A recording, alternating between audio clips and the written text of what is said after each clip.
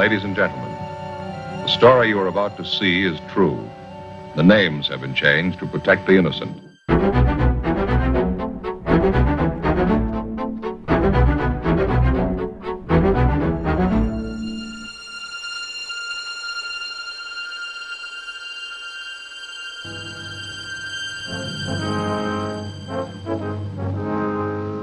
It was Tuesday, August 22nd. We were working the day watch out of burglary division. My partner's Frank Smith. The boss is Captain Wisdom. My name's Friday. A wave of thefts had broken out in the city. There was no pattern to the thieves' operations. There were no leads. The number of thefts kept growing. We had to stop them.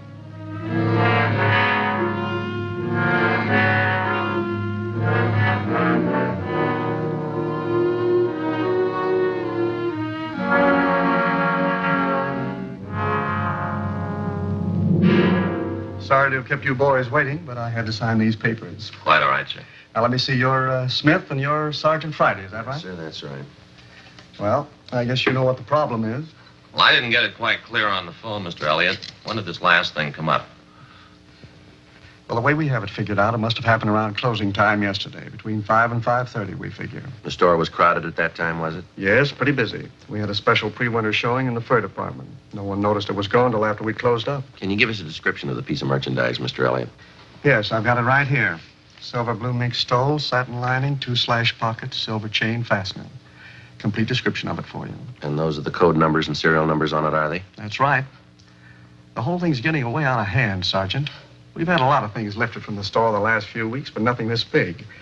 If this keeps up, I don't see how we're going to get our insurance renewed. I guess your store detectives are working on this latest one, the missing fur, huh? Yes, but it's the same as all the other cases we've had. They haven't been able to find a thing.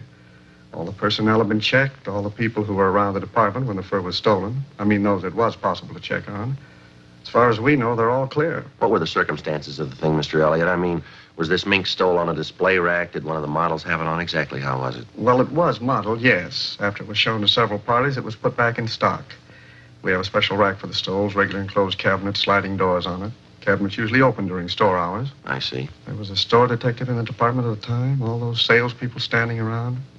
Can't understand why one of them didn't see it happen. Well, Mr. Elliott, you say this is the first time an expensive item like this has been lifted from your store, huh? That's right. Like I said, we've had dozens of less expensive things disappear.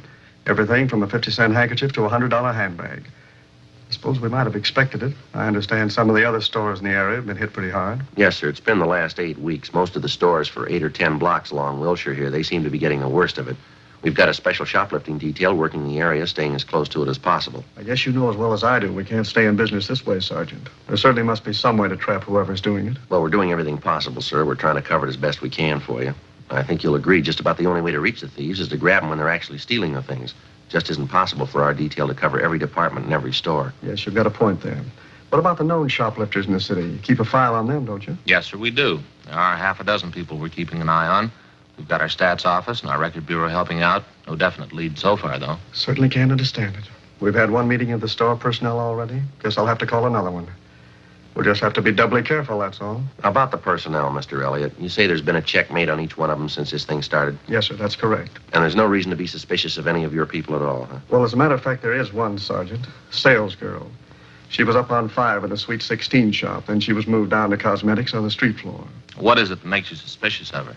Well, before I say anything, I want to make it perfectly clear to you. We've never had any real proof that there was something wrong there. Dorothy started with us 8 years ago. That's the girl's name, Dorothy Kirkman. Mm-hmm. She came to us right out of high school. She seemed to be doing all right. Got along with the customers, dressed neatly, always on time. Then all of a sudden, this shoplifting started. We didn't think there was any connection at first. Thought it was only a coincidence. Well, how do you mean, sir? Well, just for instance, wait a minute. I've got the file right here on the desk. Let's see. Yeah, here it is. Out of the first 14 items to disappear, 6 of them were out of Dorothy Kirkman's department, right out of her section. Cashmere sweaters, expensive blouses, scarves. As I say, at first we wrote it off to coincidence, but it kept recurring. Her section almost seemed to be the focal point of all the shoplifting. That was at the beginning, of course. Did you have the girl watched, Mr. Elliott, this Kirkman girl? Yes, we did. The department head kept an eye on her, and, well, I guess Dorothy noticed it. She resented it quite a bit. Had a little spat with the head of the department. We thought it best for everyone if she transferred. So we had her move downstairs to cosmetics. Mm-hmm. How'd that arrangement work out? Well, for the first few weeks, fine. Then we started missing things out of cosmetics. A lot of it didn't amount to too much. A lot of it did. Makeup kits, expensive perfumes. This time we called her in, tried to talk to her about it in a nice way. She got very resentful. She denied knowing anything about it? Yes, she got very upset. Of course, there is one thing I will say. The items in cosmetics are on display all over the counter. It's fairly easy for anybody to pick them up. But the fact still remains the stealing began in her department upstairs. She moves down to cosmetics, and all of a sudden the losses increase there.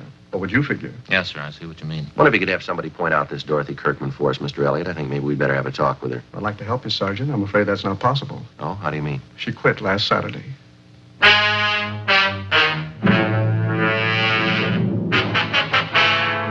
We got all the information available on Dorothy Kirkman from the store's personnel files, and then we called the office and gave them a description of the stolen fur. We asked them to check the Kirkman girl through R&I. We contacted the shoplifting detail out of forgery division and filled them in on the developments. She had no previous criminal record.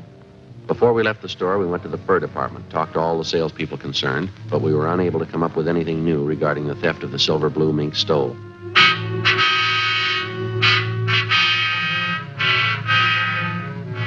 We drove out to Dorothy Kirkman's last known address. She wasn't home, but her mother was. The mother told us that the day before, her daughter had started on a new job as a salesgirl at the House of Raymond. It was an exclusive shop specializing in all types of cosmetics. We checked the phone book and found that the House of Raymond was located in the same 10-block stretch along Wilshire Boulevard where the shoplifting campaign was going on. It was one of the few places along there that the thieves hadn't bothered. It was 3 blocks from Anthony's store for women, the Kirkman girl's former place of employment. No, I don't mind telling you. I got sick and tired of being called a thief. That's why I quit Anthony's. A little of that goes a long way. You started work here at Raymond's yesterday, Miss Kirkman, is that right? Yeah, that's right. I think I'm going to like it a lot better than Anthony's. While you were working there at Anthony's, ma'am, I suppose you'd heard that quite a bit of shoplifting was going on. Yes, I knew about it. I guess every girl in the store knew about it. They had a big personnel meeting about it. Do you have any suspicions of your own, Miss Kirkman? How do you mean that? Well, I mean, was there anyone in particular you might have been a little bit suspicious of? Maybe one of the customers? No, I've waited on some real weird ones, but I didn't see any of them try to walk out with anything.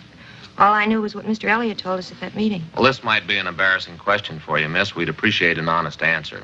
Yes. What about the sales girls you worked with? Any of them ever give you a cause to be suspicious? You mean, do I think any of them were doing the stealing? No. There were some of them I didn't like. I didn't trust them either, but I wouldn't accuse them of stealing. Wouldn't accuse anybody unless I had proof. It's more than I can say for some people I know. By any chance, did you happen to be in Anthony's this past Monday? Monday? No, why do you ask? When you were working on the 5th floor up the street there at Anthony's, we understand that when the merchandise first started disappearing, a pretty good percentage of it was out of your section. That's what they told me, yes. And then when you were transferred downstairs to the cosmetics counter, quite a few things started disappearing from there. We'd like an honest answer, Miss Kirkman. Do you have any explanation at all for this? Well, I'll tell you the same thing I told them at the store, Sergeant. I can't explain it, but I didn't have anything to do with it, believe me. Well, you'll have to admit, ma'am, it's pretty much of a coincidence, isn't it? You can call it whatever you want to. I didn't have anything to do with it. Yes, ma'am. The only thing I took home from that store was my paycheck.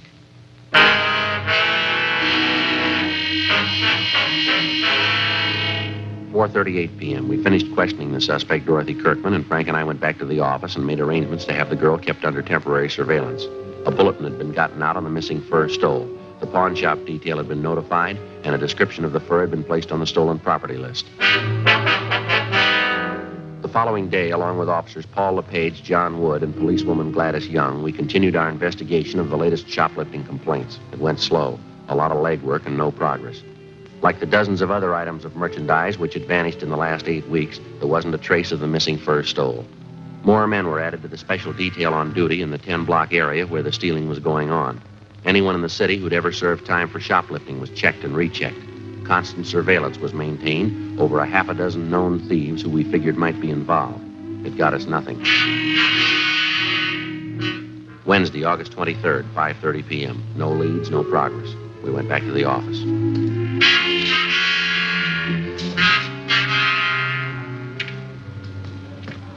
Hey, Joe, Skipper says it's going to rain before tomorrow.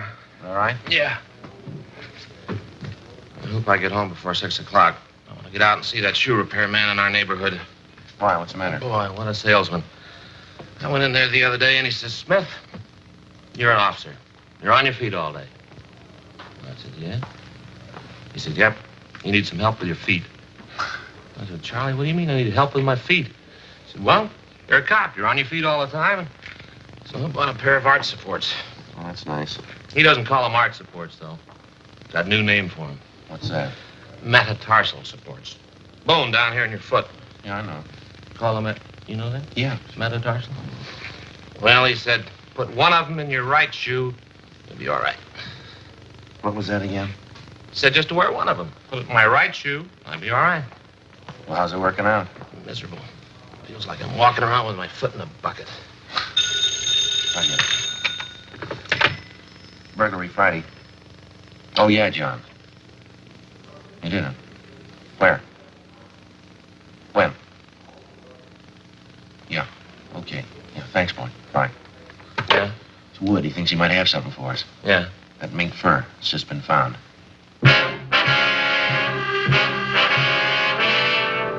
2 hours before, at approximately 3:30 p.m. in the main depot of the Santa Fe bus lines, a 38-year-old housewife, a Mrs. Harriet Briggs, noticed an unclaimed parcel lying on one of the benches in the depot waiting room.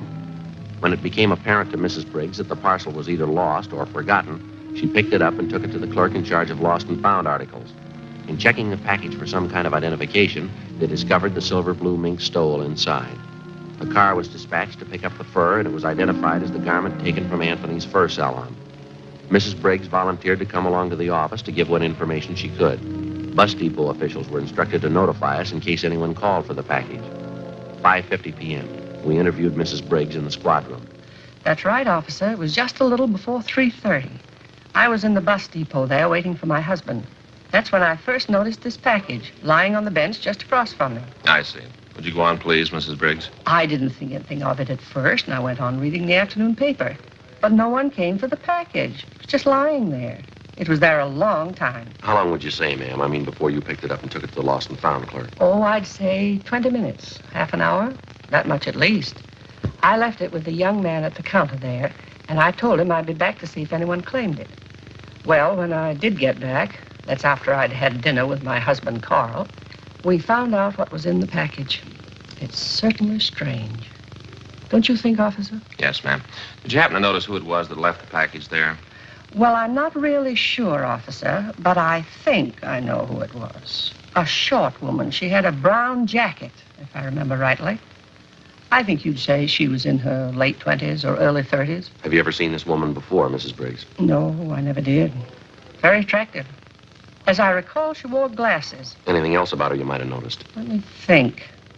Oh, she had dark hair. Remember that much. Real pretty hair. And you're sure that this woman you describe is the one who left the package there? Well, if I remember rightly, she was the only one that sat across from me.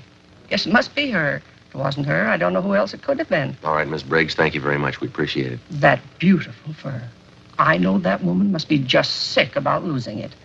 I certainly hope you find her, officer. Yes, ma'am. So do we.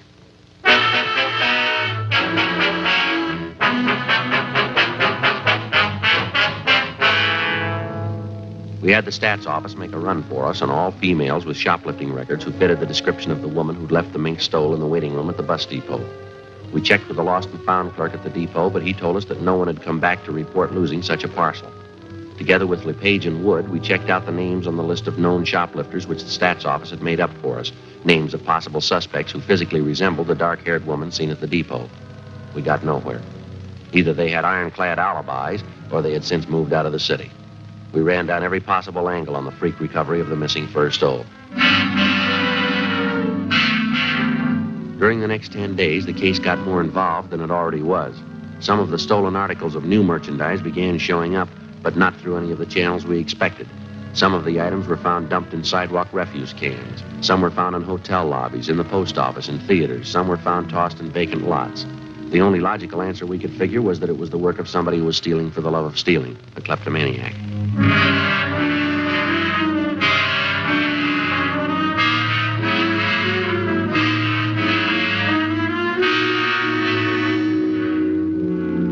Tuesday, September 4th. A 15-year-old girl in one of the exclusive residential neighborhoods reported finding 2 parcels containing women's clothing and expensive costume jewelry. They still had the price tags on them. Frank and I drove out to talk to the girl, a Patricia Denvers. Where'd you happen to find these things, Patricia? In the empty lot. It's right down the block. I can show you. I was on my way home from the show. I brought the things home and showed them to my mother. She called the police. If nobody claims this package with the costume jewelry, can I keep it? It's certainly beautiful. I'm afraid not, Pat. We know who the things belong to. We're going to have to return them. Oh, I certainly don't understand that. How do you mean? Well, as far as I could see, she threw the things away. I thought she didn't want them. What do you mean, Pat? Who didn't want them? The lady who threw them on the empty lot. You saw who it was that threw those packages in the lot, did you? Yes. I was on my way home from the show, just like I told you. I could see this lady walking up ahead of me. She was about a block away, I guess. When she went by the lot, I saw her take these packages out from under her arm and toss them in the grass. She wouldn't do that if she wanted them, would she? Did you get a good look at this woman, Pat? Any idea what she looks like? She's a good-looking woman. Short, has beautiful dark hair. Her husband's a doctor. Well, then you know who she is. You've seen her before, huh? Well, I don't know her to talk to. I just see her around the neighborhood. Does she live around here, do you know? Right next door to my girlfriend.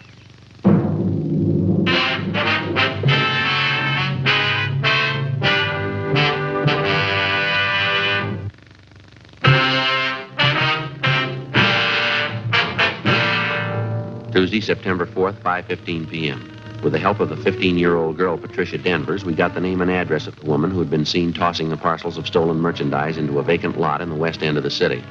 The woman was identified as a Mrs. Virginia Sterling, the wife of a Dr. Bruce Sterling, a fairly prominent young surgeon with offices in Beverly Hills. Mrs. Sterling and her husband had no children. They leased a richly furnished house in a residential section of the city that was considered better than upper middle class. We checked Virginia Sterling through R&I, but she had no previous criminal record. The next day, with officers LePage and Wood, we covered the various stores along Wilshire Boulevard that had been victimized in the recent shoplifting campaign. We found that Mrs. Sterling had charge accounts at almost every one of the stores. Generally speaking, we found her accounts in very good standing, and among the store people, she was regarded as what is referred to as a fine customer, a good spender, a good credit risk. Right down to the Retail Credit Association, there was nothing but favorable reports on the woman. 7:15 p.m. We drove out to the house of Dr. Sterling and his wife. Mrs. Sterling answered the door and invited us in. Thank you.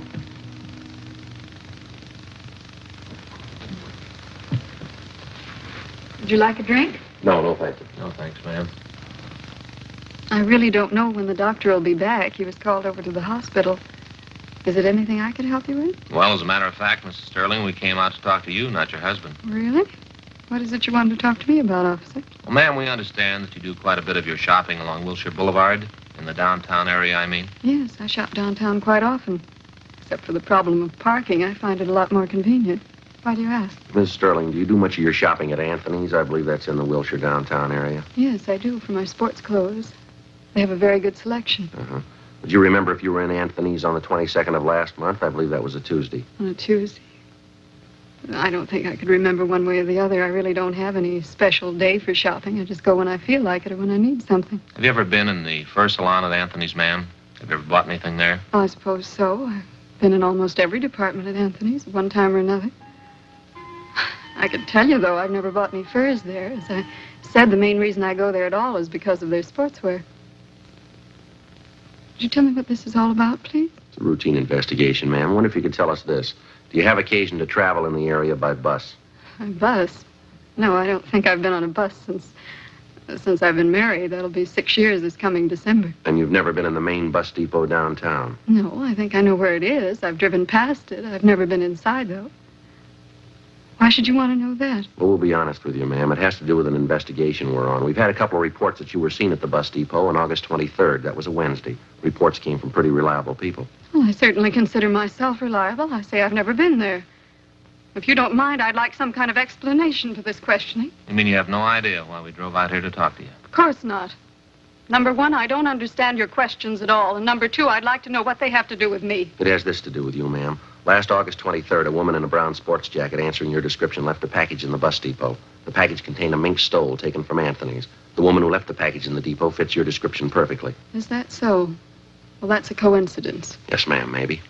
I suppose you've read in the papers about the big increase in shoplifting. Most of it's taking place right in the area where you say you do most of your shopping. We've checked out every single one of the cases, Mrs. Sterling. Took a long time. We found a dozen salespeople in those stores. Every one of them tells us you were around the particular store when the shopliftings took place. Law of averages, Mrs. Sterling.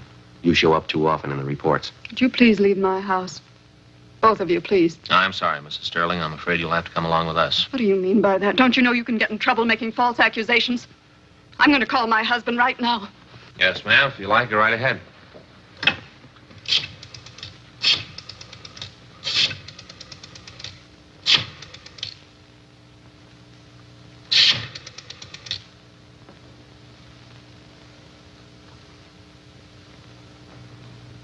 Sergeant. Yes, ma'am.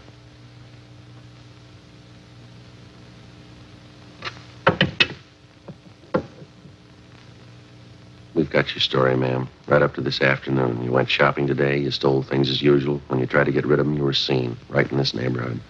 The vacant lot down at the next corner. You threw the stuff away there. Somebody saw you. They didn't know it was me.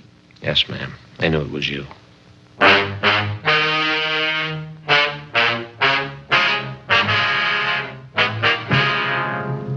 9:35 p.m. We got in the car and drove Mrs. Sterling downtown to the city hall. We took her to the squad room, called a police stenographer, and we began to take her complete statement. One of the first things she did was to admit full responsibility for the series of shopliftings which had been going on for over 2 months. She told us that her kleptomania, the urge to steal things, had started with her as far back as her junior high school years. She admitted as a girl she stole books, tablets, pencils, pieces of chalk, and as she grew older, it seemed to get more serious with her. It carried over into her college years, and that's when her stealing first got her into trouble. It was when I joined this sorority. It was just like high school. I was all alone. Oh, we had a lot of clever girls in our house. Some of them were smart, some of them were pretty. All of them seemed to be doing something except me. I had to prove it to them, I guess. I had to prove it to myself that I was smart, too. I see.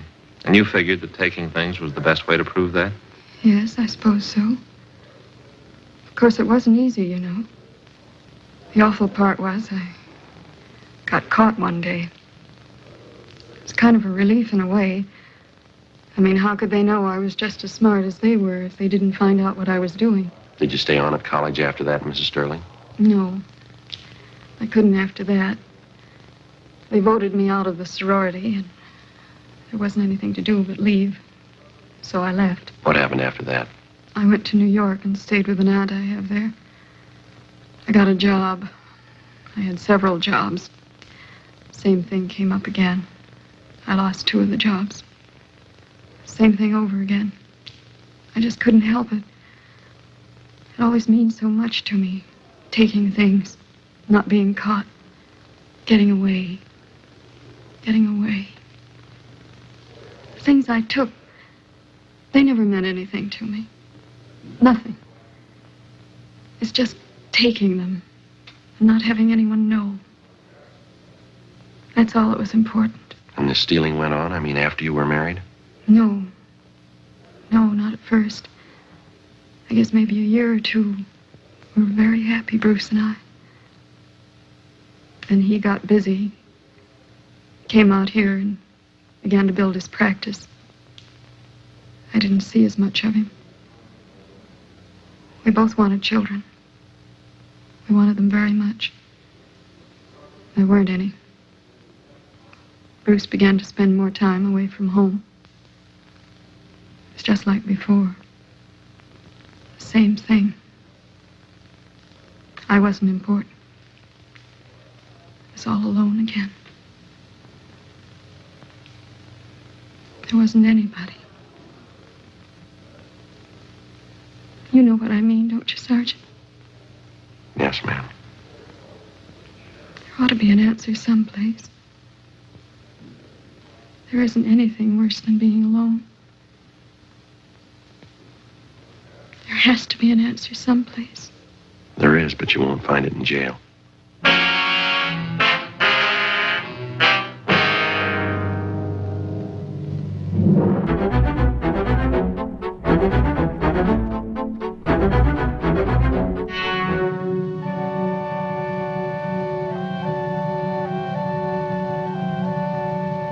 On December 9th, trial was held in Department 88, Superior Court of the State of California, in and for the County of Los Angeles. In a moment, the results of that trial.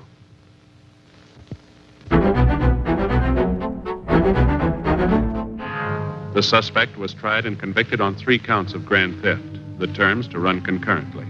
Grand theft is punishable by imprisonment in the state penitentiary for not less than 1, nor more than 10 years.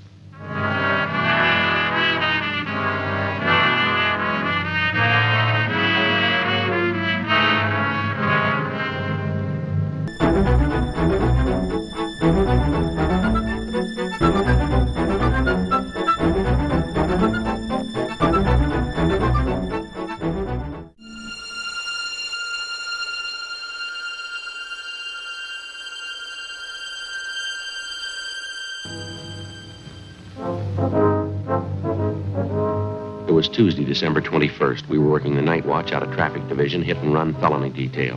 My partner's Frank Smith. The boss is Captain Calfee, Commander AID.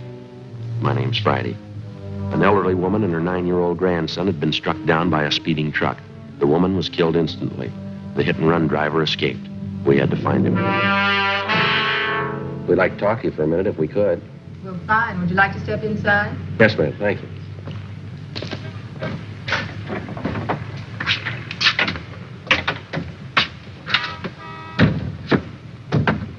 One of the officers in the traffic car, ma'am, told us you were one of the people who saw the accident. Yes, that's right. Terrible thing. It was an old lady and her grandson, you know. Yes, ma'am. There's a few questions we'd like to ask you. It won't take us very long here. Did anybody get the license number, do you know, officer? I mean, on that truck that ran them down? No, not that we know of. We understand the officers in the traffic car talked to you. You didn't see the number either, huh? No, I'm sorry I didn't. The whole thing happened so fast. It was all over before I knew what was going on. I saw the old lady and the little boy start to cross the street. Then all of a sudden this truck seemed to come right out of nowhere. Ran them down, kept right on going. Were the woman and the little boy crossing with the lights, did you notice? Well, yes, they did. They were crossing with the green light. I remember because they stood on the curb a minute and waited for the light to turn green. Terrible thing. That truck deliberately went through that red light. Didn't even slow down. Uh-huh. Did you happen to get a look at the driver, ma'am? Well, I could see it was a man driving the truck, but it went by so fast I just got a flash. Couldn't tell you what the man looked like. Haven't any idea. About this truck that ran them down, do you think you'd know it if you ever saw it again? Well, I'm not sure. I think I might, yes. It was one of those delivery trucks, you know. I think you call it a panel truck. It was a light tan color all over, and there was black lettering on the side. Mm-hmm. Could you make out any of the lettering at all? Well, I think there were 3 or 4 words painted on the side, and I know one of them was bakery. I'm sure of that. Well, did you recognize what make of truck it was, ma'am? The year or the model? Well, it was a late model. I'm pretty sure of that. I think it was a Ford, one of those regular delivery trucks like some bakeries use. Anything else out of the ordinary you might have noticed about the truck, ma'am? Anything outstanding that might have caught your eye? Oh, I'm sorry, officer. That's about all I can tell you. How's the old lady, do you know? And the little boy, could they tell anything? No, ma'am. The woman's dead. She was killed instantly. They've taken the youngster to Georgia Street Receiving Hospital. Afraid he's in pretty bad shape, too. How could anybody do such a thing? There just isn't any excuse for it. No excuse in the world. It was downright murder. Well, maybe that explains it. What? That's why he kept going.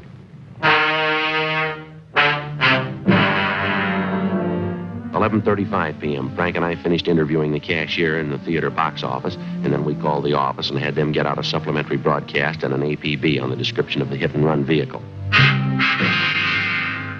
We went back across the street to the scene of the accident where the officers in the T-car, along with the crew from the crime lab, were finishing up their preliminary investigation.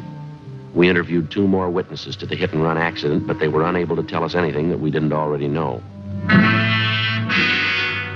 When we got back to the office, we put in a call to Georgia Street Receiving Hospital, where they told us that the 9-year-old boy struck down by the hit-and-run driver was still in critical condition. The husband of the 64-year-old woman who'd been killed instantly was brought downtown to the morgue, where he identified the body.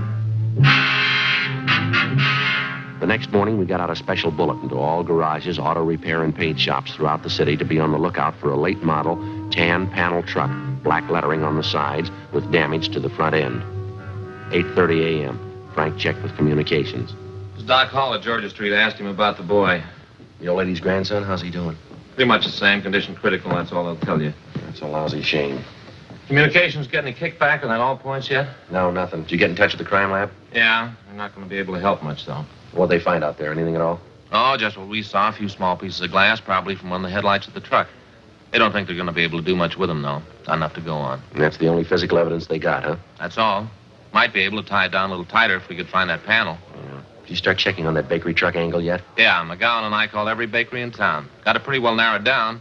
There are only 2 companies that use tan late model panels for delivery trucks. Yeah. Only one of them uses black lettering on the sides of the trucks. Other companies says they use red lettering. Which one has the black? Well, I got it right here. The Nielsen Wholesale Bakery.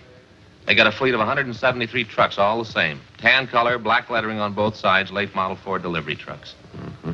They tell you whether or not any of their drivers could have been making deliveries at that time of night, 10:30, 11 o'clock? Yeah, there are about a dozen of them out on deliveries. More of them to account for than that, though. How do you mean? Well, all their drivers are allowed to take the trucks home with them when they're off duty if they want to. I'm afraid it's going to mean checking out every one of them, Joe. Well, we might as well get moving on it. They're going to give us some kind of a list to work with? Yeah, got it all set up with them. I'll get it. Accident investigation, Smith. Oh, yeah, Don. He did, huh? Mm-hmm. Okay, thanks for calling. Yeah, Doc. It's a rotten deal. Why, what's the matter? The young kid, the grandson, Yeah. just died.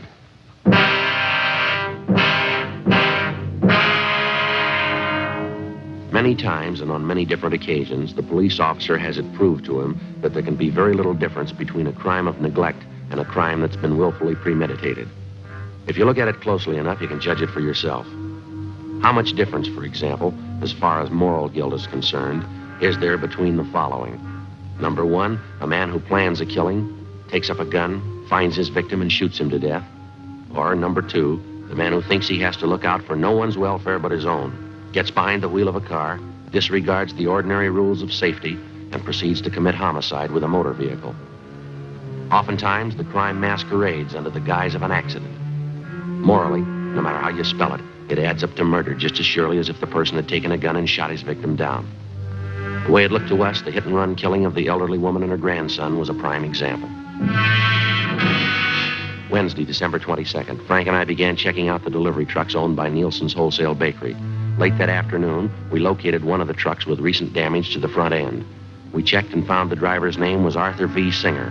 We drove out to his home to interview him. No, I wasn't working last night, officer. I was off. What's it all about? Did you spend the night at home, Mr. Singer, or were you out? I was home part of the time. After dinner, I went downtown and did a little bowling. Our neighborhood team bowls every Tuesday night. Where's that, sir? The place downtown. It's on West 7th. We got a pretty good team. Mm-hmm. Did you drive down, Singer, or did you take the bus? No, I drove down. Had the company truck with me. They let us use them when we're off duty. We pay for the gas. Did you drive down by yourself, or was there someone else with you? No, I was alone. The other boys had their cars. When'd you leave the bowling alley, you remember? Oh, about 10:15, I'd say. How'd you drive home, Singer? I mean, what route did you take? I drove straight out West 7. Got to Coronado.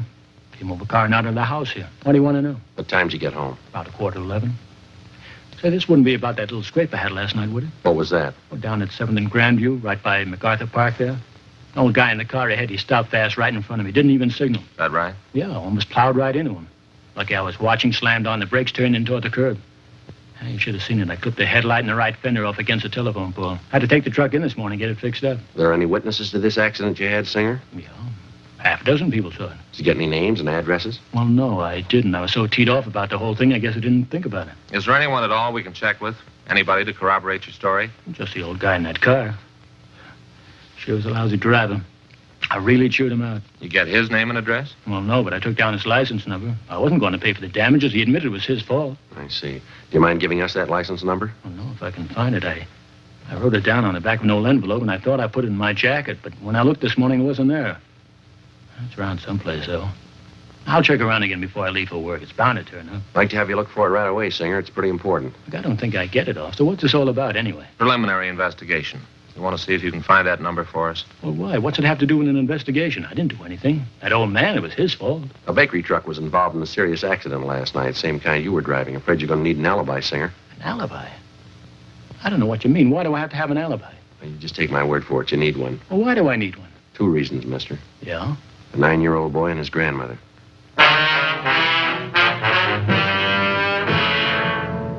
We continued questioning the suspect, Arthur Singer, but he denied any knowledge of the hit-and-run accident the night before at the intersection of Drexel and Pico Boulevard. We stayed with him while he searched his home for the license number of the car, which he said caused him to have his accident the night before. After half an hour of looking, he came up with a number scribbled on a scrap of paper which he'd found under the scarf on the dresser. We put in a call to our DMV, and they came back with the information that the license number was registered to a Mr. Thomas Foley on Lancashire Boulevard. We drove to the address to check with Mr. Foley, but there was nobody home. We left our card along with a message to contact us as soon as possible. 4:15 p.m., Frank and I got back to the office. At 4:35, Mr. Foley returned our call. Oh, yes, sir, that's right. Mm-hmm. Oh, I see. What time was that? Do you remember? Uh-huh. Well, all right, Mr. Foley, thanks very much. Yeah, we may be contacting you later. Right. Thanks a lot. Goodbye. Yeah? I thought this was starting out too easy. What'd he say? Apparently, this Arthur Singer's telling us the truth. Mr. Foley says he did have a little scrape with the bakery truck last night. He described Singer as the driver of the truck. How about the location? Foley pretty sure about that, is he? Grandview and West 7th. Says it happened about 10:35 last night. That puts Singer about 3 miles from the scene of the hit and run. It's impossible, Joe. If this Mr. Foley's right, Singer couldn't have done it. Wasn't anywhere near the accident. I thought sure he was it, didn't you? Well, we can drive out and double-check it with Foley. I can't think of any reason why I should lie about it, can you? I get it. Accident investigation Friday. Oh, yeah, Ted. Where? Yeah. Nobody, huh? Yeah. You bet. Right away. Thank you. Well, it's moving fast. Good piece of luck. Who was it? Ted Zimmerman. He and McClendon are down at the south end of town. Yeah. The hit and run truck. They think they found it. 4:28 p.m. Frank and I left the office and drove to the south end of the city where we met with Sergeants Zimmerman and McClendon, a block from where the tan panel bakery truck had been located. As soon as the truck had been discovered, an immediate stakeout was placed on it. A code 5 was broadcast on the vehicle's location, warning all units to stay away so as not to discourage the suspect in case he decided it was safe to return and get the truck. Frank and I drove down the side street where the truck was parked and got a good look at the front end of it. The right headlight was damaged, and so was the right fender. While Zimmerman and McClendon remained on stakeout, Frank and I contacted the Nielsen Bakery people again, gave them the number of the truck, and they traced down the driver's name for us. He was listed as Daniel Miller. He'd been employed by the bakery for the past 3 years, and he had a good record. 5:30 p.m. We checked at his home address, but his wife told us he wasn't there. She said that besides driving a truck for the bakery, he also had a part-time job at night. He worked as a counterman at a small coffee shop on Wilshire Boulevard. We drove out to the coffee shop and interviewed him on the job. No, I'm sorry. I don't know where the truck is. I wish I did. What happened, Miller? Was it stolen? No, not exactly. A fella comes in here quite a bit. His name's Paul. He's a good customer. He borrowed the truck from me last night. Said he'd only be gone an hour, and I haven't seen him since. Where does this man live, this friend of yours, Paul? Well, to tell the truth, I don't know. He's a good customer. He comes in quite a bit at night when I'm working. I've got to know him pretty well. He asked to borrow the truck for an hour. Didn't think much about it. I let him have it, and I haven't seen him since. Is anything wrong? What's this Paul's last name, do you know? No, I guess I don't. Never thought to ask, as a matter of fact. Guess I never had any reason to. About what time was it last night when you loaned him the truck? A little after 8 o'clock, I think it was. He said he wanted to take his television set to a guy he knew and get it fixed. He told me to be back at 10 o'clock at the latest. You don't know where this man lives? You have no idea how to get in touch with him? No, I guess I don't, Sergeant. Why? You in the habit of lending the truck to strangers? No, not usually. What's your beef anyway? What's it all about? What are your hours here at the coffee shop, Miller? When do you check in for work and when do you leave? I check in at 7 o'clock. I go straight 5 hours to midnight. That's when we close up at midnight. You worked that shift last night, did you? 7 p.m. straight through to midnight? That's right. Monday through Saturday, 6 days a week. That's the schedule. Just a part-time job for me, you know. Extra dough. My regular job's driving the truck for the bakery. I see. Was anyone around last night when your friend Paul came in to borrow the truck? Another customer, waitress, somebody we could double-check with? Well, there was a couple of other customers in the place. I don't know who they were, though.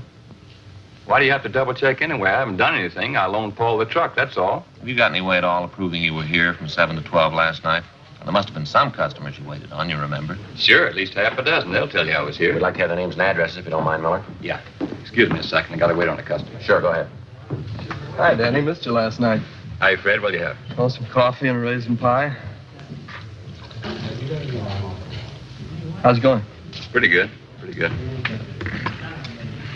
Yeah, me and the missus dropped by after the show last night looking for you. That's so? Yeah. About 10:30. Where were you, Dan? 7:15 p.m., Wednesday, December 22nd. We continued questioning the hit-and-run suspect, Daniel Miller, for a full hour, but he seemed to be unable to account for his time the previous night. His first story was that he'd been on duty behind the counter in the coffee shop without a break between the hours of 7 p.m. and midnight.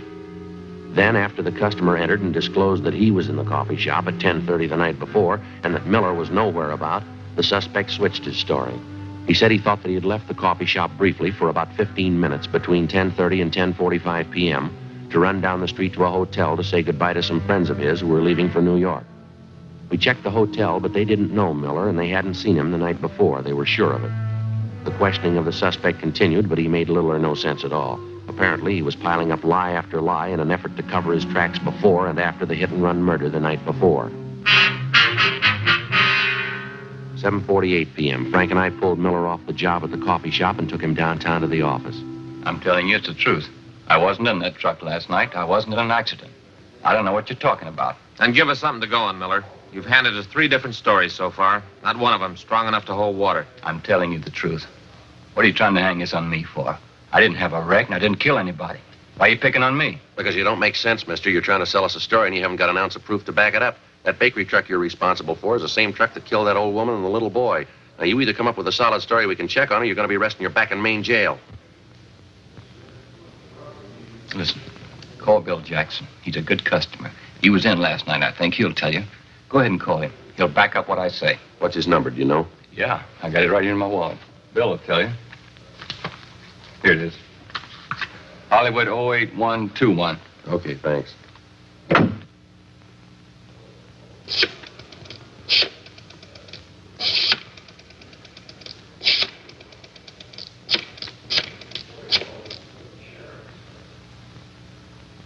William Jackson there, please?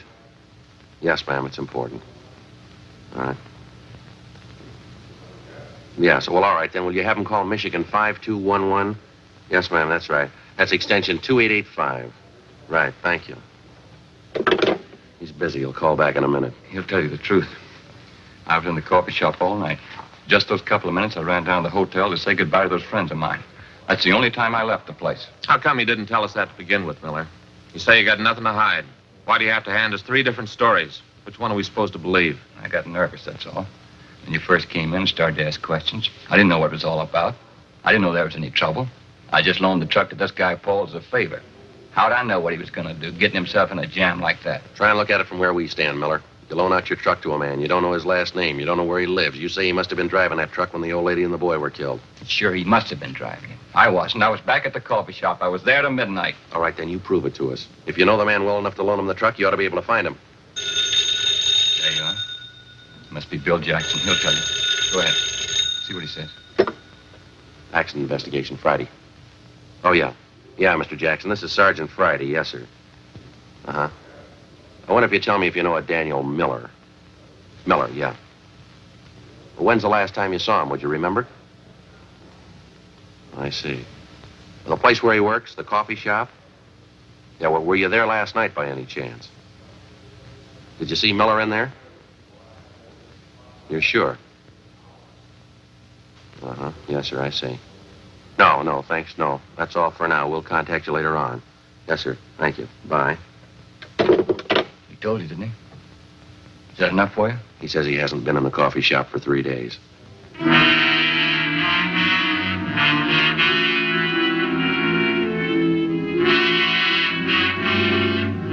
9:45 p.m. Our interrogation of the hit-and-run suspect Daniel Miller went on. At his suggestion, we called a half a dozen people who we figured might substantiate his alibi, but none of them were able to.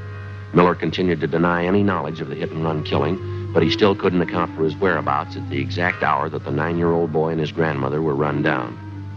The time element especially didn't work in his favor. Nothing worked in his favor.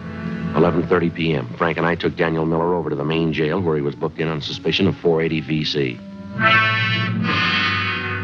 The following afternoon, his lawyer obtained a writ and he was released from custody.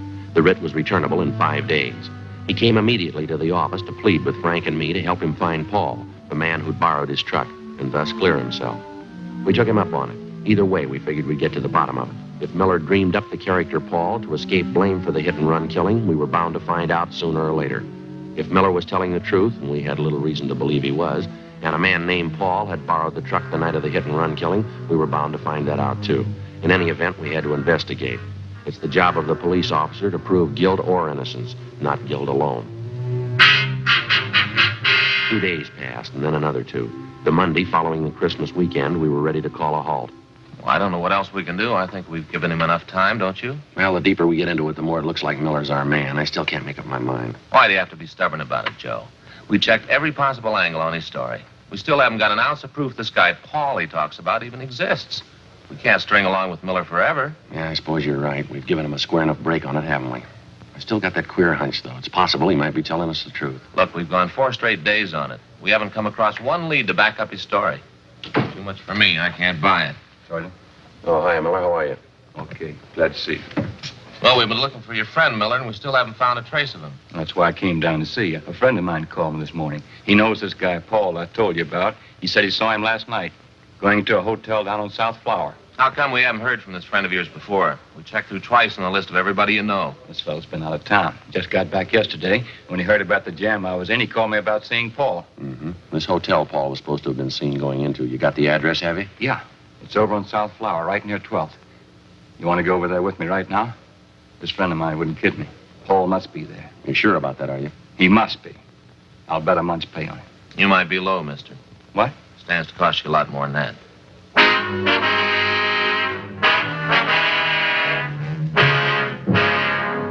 We went up to the third floor to room 318, but the man registered as Paul Barton wasn't in. He'd left no word at the desk as to when he'd return. We sent Miller home and told him to wait for our call. Frank and I went on stakeout at the hotel. At 7:25 that night, Paul Barton returned to his room and we began questioning him. He showed no signs of being upset. His answers were quick, straightforward, and they seemed to make sense. The interview went on, a half hour, an hour, and Barton began to grow nervous. He contradicted himself. Big holes began to show up in his story as to how and where he'd spent his time the night of the hit-and-run killing.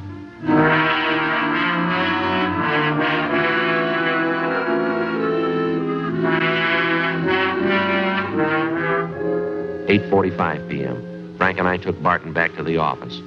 We'd called Miller at his home. He was asked to come downtown as soon as possible. Meantime, we checked Paul Barton through R&I, and the questioning went on.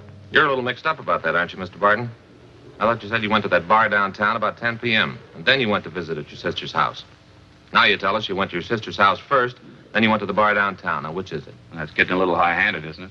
Why do I have to account for my time to you? If it wasn't important, we wouldn't be asking you. I think you know that. I don't know anything of the kind. You're trying to take advantage of me. That's the only impression I get. I think I've answered enough of your questions. I'm going back to the hotel. Just a minute, Barton. One more thing. Yeah? The last time you were arrested for a traffic violation, you want to tell us what the charge was? What? I think you heard me. Well, that was a year ago. I was driving a little too fast going on Beverly Boulevard. What's that got to do with it? Our record bureau says the charge was drunk driving. Your license was revoked. Well, so what? I haven't been driving. I haven't been near a car. What about last Tuesday night? Huh? Last Tuesday night, you do any driving then? No, of course not. Sure about that, are you? You're not trapping me. I've answered all your questions. I'm getting out of here. Just stay put, mister. You're not going anyplace. All right, Frank, you want to check outside, see if they brought Miller in yet? Yeah, sure. Thanks. You can't keep me here. It's illegal. You got nothing to hold me on. Well, then you got nothing to worry about, have you? We got a guy by the name of Miller coming in. He says he thinks he knows you. Miller? I don't know any Miller.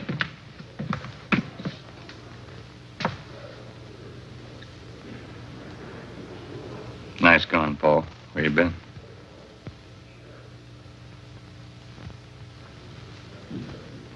I said, where you been? What'd you do with the truck? Why, you two... Sit down. I didn't do it. I didn't do a thing. You can't prove it. You can't prove I did. They're gonna prove it, Paul. I'm gonna help them prove it. You sure been a real good friend. Oh, give me a break, Danny. I didn't mean it. Honest, I didn't mean it. I loan you the truck, you get boozed up, you run down the little kid and the grandmother. Then you take off, leaving me holding the sack like I did it. I didn't mean it, Dan. It was an accident. I wasn't boozed up. Yeah, you're a real good friend. I hope you get it in the neck. I hope you get it with both barrels. It's not true, Sergeant. I wasn't boozed up. I only had 2 drinks. Believe me, that's all I had. Yeah. Well, I couldn't have been drunk. It doesn't affect me that way. 2 drinks never hurt me. They never hurt me. I can prove it. Don't prove it to me. What? That little boy and his grandmother, they buried him this morning. You go ahead and prove it to them, mister.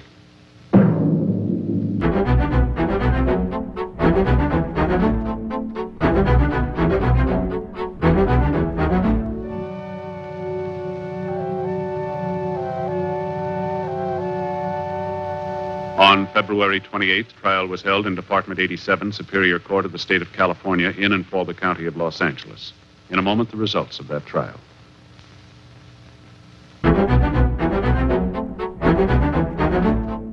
The suspect was tried and convicted of violation of the State Vehicle Code, Section 480, a hit-and-run felony, which is punishable by imprisonment in the state penitentiary for not less than 1 nor more than 5 years.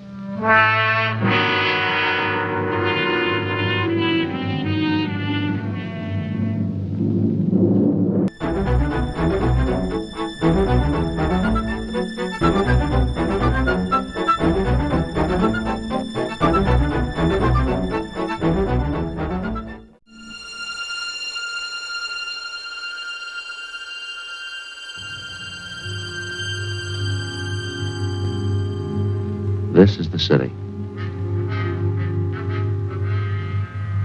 Los Angeles, California. I work here. I'm a cop. It was Wednesday, October 7th. It was warm in Los Angeles. We were working the night watch out of robbery division. My partner's Frank Smith. The boss is Captain Didion. My name's Friday.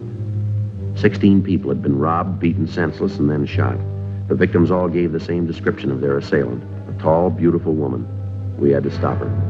It's my partner, Joe Friday, Mr. Maloney. How are you, sir? Find out anything yet? Still checking, Mr. Maloney. We'd like to have you tell us exactly what happened the night before last. Well, she sure had me fooled. That's all I can say. Well, you're not the first one, sir. There's 15 others ahead of you. Would you mind telling us what happened? Well, I started to drive home out Central Avenue. I guess it must have been about 18th Street. Hey, will you give my pillow a shove there? Yes, sir.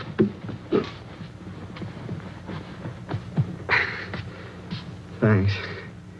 Get kind of numb laying here. Yes, sir. If you'd go on, please. Well, I pulled up for the arterial, and I saw this gal standing on the corner. She was hitchhiking. You remember what she looked like, how she was dressed? You know, kind of flashy, but nice clothes.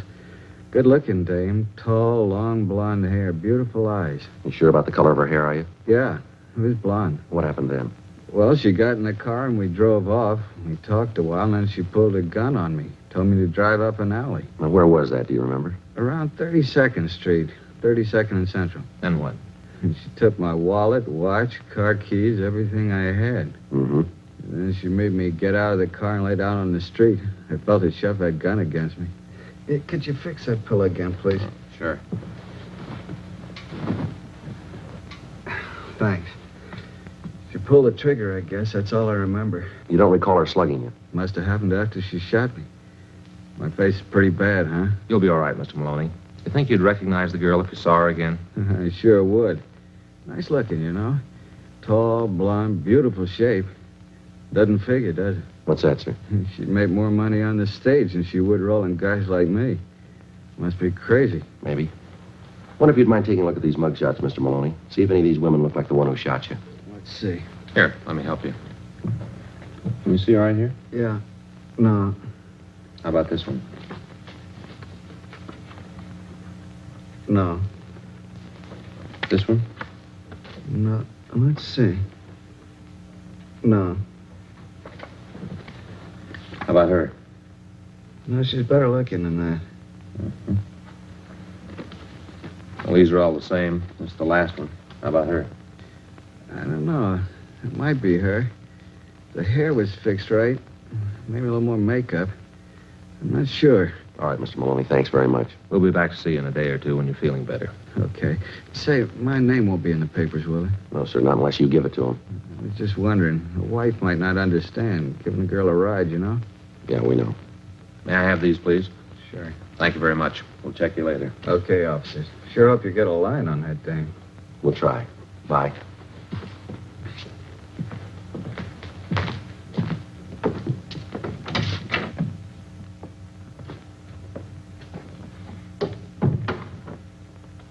Sure messed up, isn't he? Yeah, that dame must have some other motive besides money. Maybe she's psycho. Could be. What'd the doctor say? Well, he took a pretty bad beating. He'll get over that, though. It's the bullet in his back. But he'll be all right. The bullet shattered part of his spinal cord. There was nothing they could do. Yeah? Paraplegia. He'll never walk again. We left the county hospital and went back to the office. We got out a local broadcast for the woman whose mugshot Maloney had partially identified. Her name was Beverly Allen. She had a record of 3 arrests and 1 conviction of 242 PC, assault and battery. After we checked in the office, we went across the street to the crime lab. Lee Jones had already examined the bullet taken from Maloney's spine and the empty cartridge casing found at the scene of the shooting. Both of them bore the same markings as the bullets which had wounded the 15 previous victims. From the striations, the gun had been previously identified as a .38 Colt. Maloney's car was examined. We found nothing. 8:35 p.m., we went back to the city hall. I checked the stats office. Oh, hi. How'd they do? Well, they went back 7 years on this run. Yeah? Checked all Caucasian women, 5'8", 130 pounds, 25 years old, good-looking, blonde or brunette, all of them with either assault or robbery records. Yeah. Came up with 19 names. 17 on the list have already been checked out and cleared. What about the other 2? One of them here is a Catherine Collins. The other's Beverly Allen. She might tie in. That's all we got to go on. You want to pull the packages on the 2? Give me the list. Okay, I'll check, see if we got any calls. Okay, I'll get right on it. All right. Friday out there? Yeah. See you with it? Right, Skipper.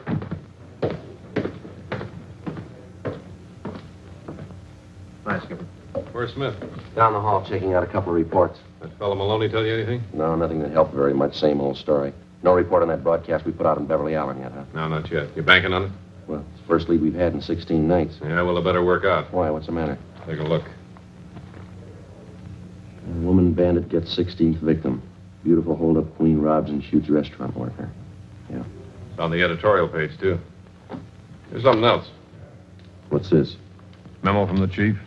Letter from the Downtown Citizens Committee. Another one here from the Civic Club. They all want answers. Well, we're doing what we can, Skipper. You know, we got 2 other teams of men working. Special squad from Metropolitan Division. They're on it, too. I don't care what you've done. You got to do more. 16 nights, 16 robberies and shootings, 9 victims still in the hospital. When do we blow the whistle on her? Well, we've checked out every possible lead. We got a one out on one suspect. We're checking out another one. You know, we talked to Maloney. Exactly what did he tell you?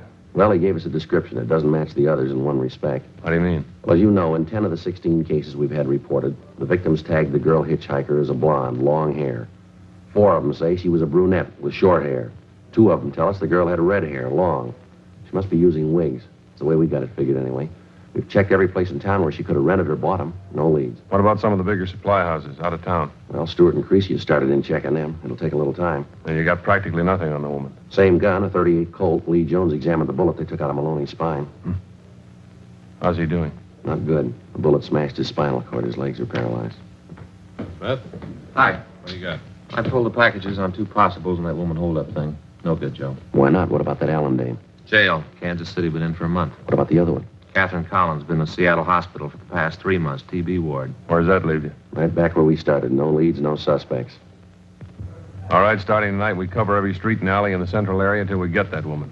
I'll call Metro, get more men and detective cars from them. Right. Get out more decoy cars. Have the area covered from sundown till sunrise until further notice. Get that woman. Right.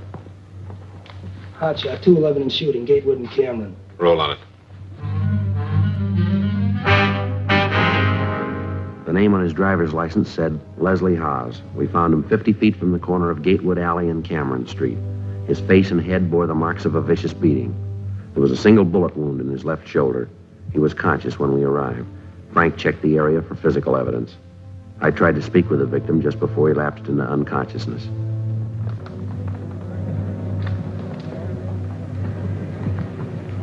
How's the victim? He's passed out. It's the worst one yet. Take a look, Joe. Shell casing. Yeah. 38 caliber.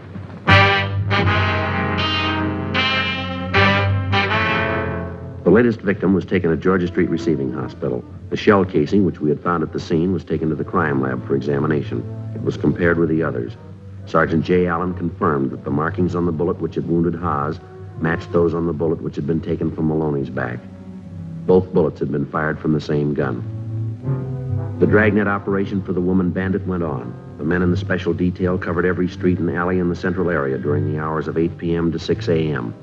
During the next 5 days, 11 suspects were picked up, brought in for questioning, and then released after the victims failed to identify any of them. Saturday, October 10th, 10:16 p.m. It looked like we got our first break in the case. Like to sit down, miss? Yeah. The officers tell us they picked you up near First and Wall. Is that right? That's what they say. You mind telling us what you were doing down there? I went down to meet a friend. With a gun? What about it? Would you always go to visit your friends with a gun? It's the silliest question I ever heard. Yeah, well, then you shouldn't have too much trouble giving us an answer. You got a cigarette?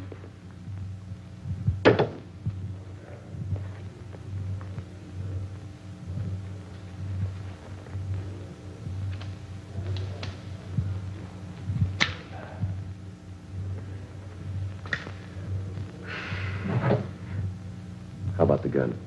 Well, I tell you, I've been having a little trouble with my ex-husband lately. I bought the gun for protection. You got a permit for it? No, not yet. I'm going to get one, though. Did you register it? Yeah. Here, with us? Yeah. I'll check it.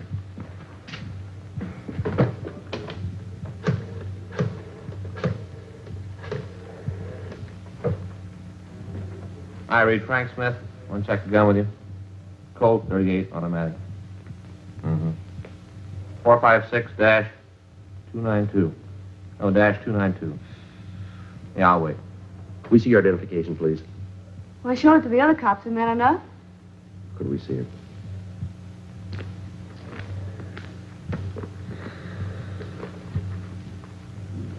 there any money in that wallet?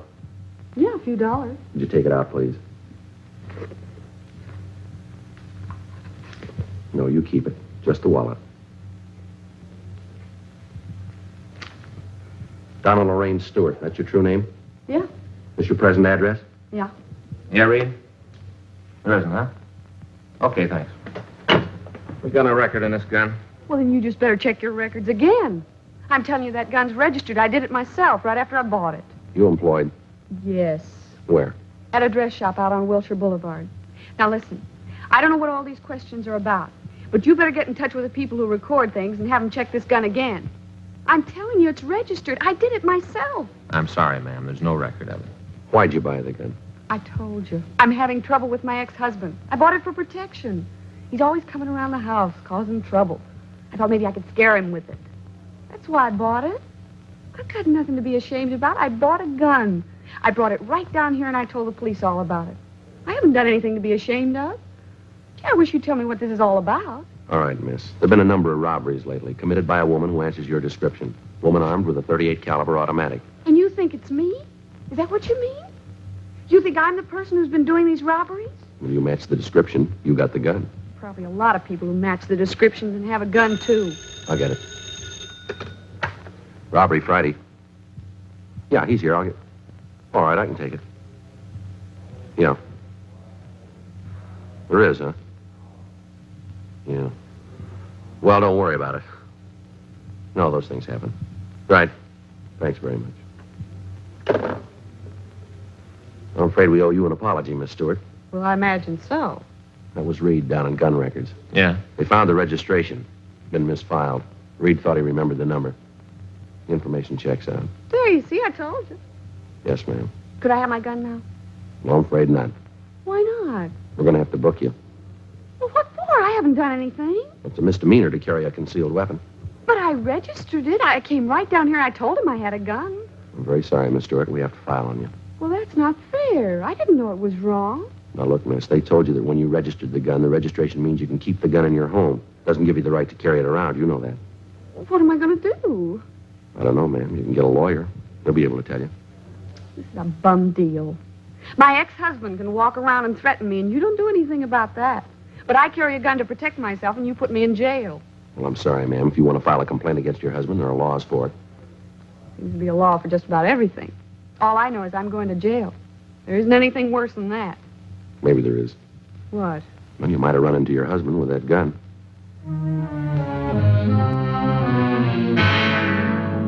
Donna Stewart was turned over to the arresting officer and taken to the main jail to be booked on a charge of violation of Section 12025 of the Penal Code. Tuesday, October 13th. Frank and I checked into the office. You do any good? We got her stopped temporarily. She hasn't pulled a job in almost a week. That doesn't bring us any closer to her. I don't know about you, but it's got me beat. 17 jobs, and we're no closer to her now than we were before. What'd you find? Nothing. The last 4 women we questioned were clear. What about the other men on the case, Skipper? Did they get anything? Murphy and Rafferty are down at the record bureau. Be in a minute. They've been out talking to some of the victims again.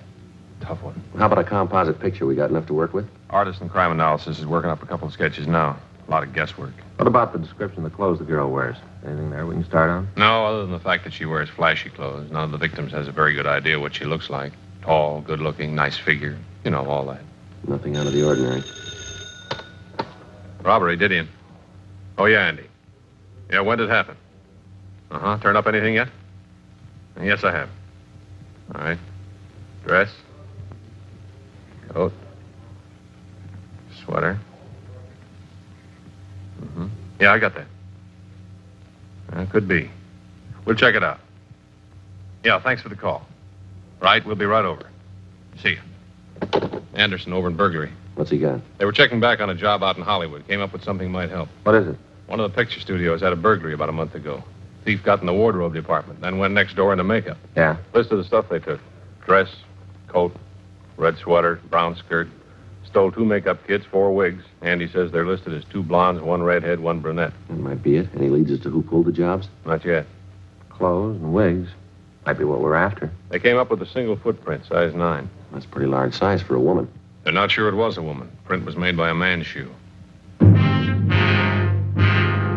One of the most popular misconceptions of the working detective as offered by the fiction writers is the picture of a man with amazing talents for detecting evidence, analyzing human behavior and motives, and then, almost as if by magic, fitting all the pieces together to form the solution to the crime. The real-life picture is a little different. The working detective is a job. In a sense, it's as practical and down-to-earth as baking bread or practicing law. It's his job to protect citizens and apprehend criminals, and it's a job he doesn't do alone. To assist him in collecting and analyzing evidence, he has the aid of the crime laboratory. To help him identify oddities in suspects or possible suspects, he has the Record Bureau, latent fingerprints, the statistician's office, the ballistics department, a battery of men and machines to aid him in reaching conclusions based on fact. Thursday, October 15th, Frank and I re-questioned all of the 17 victims of the woman bandit. We asked them one question. Could their assailant possibly have been a man dressed as a woman? The majority didn't think so. Those that did weren't very sure. We followed the lead through. 9:25 p.m. We checked into the city hall and we went to the stats office. We asked them to make another run for us. Because of the information we'd gotten regarding the burglary at the motion picture studio, a new card was punched up as a master for the collator. Out of the thousands of cards that would be checked automatically, only those cards would be selected which carried the following information.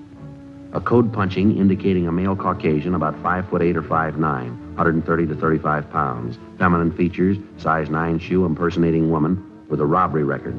In addition, the master card was further punched to select the MO the thief had used, carrying a .38 caliber Colt automatic and hitchhiking rides. The clerk in the stats office told us the run would be finished by 11 o'clock that night. Captain Didion called and asked to see us right away. Call your wife after dinner? Yeah, I'm sorry I did. She's mad as a hornet. Why, what's the matter? Tomorrow's the kid's birthday, and I forgot to buy the cake. Too bad. What's she gonna do? Bake one, I guess. Told me to stop the car. Well, I'm telling you, Captain, I just grabbed that gun and slapped that kid just as hard as I could. Hold it just a minute, will you please, Mr. Collins? Much obliged. This is Mr. Emil Collins, Sergeant Friday, and his partner, Frank Smith. How you do? Can give you a light, Mr. Collins? Not just yet.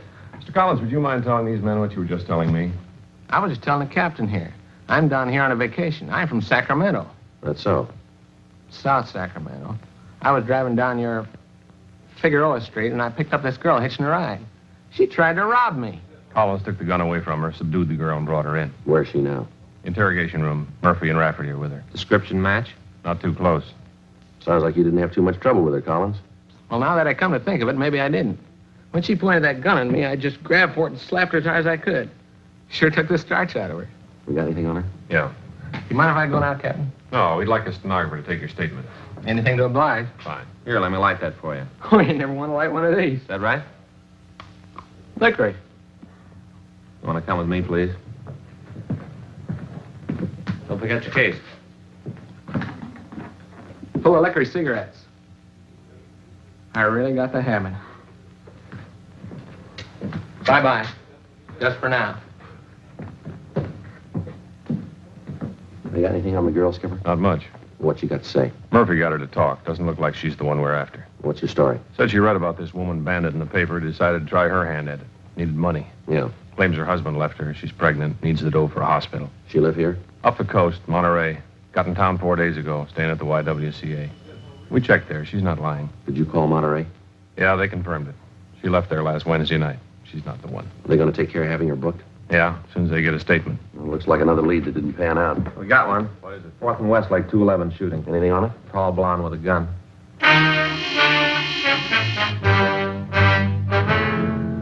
The woman bandit's 18th victim was a truck driver. His name was Harry Reese. His story differed little from that of the first victim. The woman was hitchhiking near Alvarado and 3rd Street. He gave her a ride. She robbed him at gunpoint, slugged him, and then shot him through the left shoulder. He described her as a tall blonde, attractive and well-dressed. Guess I should have known better. I read about the dame in the newspapers. Are you sure that the person who held you up was a woman? I don't get you. Well, what I mean is you don't think it could have been a man dressed like a woman? No, that don't seem likely. Pretty sure it was a woman. All right, Mr. Reese, I see the ambulance is coming. We'll check with you later at the hospital.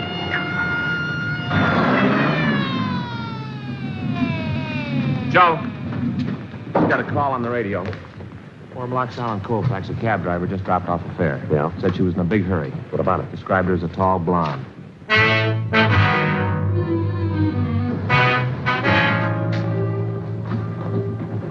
Officers? Yeah, what do you got? It just happened a couple of minutes ago, just a couple of minutes ago. Yeah, it looks like bloodstains all over the sidewalk there. Yeah, that's what I want to tell you. Couldn't have happened more than a couple of minutes ago. I had this fare, see? I picked her up at 4th and Bixel and drove her over here. She paid the fare, got out of the cab. Yeah, go on. I just pulled away from the curb when I heard a shot. At least it sounded like one. When I looked back, I see this dame down on one knee near the door to the hotel here. That's this hotel for women. When I backed up, she was gone. And that's when you noticed the bloodstains? That's right, yeah. I figured I better call somebody. What'd the girl look like? Not bad at all. Tall, blonde, pretty girl. Nervous. Did you see where she went? No, I didn't. Did you get the number of the cab? Yeah, I got it. 3025. I got it. Yeah. Come on.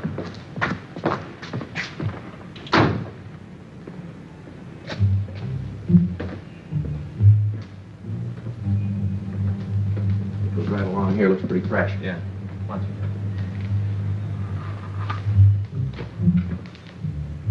Got your flash? Yeah.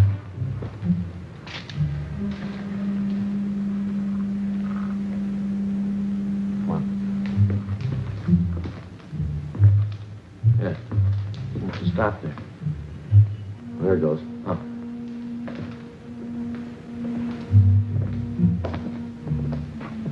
Back entrance to the hotel.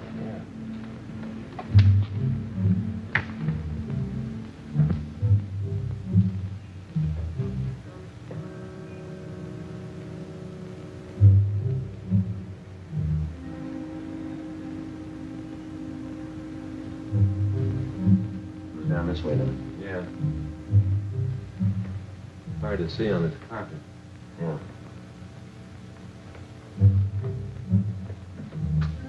Wait a minute. Yeah.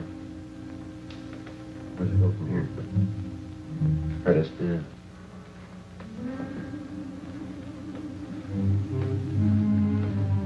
Right into that room. Right.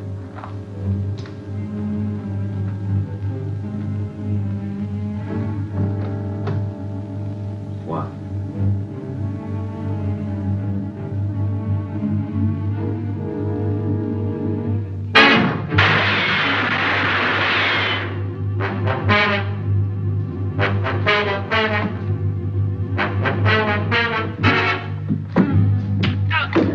Please help me.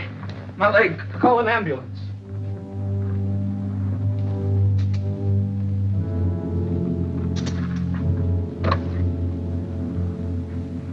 Hello, this is the police department. That's right, I'll explain when I come down. Right. Got me Georgia Street Receiving Hospital. It was an accident. I dropped the gun. Went off. Shot me in the leg. He never would have got me. Look at this, Joe. Yeah.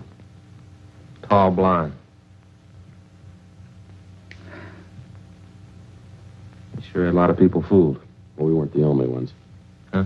Well, he was living here. Yeah. Hotel for women.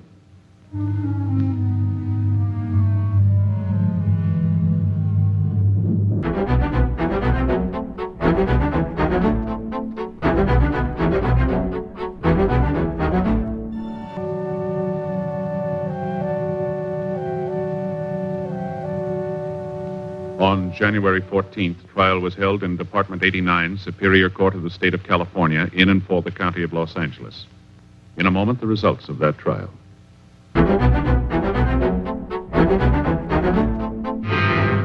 The suspect was tried and convicted of assault with attempt to commit murder, 9 counts, and robbery in the first degree, 9 counts.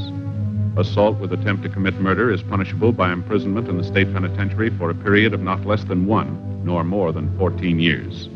Robbery in the first degree is punishable by imprisonment in the state penitentiary for a period of not less than 5 years.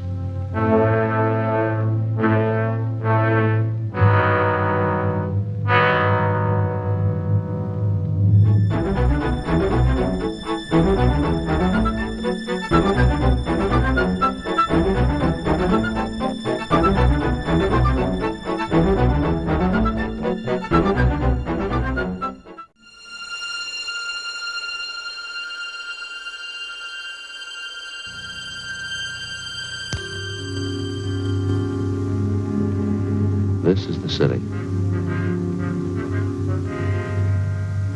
Los Angeles, California. I work here. I'm a cop.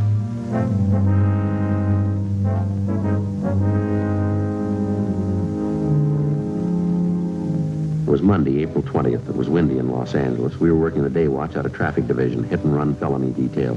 My partner's Frank Smith. The boss is Captain Calfee. My name's Friday.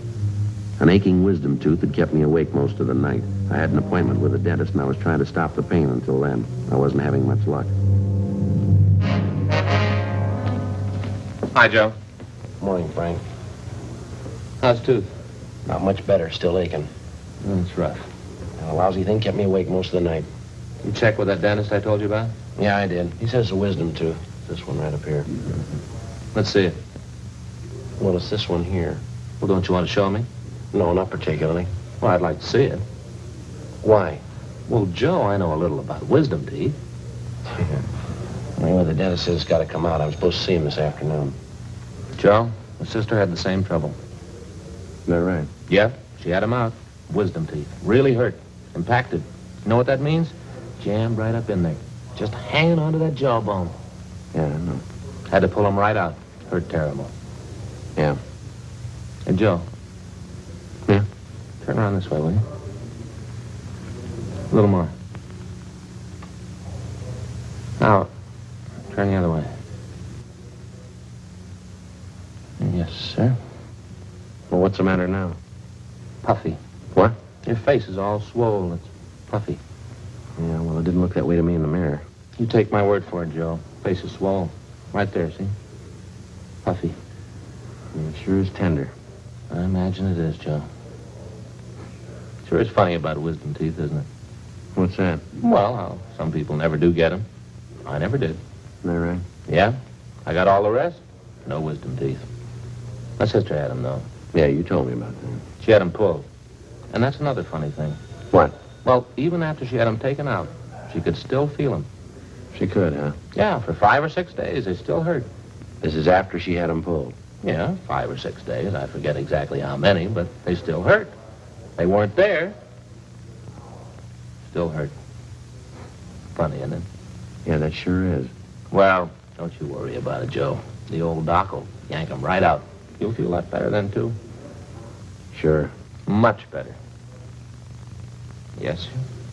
5 or 6 days. Still hurt. Yeah, did you see the skipper this morning?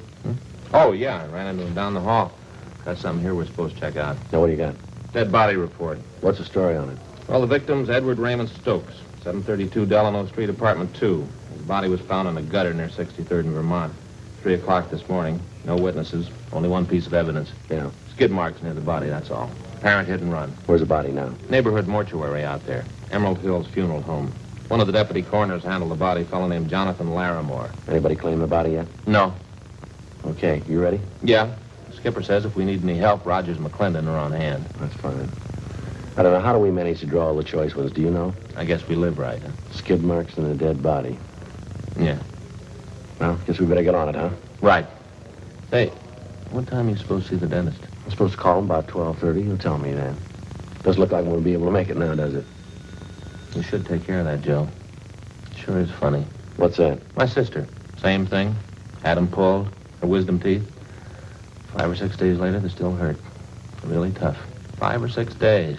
Yeah, you told me. I remember. You should try to get to that dentist today, though, Joe. You really should. Well, the way you lay it out, it really doesn't make much difference, does it? Huh?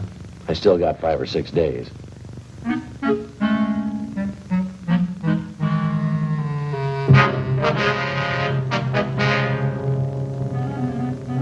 "8:33 a.m. Frank and I drove out to 63rd and Vermont and rechecked the spot where the dead body of Edward Stokes had been found.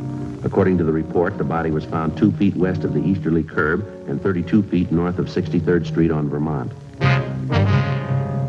We examined the skid marks closely. They showed definite signs of being a lot older than 24 hours. The consistency of the rubber was weak, and there were heavy dirt smudges over them, indicating more wear than they could have possibly had since the estimated time of the victim's death. We got back in the car and drove to the Emerald Hills Funeral Home at Vernon and Denver Avenue.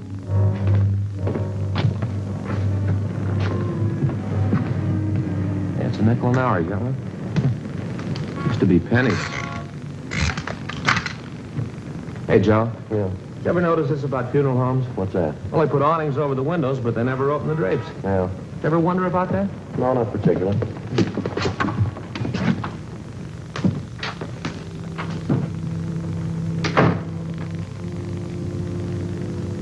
Sounds like a funeral going on, doesn't it? Yeah.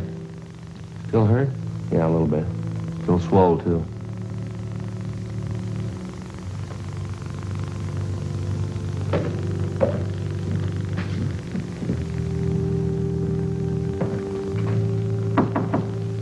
Yes, sir.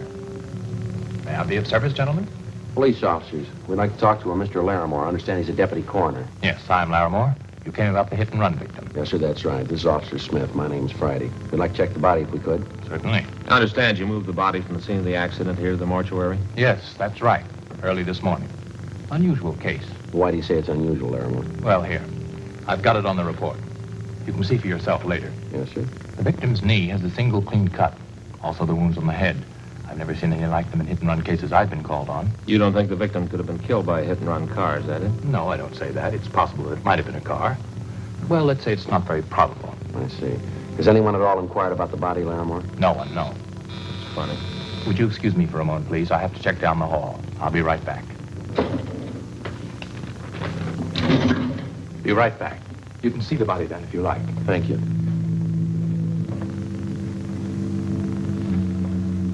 Well? Yeah. Where do we start? I don't know. Maybe we won't have to. What do you mean? Well, another lead like this, and we'll turn it over to homicide. Officer, there's a young lady outside, a Miss Fuller. Yes, sir? She wants to claim the body.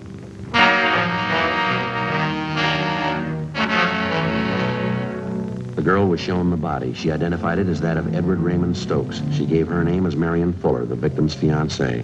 After she recovered from her shock, she asked if she might sit down for a while and rest. How long did you know Edward Stokes, Miss Fuller?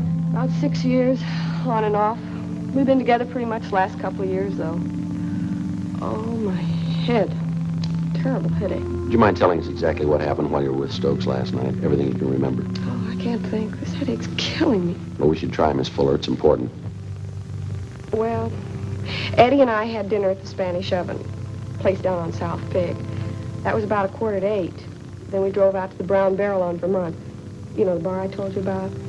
Well, Eddie and I go there most of the time. We stayed there and drank and played a little shuffleboard. Yeah, go ahead. Well, we stayed a little too long. We drank a little too much. I started talking to this fella next to me. Eddie got sore. He always got jealous when he was drunk. Poor Eddie.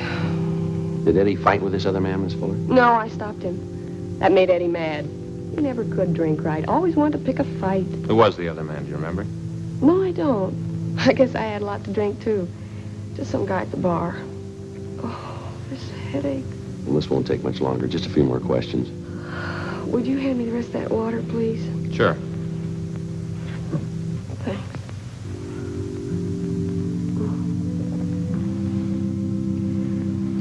Would one of you have a cigarette, please? Yes, ma'am. Thank you. You're welcome. Here's a match.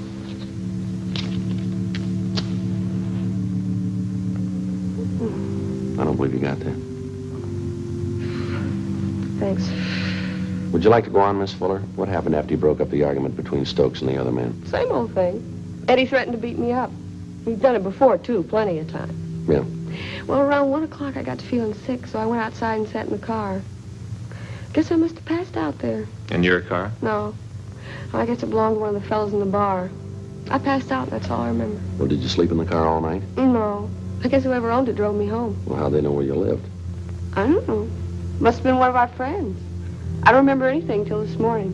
They phoned me up and said Eddie was dead. Mm-hmm. Who phoned you, Miss Fuller? One of our friends. I don't remember. Oh, I had a rotten headache. Now, come on, you can do a little better than that, can't you? I tell you, I don't remember. I had a hangover. My head was jumping. They phoned and told me Eddie was dead. Somebody ran Eddie down. They found him in a gutter and he was dead. Poor Eddie. All right, Miss Fuller. What if you'd mind coming with us? Where are we going? Downtown. We'll have a stenographer take your statement. We have a few more questions to ask you. Oh, look, can't you leave me alone? I got a terrible hangover. I never had one as bad as this before. Neither has Eddie. Come on, let's go.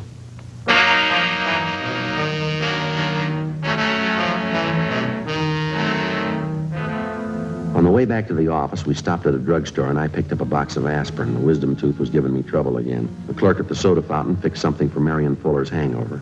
We continued to question her, but she gave us only one additional piece of information. The victim, Eddie Stokes, had been married before and divorced.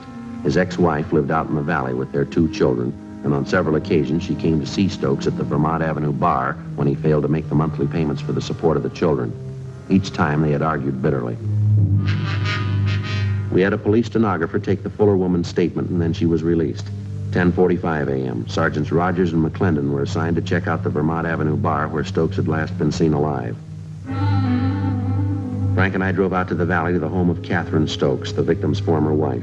We told her what had happened. I guess I shouldn't be surprised. Excuse me, I can't help it. It looks like it could have been a hit-and-run driver, ma'am. We've been assigned to investigate. Oh, I don't think I'll be able to help much. Eddie and I have been divorced almost 5 years now. I see. The judge said he could visit the kids on weekends. He never came around, though. Eddie never had any feeling for the kids. How many times have you seen your ex-husband in the last 5 years? I'm not sure. About a dozen times, I guess. Well, when did you see him last? Last week, I think it was. Yes, Thursday of last week. He hadn't sent any money for the kids' support for 3 months. I hated to chase after him like that. Always so embarrassing. There wasn't anything else I could do. Where did you meet him, Mrs. Stokes? At that bar he used to hang around. It's over on Vermont. It's called the Brown Barrel or something. He was drinking quite a bit, always drinking. I asked him for the money. We argued as usual. Yes, ma'am. Is there anything I can get you? I think there's a bottle of beer in the icebox. No, thank you, ma'am. Do you happen to know anybody by the name of Marion Fuller? Yes. Eddie mentioned her. She's no good. What does a man see in a woman like her? Do you know anything about her at all? No. Whenever I saw Eddie, he'd mention he was running around with her. I guess he wanted to make me jealous. I only pitied him. Now, can you think of anything at all that might possibly have a bearing on his death? I guess not. Eddie was probably drinking, wandered into the street, and the car hit him. I don't know. Oh, there's the bakery wagon. I've got to get some bread and a few things. Would you excuse me? I think that's about all, don't you, Joe? Yeah, I think so. I'm going to leave you one of our cards, Mrs. Stokes, in case you want to contact us for any reason. Yes, all right. You know, it was so wonderful when we were married, Eddie and I. My folks gave us this house as a wedding present. We got wonderful presents. That's so? We had everything he wanted. A car, nice house, the kids. It was wonderful till he started drinking. Then everything went. His job, everything. It started all of a sudden. I never knew why. Yes, ma'am. How do men get that way? How do they start? I don't know, ma'am. We only see a part of it. Yes? When they finish.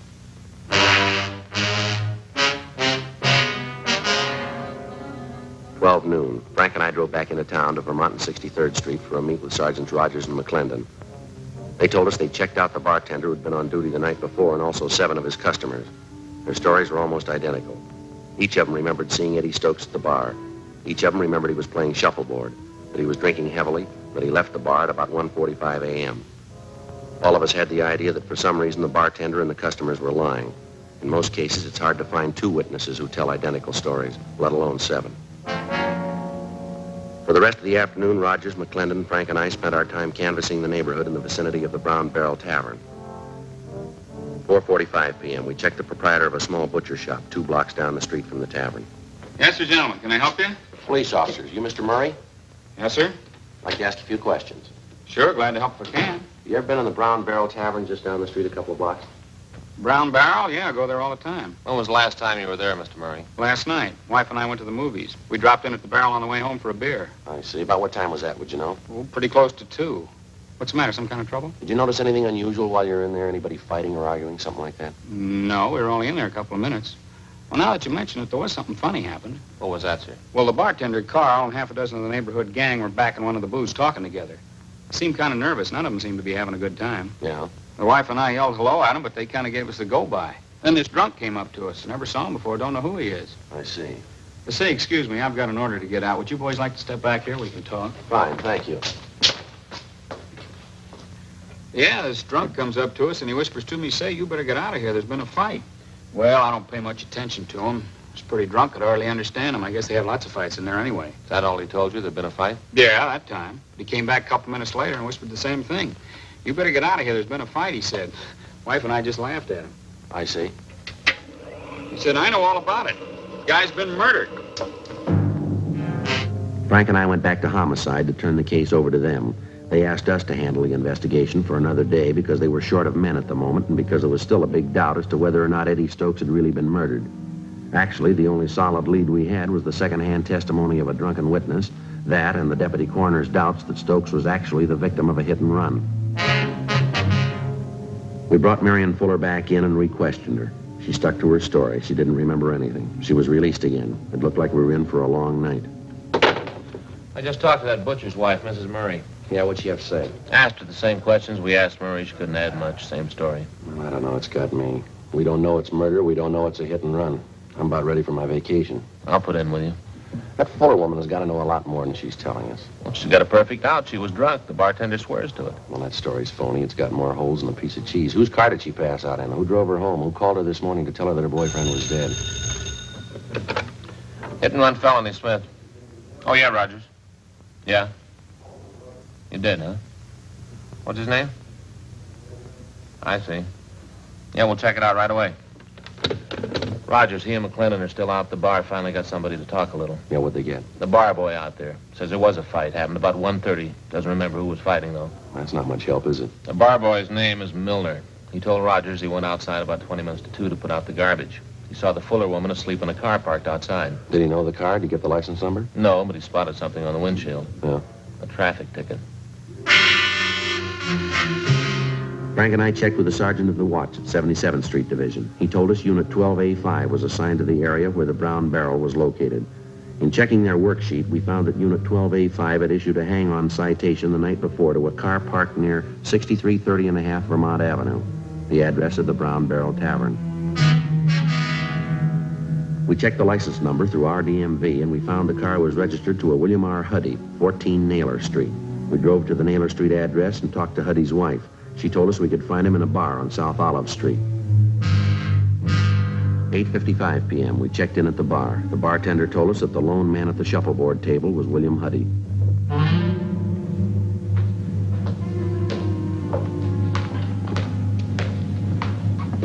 Your name William Huddy? Yeah, that's right. Police officers want to talk to you for a minute. Oh, what about? I'd like to ask you a few questions. What's the matter? Nothing, we just want to talk to you. Yeah, all right. Were you at the Brown Barrel Tavern out in Vermont last night, Huddy? Yeah, I was. Why? What's the matter? Do you know her, Marion Fuller? Yeah, she hangs around the place. Goes with a guy named Eddie. Did you drive her home last night? Yeah, matter of fact, I did. She passed out in my car. Nice kid, but she drinks a lot. I drove her home. You mind telling us what happened at that bar last night while you were there? Well, it was a pretty funny setup there. I came in about 9 o'clock, started playing shuffleboard with a couple of guys. Eddie Stokes was one of them. Yeah. Well, Eddie's not much of a player. He drinks too much, too. Hothead. Got in a beef with the guy at the bar over Marion. Nothing big, though. The guy left after a while. All right, go ahead. Well, that's about all. I left the place around 1:30. Eddie was beefing with some merchant seaman about that time. Real hot beef. Eddie was choosing him. He was giving the guy a bad time. Was the Fuller girl still in the bar at that time? No, but when I went outside, I saw her sleeping in my car. I drove her home, left her off, and then came back to the bar. That's when they told me. Told you what? They said Eddie had a fight with this merchant seaman. They said it'd be better if we kept it quiet. Who told you that? Carl, the bartender. But I got the real story from one of the fellows I was playing shuffleboard with, Leo McCarty. What'd he tell you? Oh, he said when Eddie Stokes left, the merchant seaman followed him out, said he chased Eddie. McCarty went out about 5 minutes later. Yeah. The merchant seaman was gone. Stokes was lying in the gutter down the street. Did McCarty look at him? Yeah, I said Stokes looked pretty bad. Said he looked like he was dead. But I wouldn't believe that if I were you. Why not? McCarty always exaggerates.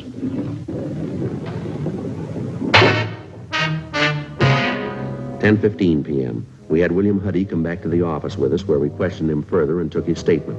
Then we had his friend, Leo McCarty, brought in, along with the bartender at the Brown Barrel Tavern and the customers that he'd framed his story with. McCarty was the first to give us the straight story, then the others followed. The bartender, Carl Jansen, who also owned the bar, was the last to break. How about it? What do you mean? Now, look, Jansen, you could have given us a straight story the first time. Well, what about the publicity? Now, how would that look, a murder in my place? Yeah, well, it could work out worse than that, Jansen. You've been withholding evidence. You talked these people into the same deal. I had to protect myself. It would have ruined my bar. The newspapers, all the talk, the scandal. It could wreck my business. I had to keep it quiet. Look, it's not my fault Stokes was killed. I didn't do it. I'm not to blame. No, but you know who is to blame. Now, how about it? Who is he? He works on the ships. He comes in here most of the time when he's in port. What's his name? Henry Baxter. I cash some of his paychecks. Just a minute. Hit and run felony detail Friday. Who? Yeah, he's here. Yeah, just a minute. It's for you, Jansen. Yeah. Yeah, Frida. Oh, just a minute. Sergeant? Yeah. It's my wife. She's at the bar now. She thought you ought to know. What's that? Henry Baxter. Frida says he just came in. I talked to Jansen's wife and told her to delay Baxter as long as possible without arousing his suspicions. 11:25 p.m., Frank and I and Mr. Jansen, along with Rogers and McClendon, drove out to the Brown Barrel Tavern on Vermont. Mrs. Jansen was waiting for us. She told us that Baxter was pretty drunk by that time. She'd been keeping an eye on him, and she said that she knew he was still inside the place. Rogers and McClendon went around to cover the back entrance. We asked Mrs. Jansen to go back in the bar and give no indication that anything was wrong. She told us approximately where Baxter was sitting. We waited a couple of minutes until we were sure Rogers and McClendon were in position at the back of the bar. Then we went in.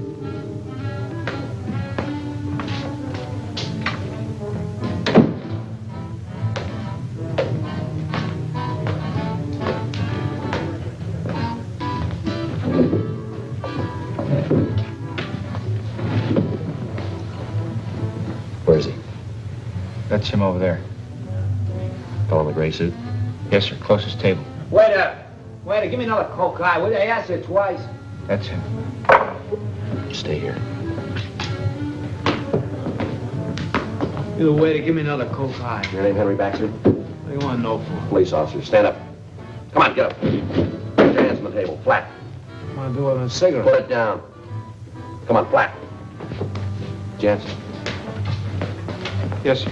You go around back and tell those other two officers to meet us out front. Yes, sir. Hands are back of me. Come on, get the other one back there. All right. What's this all about, anyway? What's the beef? You know what the beef is. Yeah. Lousy punk Eddie Stokes, wasn't it? It was him. I showed him how it was done. Yeah. How'd you kill him, Baxter? It was easy. Just slugged him, pounded his head on the curb. He was drunk. Never know what happened. All right, let's go. Trying to give me a bad time. Now he knows. He knows what a bad time really is.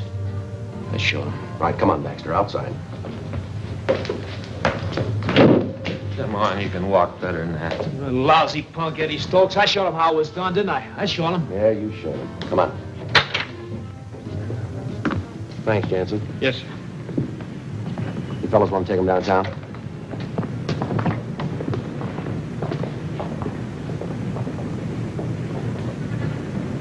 Well.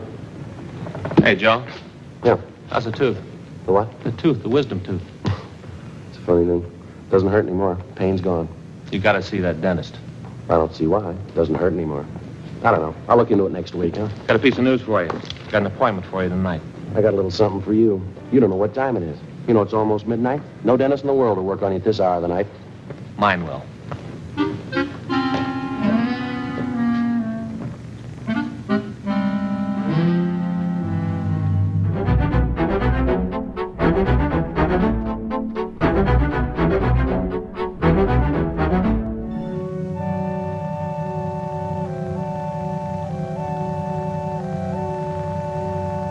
On July 30th, trial was held in Department 92, Superior Court of the State of California, in and for the County of Los Angeles. In a moment, the results of that trial.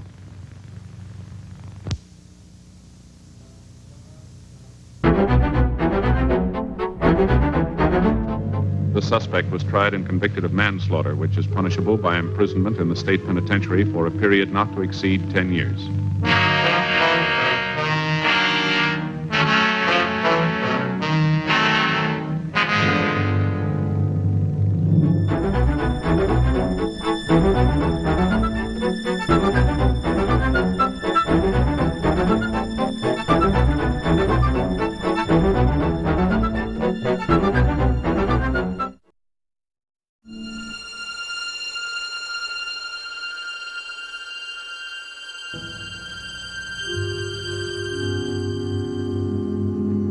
This is the city. Los Angeles, California. I work here. I'm a cop. It was Wednesday, November 4th. It was windy in Los Angeles. We were working the day watch out of Juvenile Division. My partner's Frank Smith. The boss is Captain Powers. My name's Friday. A steady supply of obscene literature had been finding its way into half a dozen high schools in the city. We'd gotten a lead on one of the sources of supply, a 17-year-old high school senior. We had to check it out. Yeah, you can see for yourself. All right, you want to take everything out and lay it on the bench here? You can see what's in there, can't you? My gym stuff, couple of textbooks. What's that back there in the corner, right-hand side? Where? You know where I mean. Dig it out. Oh, back here, you mean these joke books? That's right. Let's have a look, huh? Why? Just a couple of joke books. A kid gave them to me. Bring them out, Steve. Okay. Just a couple of them. A kid gave them to me. Here. There's more than a couple there. That's what you call a joke book, Steve. Oh, well, that's what the kids call them. They're not so bad, though. They're rotten, Steve, and you know it. Now, where'd you get them? I told you, a kid gave them to me. Who? What's his name? Some kid around school. I don't remember right now. He gave you these books for nothing? Sure, I had a couple he wanted. We traded off. A lot of the kids have them. We trade them around. That stack you got there, they look pretty new. They couldn't have been passed around much. Maybe not. I don't know. Matter of fact, they look brand new to me. Don't even look like they've been opened yet. How come you're roasting me on this thing? What about the other kids? They got them, too. They're buying them, Steve. They're not selling them. I'm not selling them. Anybody says that's a liar. Now, both the fellows in the high school and the kids down the street in the junior high, they say you've been selling this stuff for months. Now, how about it? They're lying, that's all. They don't know what they're talking about. You've been selling these 35 cents apiece, 3 for $1. Last couple of weeks, you've been peddling pictures, $2 apiece. Any of them in your locker, Steve? Couple. I got them off another kid. What other kid? What's his name? Come on, what's his name?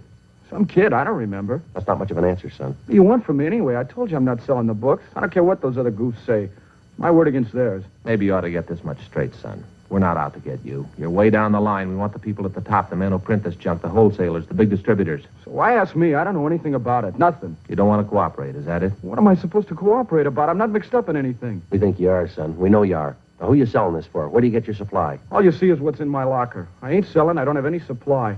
You've got to go far to prove I have. No, not very far, Steve. What? From about here to your home. 11:38 a.m. We picked up the supply of obscene books and photographs to be booked later as evidence. For weeks, we'd known that a steady stream of this type of material was being fed into half a dozen high schools and junior high schools throughout the city. Books, photographs, pictures, and pamphlets of the worst kind. 12:15 p.m. Frank and I drove the suspect, Stephen Banner, to his home, approximately a mile from the high school. On the way, he told us he lived with his sister and brother-in-law. We checked the house thoroughly, but we found nothing. He explained that both his sister and brother-in-law were at work. We went back to check the garage at the rear of the house.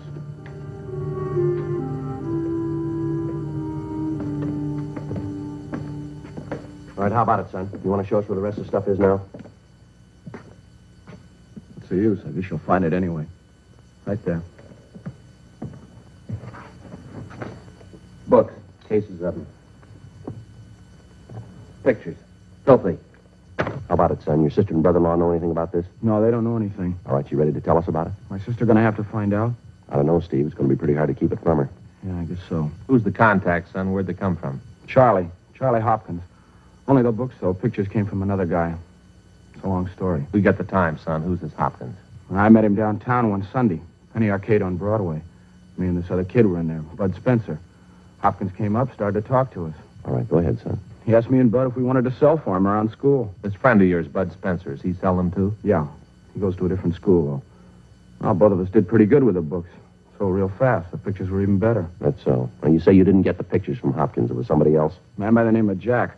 I don't know his last name. Hopkins put us on to him, gave us an introduction, set up the deal. We got the pictures for 75 cents. Most of the time, they'd bring us $1.50 apiece. Bud and I did pretty good. You know any other fellows working for this Hopkins? Any other kids in school, I mean? No, just Bud and me. That's all I know. Wouldn't be so bad if it was just the books. And lousy Charlie had to go and promote the party routine, get everybody mixed up in that. How do you mean? What's that all about? Charlie stays out at this place on Sepulveda. It's a motel. That's where we always contacted him. Yeah. After a couple of weeks, when we got to know him, he asked me and Bud out to this place. He said he was going to throw a party. Told us to bring our girlfriends along. Turned out we were the only ones at the party. Me and Bud and the girls and Charlie Hopkins. Well, the party lasted pretty late. I should have been smart enough to figure it out. I wasn't. How old are your girlfriends, yours and Bud's? 17. They're both 17. They've been around, though. There's no use kidding you. They weren't very smart, I can tell you that. None of us were, I guess. Next couple of parties, Charlie had whiskey there. Dumb girls drank right along with him. So did we. Does he still throw these Friday night parties, do you know? Maybe, I don't know. I heard there were a couple after the last one I walked out on. Dumb girls think Charlie's just great. That's why I can't stand the guy. Now, how about the parties that you didn't go to, Steve? Did you get a rundown on them? No. Never fails, does it? What do you mean? The oldest line in the world, and they still go for it. Yeah, what's that? Tell them you're going to get them in the movies. 1:20 p.m. Frank and I took the cases of obscene books and pictures from the garage, loaded them into the back seat of our car, and Stephen Banner directed us to the high school attended by his friend, Bud Spencer. We picked up the Spencer boy and drove him and Banner downtown to Juvenile Division, where we booked them in on 700B, Welfare and Institutions Code, lack of supervision. We drove to the address out on Sepulveda, but the suspect, Charles Hopkins, had moved out 5 days before. No forwarding address. It wasn't a dead end, though. From his registration card, we got the description and license number of his car. We checked out the address of his confederate, the man known as Jack. He'd moved the same day as Hopkins. No forwarding address. We called DMV and got a make on the license number. The car was registered in Hopkins' name, 293.5 North 92nd Street. Frank had gone over to R&I and pulled the package on the suspect. 3:40 p.m. Last address on him's 3 years old.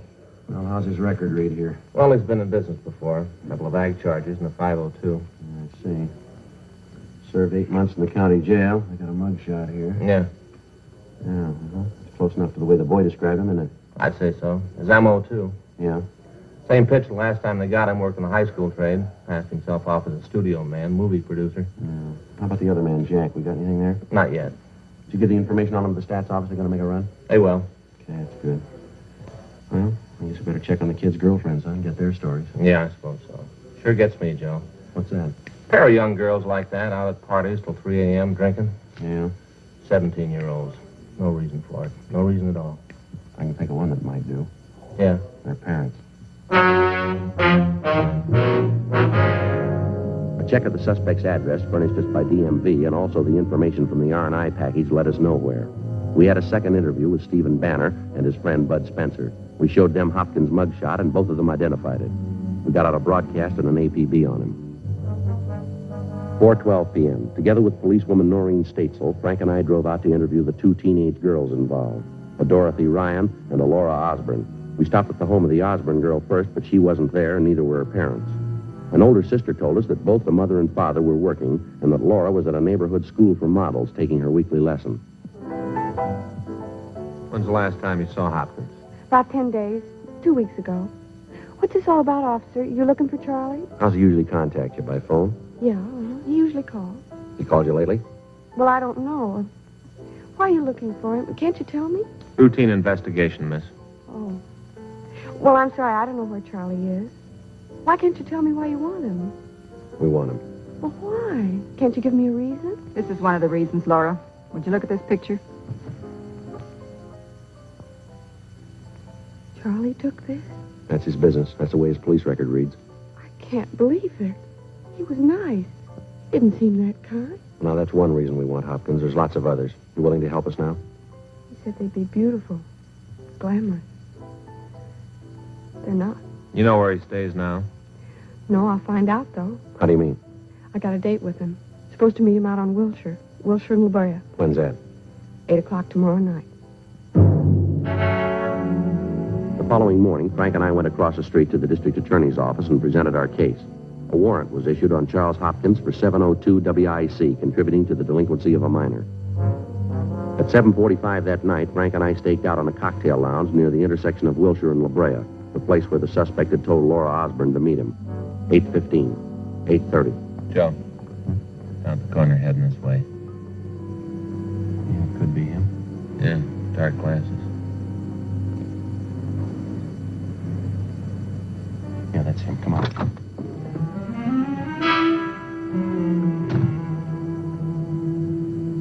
Just a minute, fella. How's that?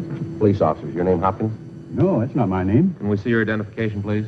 Sure, I have my identification. Why? Can we see it, please? What do you want? Your identification. What for? I haven't done anything. All right, mister, we'll talk about it downtown. Oh, wait a minute. I don't want any trouble. I'll show you. There.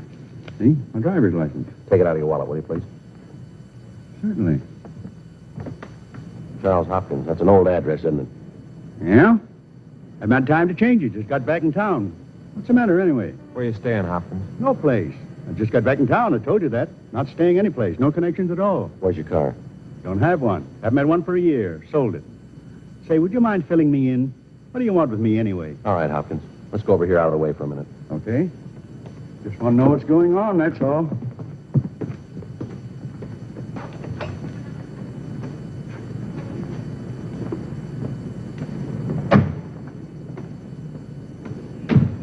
like to see what you got in your pockets. Take everything out. What is it, a shakedown? You start with your wallet. All right. Put down the seat. There, okay? Now your pockets.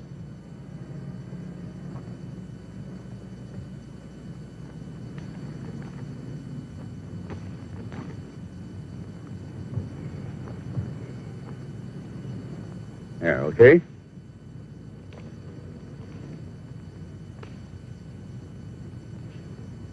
You said you don't have a car. Is that right, Hopkins? No, of course not. I told you that. And what are you doing with this parking ticket?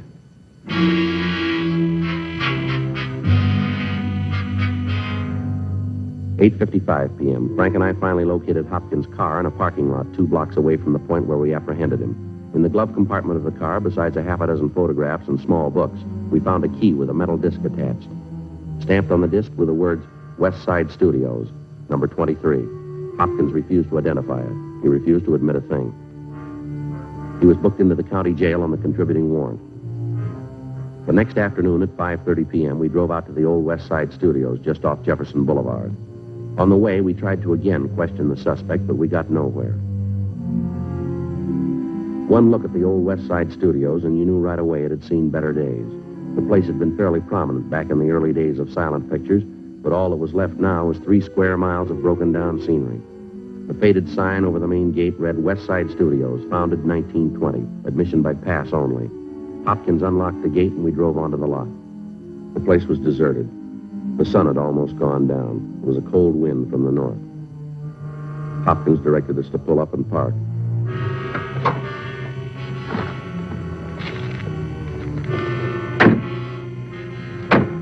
We can go on foot from here. Come on, this way.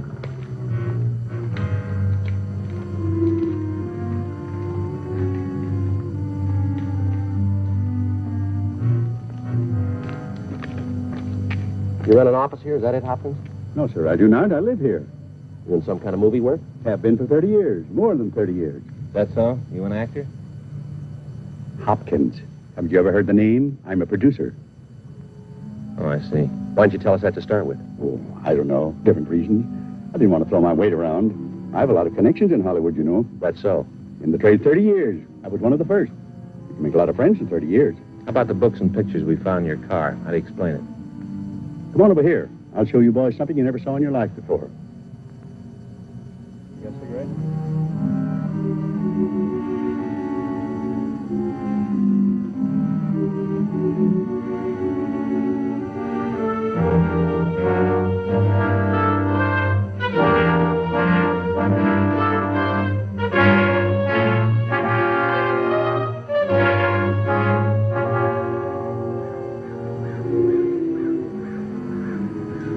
Before I show you this, I'm going to tell you something. Yeah, what's that? This studio will be back on its feet in a year. I'll bet $1,000 on it. This whole block here, sound stages. I got plans for them in my desk. That's so. You have an interest in this lot, do you? Not exactly. Not right now, anyway. I did have an interest, though. I will again. I was one of the original owners, you know. Is that right? Me and 5 other men. We were the top people in Hollywood when we opened West Side. I was a young fellow at the time. We made pictures, mister. Great pictures. Not like today. It's changed. It's all gone now. What have you been doing lately, Hopkins? I mean, what do you do for a living? Different things. I have a few investments, private income. I made money with West Side. That's when the town was really turning out pictures. I made big money. What are you doing today? I told you. Different things.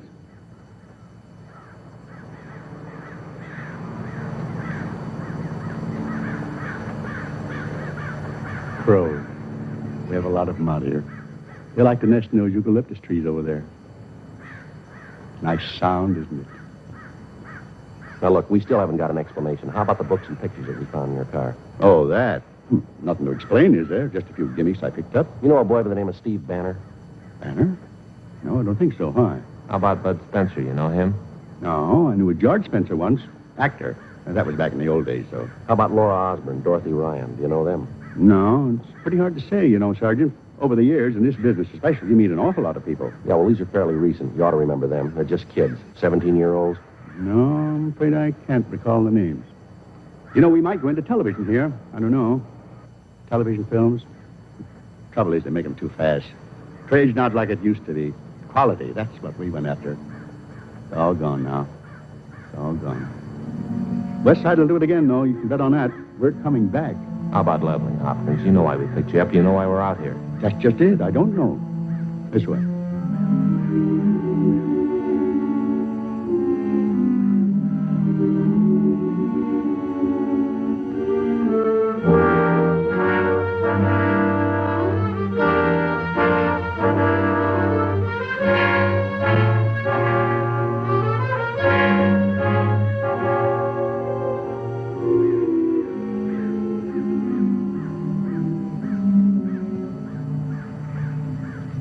How about it, officer? You remember this one? Don't believe I do. Well, no offense. You were in neat pants when I shot my westerns here. Great stories. One of them was the greatest of all. Is that right? Greatest of them all, Thunder on the Trail. That's what we called it. We shot the big scene for it right on this street. That was almost 30 years ago. Doesn't seem that long. Just like yesterday. Yeah? Conway Blackburn was my director for that one. Big Clyde Harrison was the star. Always called him Big Clyde. Didn't look too strong, but he had arms like steel. You know, that man could lift an engine right out of an automobile with his two hands. Powerful. That's so. And how he could handle a horse. Ride like the wind, old Clyde. Never looked better in his life than he did that day. I was there. I know. Is that right? Thunder on the Trail. Shot the final big scene right on this street. Great thrill, officers. One of those things that happens once in a lifetime. Never forget it. Now, this here was the town. See what I mean? Frontier settlement. Rough as they come. It's where the Kelsey gang was hanging out. Real bunch of killers. Just in the picture, I mean. Uh-huh.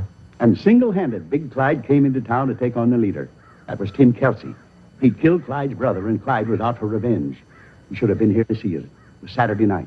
The town was wide open, going full blast. Over in the Palace Hotel, they were betting 10 to 1 that Clyde would never make it. And right across the street, there in the Silver Dollar, Kelsey's gang was setting up drinks on the house. They felt that sure of themselves. The town was swarming with people. I was standing right there with Connie, the director, right behind the camera. Right next to us, we had the orchestra. You know, 3 pieces. We had to have the orchestra to get the actors in the mood. I see. Yes, sir. There it was, all ready to go. 1,000 extras. It was all set. The big scene. Connie gave the sign to the orchestra. That's it, boys. Keep it bright. Connie looked around just to check once more to see that everything was all right. And he picked up the megaphone. All righty, everybody. Places, everybody. All right. Handle. Action. All right, Clyde. There he came, riding into town. Big Clyde. Way up from the end of the street. Came right straight through the town. Past the telegraph office, past the general store, riding straight toward the Silver Dollar. Yeah, a little slower, Clyde. A little slower. That's it. Now head straight for us. Right up to the hitching post there. Good boy, Clyde. Now he dismounts. Tethers his horse, Golden Fury. Now he turns, looks around him, and he starts straight for the swinging doors. Look grim, Clyde. That's it. A little more. Set your jaw. Good. Now, right through the doors. Hit him hard. There he goes. The whole Kelsey gang in there ready to kill him. There's no reaction for a few seconds. And all of a sudden it gets quiet. Dead quiet. Tim Kelsey looks up from the bar. He sees Clyde. All right, now. Throw that lamp. Smash it! Then the fight starts. Tremendous fight. No holds barred. One end of the room to the other. Finally, they crash through the swinging doors, the two of them. Tim Kelsey, Clyde. Wrestling, slugging, kicking, punching each other. Kelsey goes down. Then Clyde. Then Kelsey. Clyde goes down. Then Kelsey. One of the gang standing by over the Palace Hotel. Draws his gun. Look out, Clyde! Fires twice. 3 times. Clyde shoots in the shoulder. Kelsey takes aim to finish him off. Clyde whips out his gun from his holster and fires twice. Once more. Kelsey stops short. Dead. The other man staggers a little bit, doubles up, crumples, falls down the stairs into the dirt. Clyde starts to get up. One of the gang in the saloon takes a beat on him. Clyde whirls and fires. Good boy, Clyde. Good. Now, slowly. Over to your horse. Slowly. That's it. Put your arm around his neck. He nuzzles you a little. Now back in the saddle. Slow. Deliberate. You're wounded. It hurts, Clyde. Now you turn. Look off down the street. you start to soften. You see the schoolmarm, Gladys, your sweetheart. That's it. Warmer. Good. Now you go to her, boy. Go to her. Now, pick her up and put her on Golden Fury with you. That's it. There he goes. Beautiful. Beautiful. The two of them riding toward the hills, riding off together.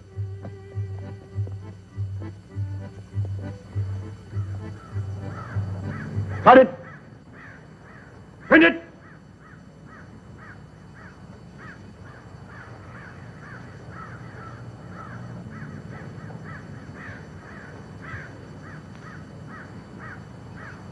That's just the way it was. Yes, sir. I stood here and saw it. They don't make pictures like that anymore. Yeah. How about it, Hopkins? You want to tell us now? What is there to tell? You've been working the school trade, haven't you? Books, pictures, hiring kids like Steve Banner, Bud Spencer. Yeah. I'm ashamed. Who wouldn't be? Had to eat. It was the only way. I had to live. Yeah, well, there's still honest jobs to be had. No way of telling how many youngsters you hurt by spreading that junk around. No way of adding up the trouble you caused. Yes, I know I was wrong. I'm sorry for that. How about this man named Jack? What was his part? He was in with me. He used to be my cameraman back in the old days. Same thing. I can't blame him either. He had to live, too. Where do you keep the stuff? I'll show you. All right. You ready to go? Yes.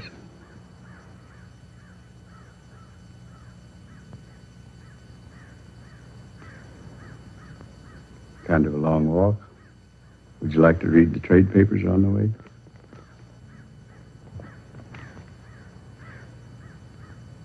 Yesterday's.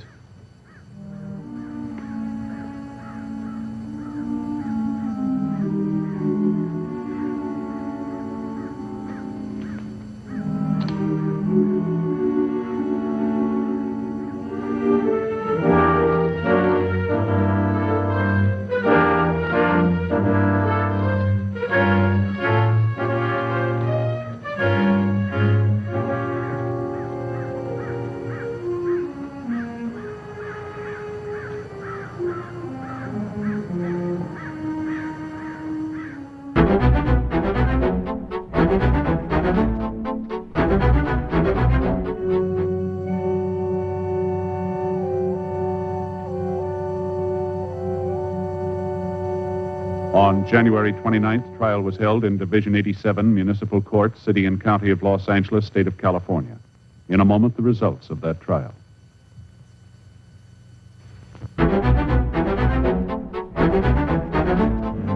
The suspect was tried and convicted of violation of Section 311 of the California Penal Code, manufacturing and distributing obscene literature. His accomplice, Jack Lavery, was apprehended and tried and convicted of the same charges. Violation of Section 311 PC is punishable by imprisonment in the county jail for a period not to exceed 6 months, or by a fine of $500, or both.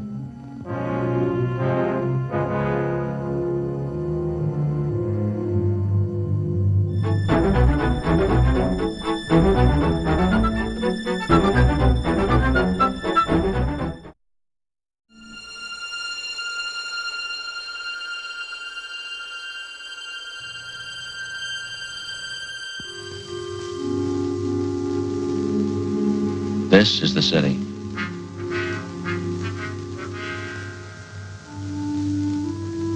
One of the biggest in the United States. Spreads out in all 4 directions like a broadloom rug. To the south and west, it's the downtown business district. To the east, the industrial area. Los Angeles, California. It's pretty much like your town.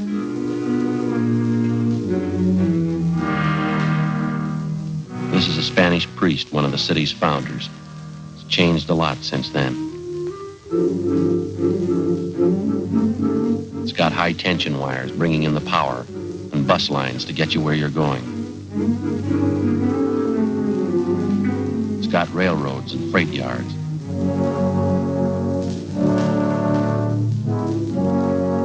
Churches. Any kind you want. Public parks and lakes. It's got a police department and a city hall. This is where I work. I'm a cop.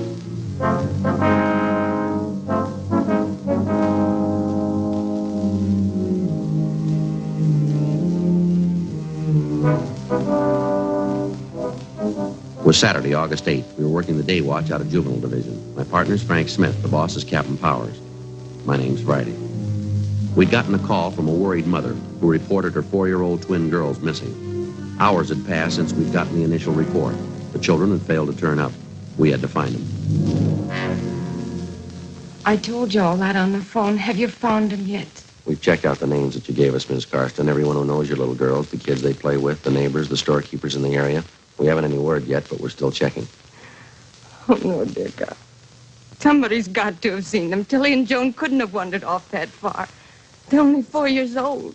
I don't think it's as bad as it might seem to you, ma'am. Children have been missing a lot longer than your 2 little girls, and they've turned up all right. Try to relax if you can, Miss Karsten. Why hasn't somebody seen them?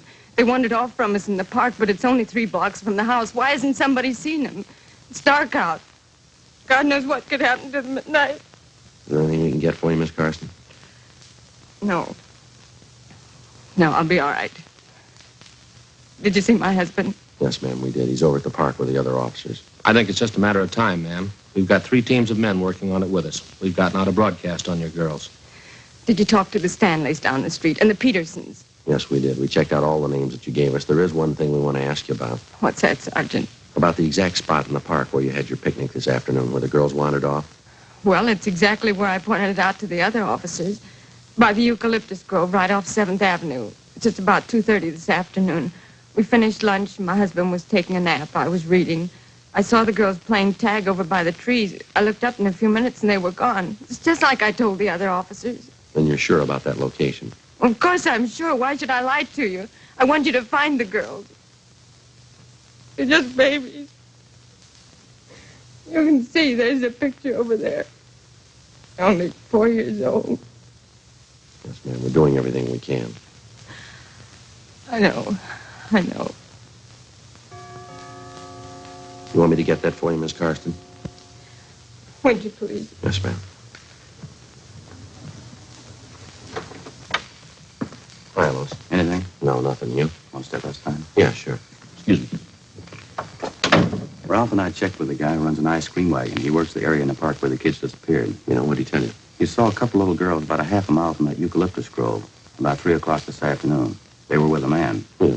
He saw the man put the kids in a truck and drove away with them. 8 p.m. Together with John Lewis, Frank and I left the Karsten home. We didn't tell the mother about the latest report. Until it was positively confirmed, we felt that telling her would serve no purpose other than to cause her needless worry.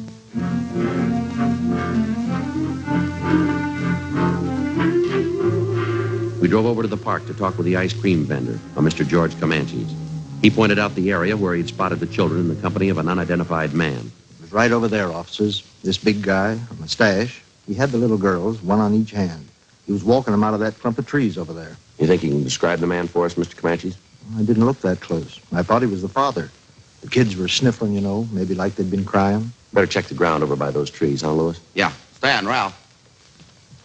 Didn't you notice anything at all about this man, Mr. Comanches? I mean, except his mustache? Well, a big man, big shoulders, work shoes, tan shirt, tan pants. How about the color of his hair? Some kind of distinguishing marks, maybe? No, I don't know. I thought he was the father.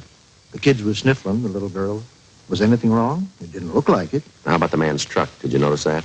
No, I didn't. I'm sorry. How about the license number? You notice that? No, sir. Maybe I should have. I didn't. Joe. Yeah. Excuse me. Yeah, Lewis? Stan found this over in the bushes by the tree there. Yeah. Little girl's dress.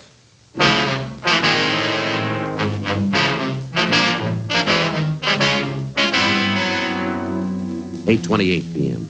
The area where the torn clothing was found was roped off and checked for fingerprints and other physical evidence. None was found.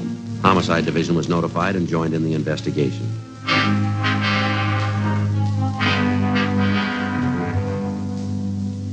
The dress was taken down to Lee Jones at the crime lab for examination. Then it was shown to the father of the missing children, Frank Karsten. He definitely identified it. The search for the 4-year-old twins was intensified. An emergency spot check was made of all known and registered sex offenders. We drove back to the city hall and we went to the stats office.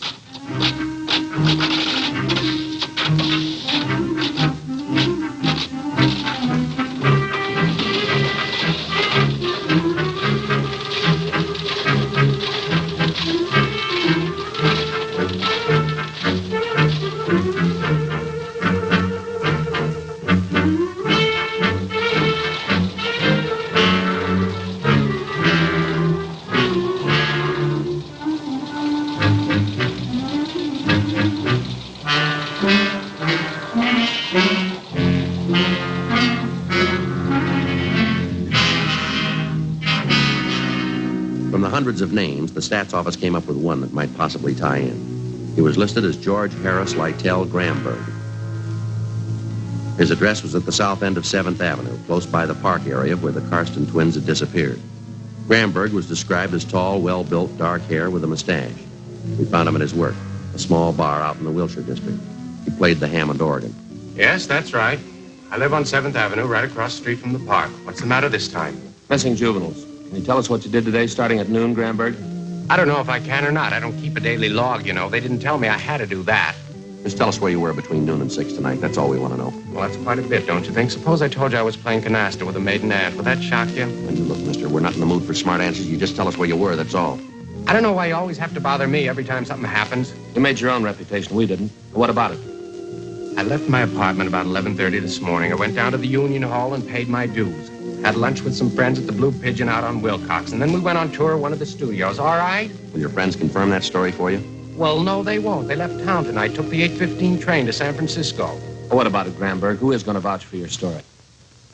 I already told you. My friends have left town. You can check with the guard at the movie studio if you want. We had a pass, time punched in, time punched out. It's all there. You want to call and check that studio, Frank? Yeah. I don't mean to be rude, Sergeant, but I always did feel that registration business was unfair. Is that so? Yes, grossly unfair. Well, how do you suggest we keep track of you? Well, why do I have to be kept track of anyway? You know as well as I do your record. Oh, it was all a lie. I hardly even touched that kid. I paid my time anyway. Why can't you give me a break? Every time something happens to a kid, I get a cop on my neck. Were you in the 7th Avenue Park at any time today, Gramberg? What? I said, were you in the 7th Avenue Park at any time today? Matter of fact, I was. Yes, I took a walk there. What time was that? I don't know. I left my friends after lunch. I came home to freshen up about 1:30, I guess. I was in the park about 1:45, 2 o'clock. Only stayed a few minutes. When'd you leave? About 2:15. You went from the park to meet your friends at the studio, did you? Exactly right, yes. Did you see 2 dark-haired little girls while you were in that park? No, I didn't see anybody. I was by myself. You sure of that, are you? Of course I'm sure. Even if I did see them, it wouldn't mean anything. I don't molest kids. I don't get along with them, that's all. But I wouldn't hurt a little kid. I never could. No one says you have. I know that, but I just want you to know how I feel. Maybe I don't get along with kids, but I couldn't hurt them. Little girls especially. I like kids, really. Yeah. Joe? Yeah. See you in a minute? Yeah. Did you talk to the studio? Yeah, I checked with the guard. What do you have to say? Gramberg was there from 2:30 to 4:30. Yeah. His alibi is good.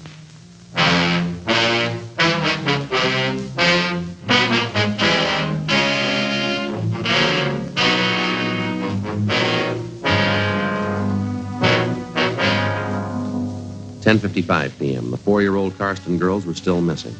A special detail of men from homicide had been assigned to a general canvass of the stores and homes in the park area. All the residents were questioned. No one had seen the children. 11:20 p.m., we stopped to call the office. Hello, Lieutenant Hartgrove, this Friday. No, we just talked with him. He's with us. Yeah. We did, huh? When? Right. We'll get right over it. Well, looks like the waiting's over. What do you mean? Office just got a call from Valley Division a few minutes ago. Yeah. The little girls, they've been found. 11:25 p.m. As soon as we got the word that the 4-year-old Karsten twins had been found, Frank and I drove back to the office where Inspector Miller filled us in. A few minutes past 11 p.m., a motorist out in the valley spotted 2 small girls walking hand in hand along a deserted side road off Ventura Boulevard. Their clothing was dirty and torn. They were alone. The motorist picked them up and took them to the Valley Division station where the girls were identified. We sent out a partial cancellation on the APB. The twin girls were taken to Georgia Street Receiving Hospital, where they were treated for cuts and bruises. Then they were returned to their home. The doctor reported that both girls had been molested. The search for the abductor went on. Late the next day, Frank and I, together with a policewoman, drove out to the Karsten home to talk to the twins. We had no luck at all. They were still shaken up from the excitement and the shock of their experience. It was the same thing this morning when I tried to question them. They just don't want to talk about it. Oh, it must have been horrible for them. They tell you anything at all, Mrs. Karsten? Well, Joan just refuses to talk about it. She says the man was big. That's all I could get out of her. Tilly seems a little more willing to talk, though. She's always been a little bit more forward than Joan ever since they were babies. I see. Could she add anything at all to what your other little girl told you about the man? She told her father the man had a mustache. Now, that probably impressed her because my husband wears one, too. I'm pretty certain she's right about that. I can usually tell when she's making things up. Mm-hmm. Now, how about the way the man was dressed, his clothes? No, they didn't mention anything in particular. Tilly said the man was dirty. She said that 2 or 3 times. She kept on saying it, dirty, dirty clothes. Now, she might have meant the man had work clothes on. She has so many expressions, I don't know.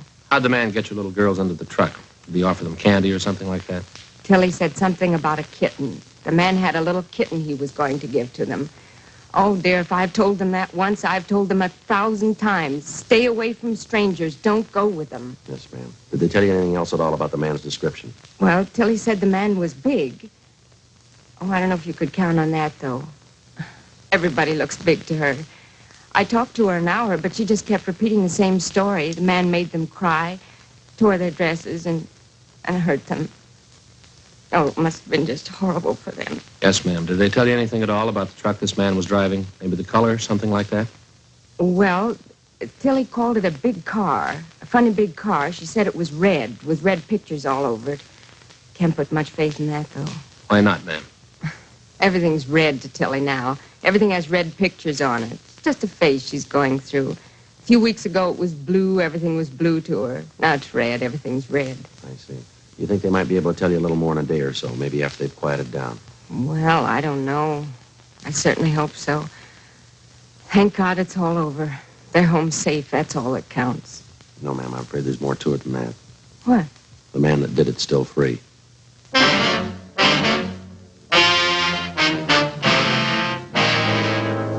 Monday, August 10th. The search for the suspect went on. All of us, the men from juvenile and homicide divisions, were pretty much feeling our way in the dark. Repeated questioning of residents living in the area where the abduction took place netted us nothing. Our 2-star witnesses, the 4-year-old twins, were able to contribute very little. We stayed on it. Another 3 days of pounding the pavement, knocking on doors, and asking stock questions led us nowhere. As in most cases like this one, the criminal employed the distinct advantage of having victims who were unable, because of shock, to clearly identify him. Saturday, August 15th. In the late afternoon, we got a call from a Bernice Hopper, a real estate agent in the West Hollywood area. 4:15 p.m. Frank and I drove out to interview her. Excuse me, officers. I've just got to find that listing book first. Go right ahead, Miss Hopper. It's just got to be here someplace. It was only yesterday morning. I remember distinctly. There. Now, I can start to do business again. Yes, ma'am. Well, I don't know if this is going to help you any in your case, officers, but I certainly think something should be done about it. Flagrant is the only word I can think of, just flagrant. Would you like to tell us about it?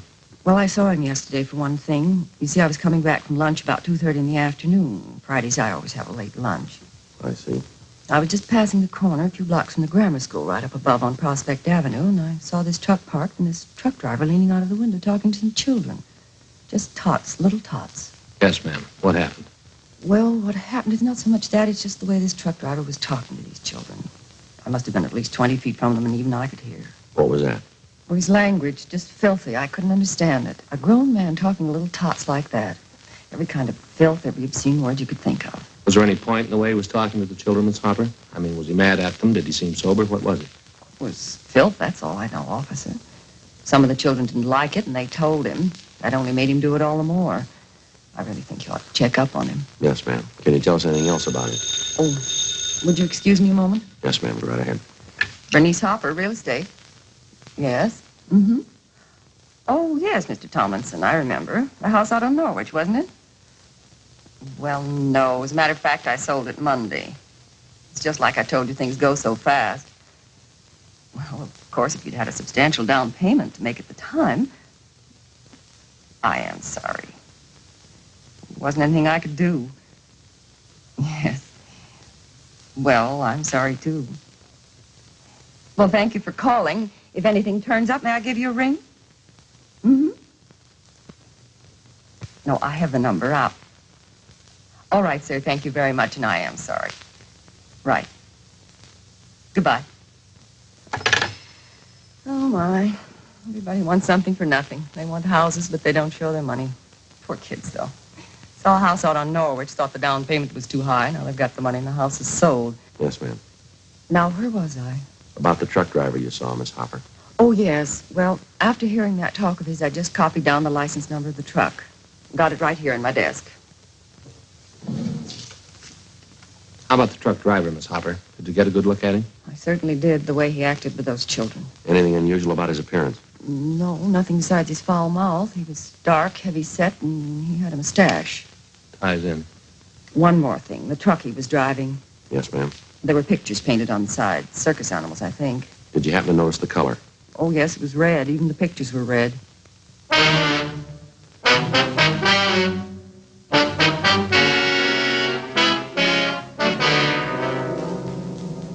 "4:45 p.m. We took the license number of the truck which Bernice Hopper had given us and drove back to the office to check it through DMV. We found the truck was registered to a commercial baking firm in the south end of town. Through their personnel department and their dispatcher's office, we got the name and address of the employee who was driving the truck the same day Bernice Hopper had spotted the driver talking to the school children. His name was Lester Z. Wiley. We checked a little further and found that he was driving the same truck the day the Karsten twins were abducted. We called into R&I. Wiley had no criminal record. Oh, sure is stupid of me. I didn't even think of asking you if you wanted any of this. No thanks, Wiley. We'd just like to have you tell us why you use that kind of language in front of school children. Nothing to explain.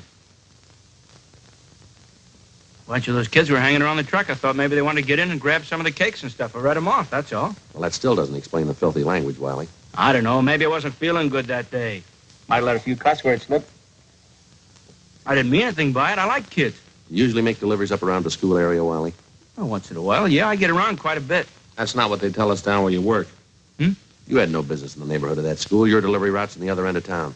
So I can't drive where I want, huh? I get the deliveries made. What are they squawking about? I'd like to know what you were doing up in that neighborhood. I was on my lunch hour. I drove up to see a friend. I got a friend living near the school. What's the matter, anyway? Don't you think you've had enough of that?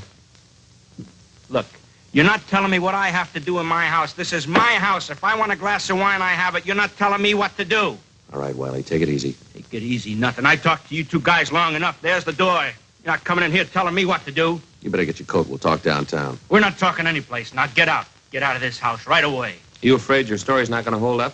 I don't know what you're talking about. You're trying to frame me. Don't you think I know that? Now, that doesn't make much sense, does it? Why should we want to frame you? I know what you're getting at. I know just what you're getting at. Those two little girls last week, you're going to say I took them. You're going to say I did things to them. Well, I didn't. I didn't have anything to do with it. Didn't you? No, I didn't. Look, I'm sorry, huh? Why don't you sit down? I didn't mean what I said. I guess I just got nervous. Sure, Wiley, we understand. Why don't you let me get you a couple of glasses? Have some of this wine. Warms you up. It's good. No, that's all right, Wiley. We'd just like to have you straighten us out on a couple of things. Yeah? Where were you between 12 noon and 11 p.m. last Saturday? That's the day that somebody picked up those two little girls, isn't it? Yeah, that's right.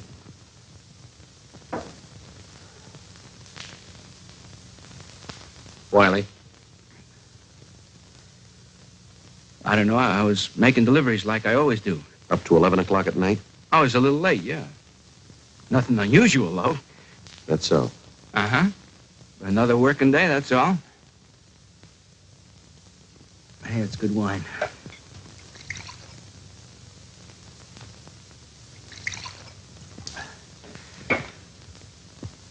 I might have been near the park where those two kids were. Doesn't mean anything, though. I get around quite a bit. I got a lot of deliveries to make. How about it, Wiley? Huh? Did you grab those two little girls?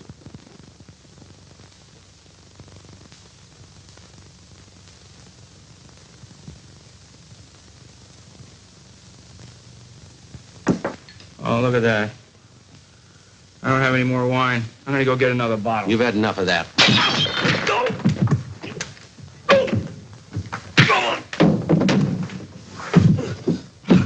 Come on, get up. You all right, Frank? Get out! Get out of my house! Get out! Get out! Get out of my house!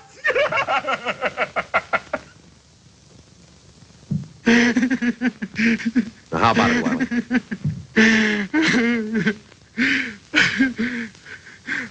What's the use? It's no good at all. All right, you want to tell us about it? I didn't mean it, that's all. I didn't mean it. It's just that once in a while something goes wrong with me. I like kids. I like them too much, I guess. I didn't mean to hurt them. You ready to go now? Anything you say. I thought I had it with me when I grabbed the kids. What? I thought it was in my coat pocket. I'm glad I lost it. Glad you lost what? My pocket knife. I was going to kill him.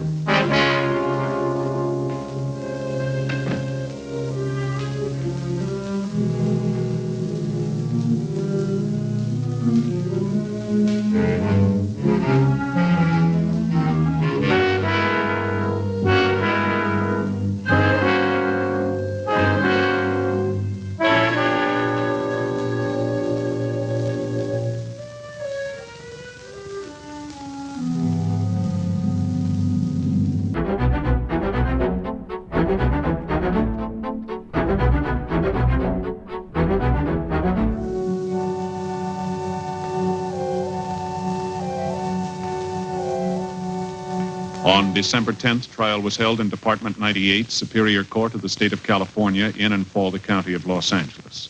In a moment, the results of that trial.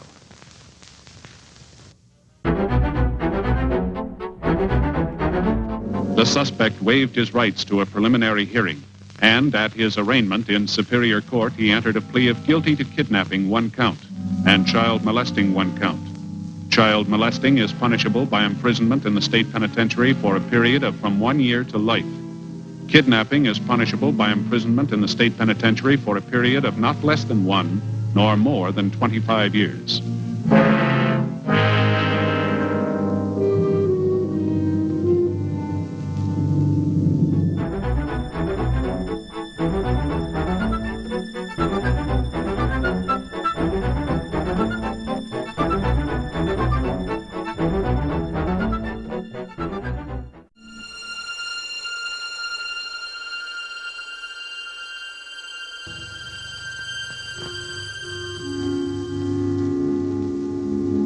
This is the city.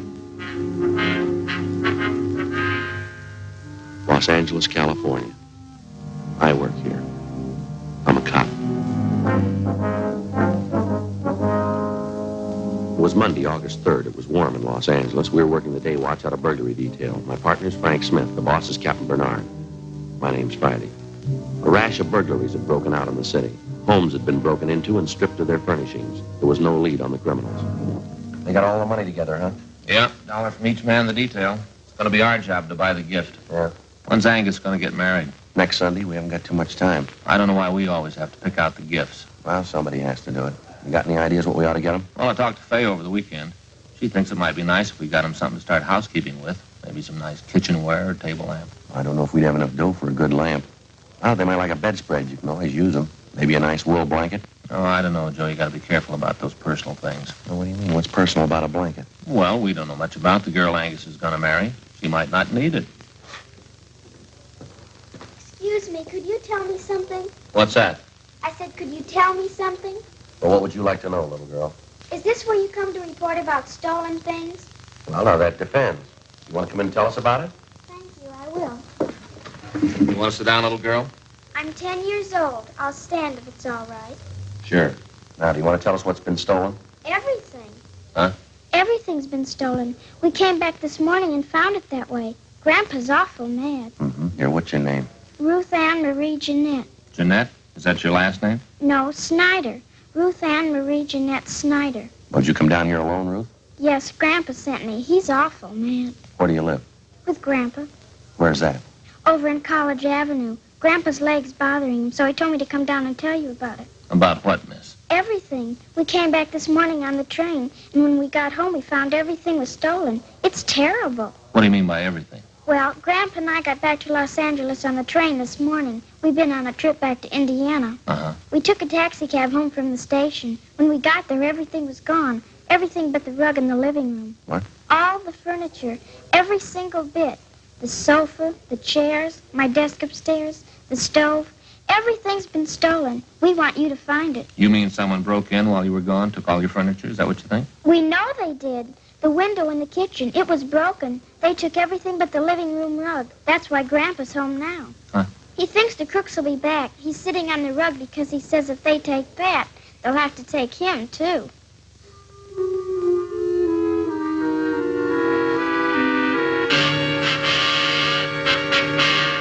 "9:45 a.m. Frank and I drove Ruth Ann Snyder back to her home on College Avenue. It was an old-fashioned wooden frame structure a few doors up from College Avenue and Everett Way. Ruth Ann showed us inside and introduced us to her grandfather, Mr. John H. Snyder, age 78. He told us that a year ago, he and his wife, Ruth Ann's grandmother, had come to California from Indiana and rented the house on College Avenue. The grandmother had fallen ill and passed away suddenly 3 weeks ago. He and Ruth Ann closed the house and took the body back to Indiana on the train for burial. On their return that morning, they found the house stripped of every piece of furniture. We checked room by room, listed the missing articles, and then we put in a call for a man from Leighton Fingerprints. Do you happen to know the serial numbers of your home appliances, Mr. Snyder? No, sir.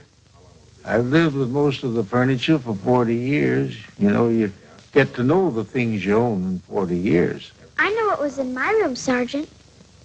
My desk, my table and chair, the bed, the curtains. They took everything. How about the estimated value of the furniture, sir? What would you say it was worth? Dollars and cents? I don't know. What's a house full of furniture worth to anyone? Guess everybody puts their own value on their things. Yes, sir. Solid walnut dining set is our wedding present. Mahogany front room table, that was solid too. Cost money in their day. All gone. Were there any liens on the furniture, sir? How's that? I mean, did you owe anything on the furniture? Any trouble with the finance company or anything like that? We didn't even know what a finance company was when the wife and I was married. Sad enough trip as it was. Then Ruth and me get here this morning and everything's gone. All we own.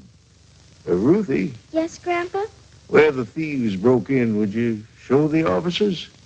It's over here, officer.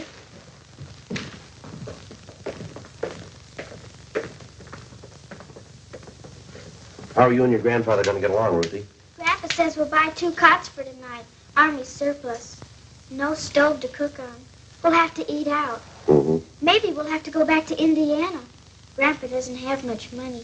He's on a pension. Here's the door. You can see what they did to get in. Window's broken. Yeah. Mm-hmm. You'll find the crooks, won't you, Sergeant?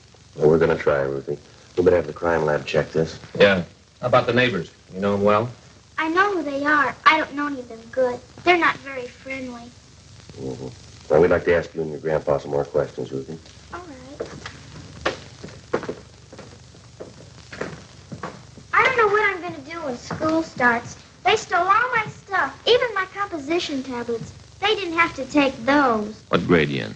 I was in the A5. I will be in the B6.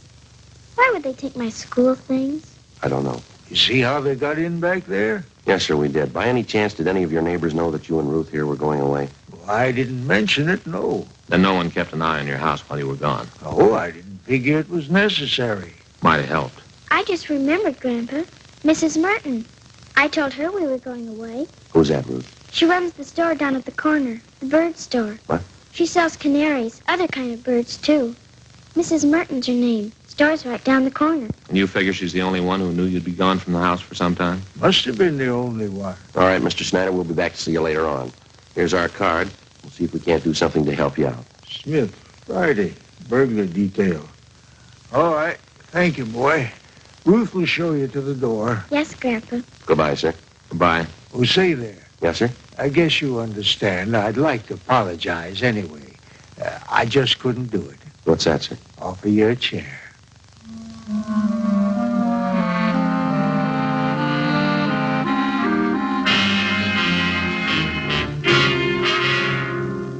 "10:30 a.m. Frank and I called the Salvation Army and told them of Snyder's situation. Then we went down the street to the store at the corner of College Avenue and Everett Way. The sign on the window said Mrs. Merton's Birdland.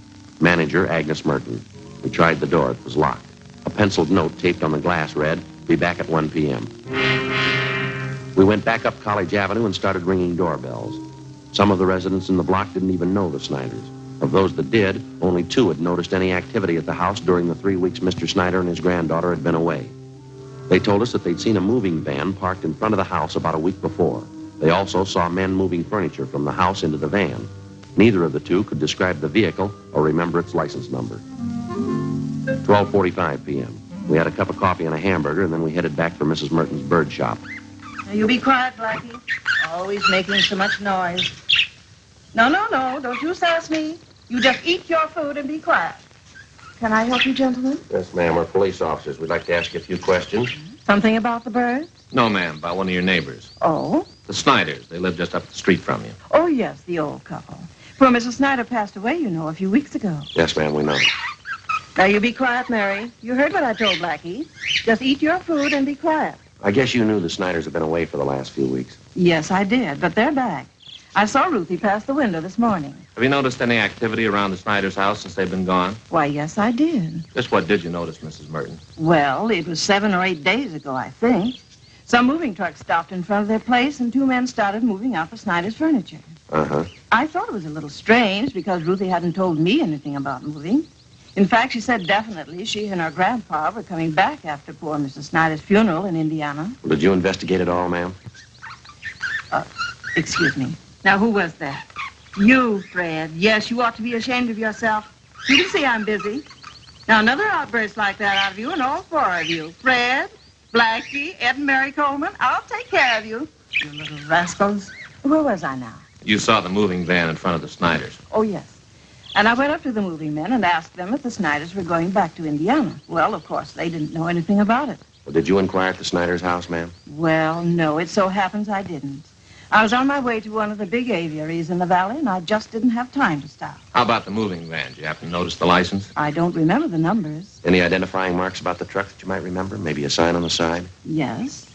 The side of the truck was painted white, and there was large blue lettering on it. Van and storage, it said. I remember that much. Is that all? Well, yes. As I said, I was in a hurry. I had to pick up 3 very sick canaries out in the valley. Is there anything else you can remember? Anything at all? No, I'm afraid not. Well, thank you very much, Miss Merton. Here's our card if you happen to come across any further information. Yes, all right. I'll have to go see the Snyders. Perhaps I can help. Well, thank you very much, ma'am. Goodbye. Yes, goodbye. Now, Fred, you be quiet this minute. You hear me? You too, Blackie.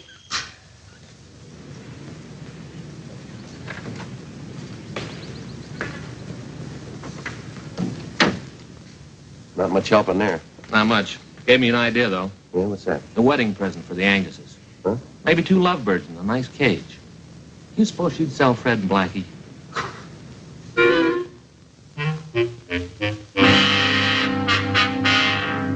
"5 p.m. Reports had come in from 2 more burglary victims. That night, Frank and I drove out and interviewed them. The circumstances of the theft and the M.O. of the criminals matched identically with the Snyder case. Both of the families victimized had gone off on vacations and neglected to notify either the neighbors or the patrolmen in their area. Both had allowed newspapers to collect on their doorsteps in their absence and otherwise left signs that their homes were vacant. In both cases, the thieves had forced an entrance through a back door or a window, stripped the house of every last piece of furniture, and either hauled it away themselves or hired someone to do it for them. Again, the neighbors saw the moving vans, but none of them were able to definitely identify the vehicles or their license numbers. 8:45 p.m. Before we went home, Frank and I checked back in at the office. One of the others assigned to the case, Jim Angus, wasn't having any more luck than we were. I guess we're going to have to try harder, that's all. Done about everything we can so far. We started checking the movers around town, the transfer companies. Leighton Prince come up with anything yet? No luck. Hope we get this thing washed up before my wedding. I'd hate to get called back for my honeymoon. Yeah, it's One of the lousiest rackets we've had since I came on this detail. Whole house full of furniture, everything a family owns. How about an outlet for all the stuff that's been stolen? The thieves can't be sitting on it. Pawn shop and second-hand details have been alerted. They're checking regular outlets, auction houses, second-hand places. Nothing yet. What about some kind of preventive idea? At least slow them down. Well, a good dose of publicity on the thing might help. If only people wouldn't keep it a secret when they're going away. The neighbors aren't alerted. That's why a lot of them didn't think much of it when they saw the moving vans parked at those houses. The drawn blinds and the papers on the doorsteps didn't help much either. It's an open invitation. Maybe we ought to see what we can do on the publicity end. We've had one campaign on this already. Burglary, Angus. Yeah? Uh-huh. What's the address? Okay, I got it. Thanks. Another one. Huh? 63R just called it in. Family back from vacation. Furniture all gone. Here's the address. Thanks. Guess we better get on it right away, huh? Yeah. Well, maybe we can get more help on this tomorrow. Reynolds and Medina will be free. Maybe the captain can spare them. Yeah, good idea. Check you later, huh, Jim? Right, see ya. Sergeant Friday, you remember me, don't you? Mrs. Merton? Oh, sure, the bird store. How are you? Oh, I guess everything will be all right now. How's that? I saw it today on Olive Street. What's that? The moving truck that came to the Snyders. That's the license number. Tuesday, August 11th, 10 p.m. The license number, which Mrs. Merton had given us, was checked through DMV. We found that the truck was registered in the name of a local second-hand furniture dealer by the name of Ben Wennett. We checked his name with the police commission and then with the I Bureau. He had a good reputation, no criminal record. Early the next morning, we picked up Mr. Snyder and his granddaughter Ruth, and we drove to Ben's used furniture store. We identified ourselves and asked to look at his buy book. Under the date of July 27, Ben Wennett had recorded the purchase of more than 3 dozen articles of furniture from a house on College Avenue. The address was that of the Snyders. A man and a woman, Sergeant. They said the company he worked for had transferred him to Boston. Told me he had to get back to take over his new job. Would you recognize the people if you saw them again, Mr. Wynant? Sure, I think so. Woman was a great talker. She said they figured on selling the stuff piece by piece. They'd get more. But since they had to leave town the next day, she decided to sell the whole lot to a dealer. You got the furniture for a pretty low price, didn't you? Pretty good price, yeah. That's why I went along on the fast deal. Wasn't going to talk myself out of a bargain. They wanted to sell fast. I wanted to buy. I didn't think anything was wrong. Sergeant, Yes, sir. a Walden's dining room set, right there. You sure, Mr. Snyder? Cigar burn on top. I'd know it anywhere. I see. And this looks like mine, too. Sergeant, my table and my desk. Here they are, right here. My school stuff, too.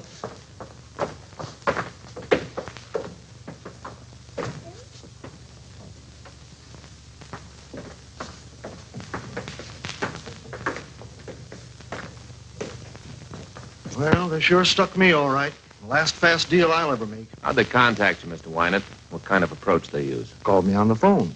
I came out and gave him an appraisal on the stuff. Nothing suspicious about either the man or the woman. That's so? She was in a house dress, bandana around her head. The guy was in old clothes, just as homey as you please. It looked like he was doing a little repair work around the house, you know. Did you notice if they had a car parked by the house? No, as a matter of fact, I didn't. There wasn't any in the driveway. The woman said they had other business to wind up.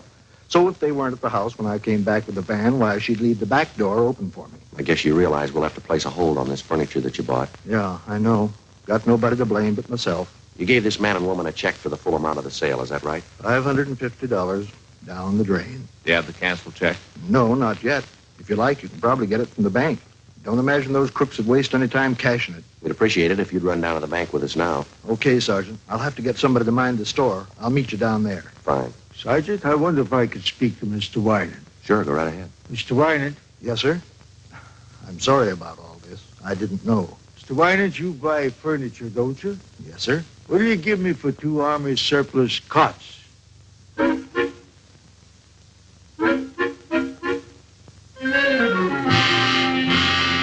Wennett made arrangements to round up Mr. Snyder's furniture and ship it back to his home.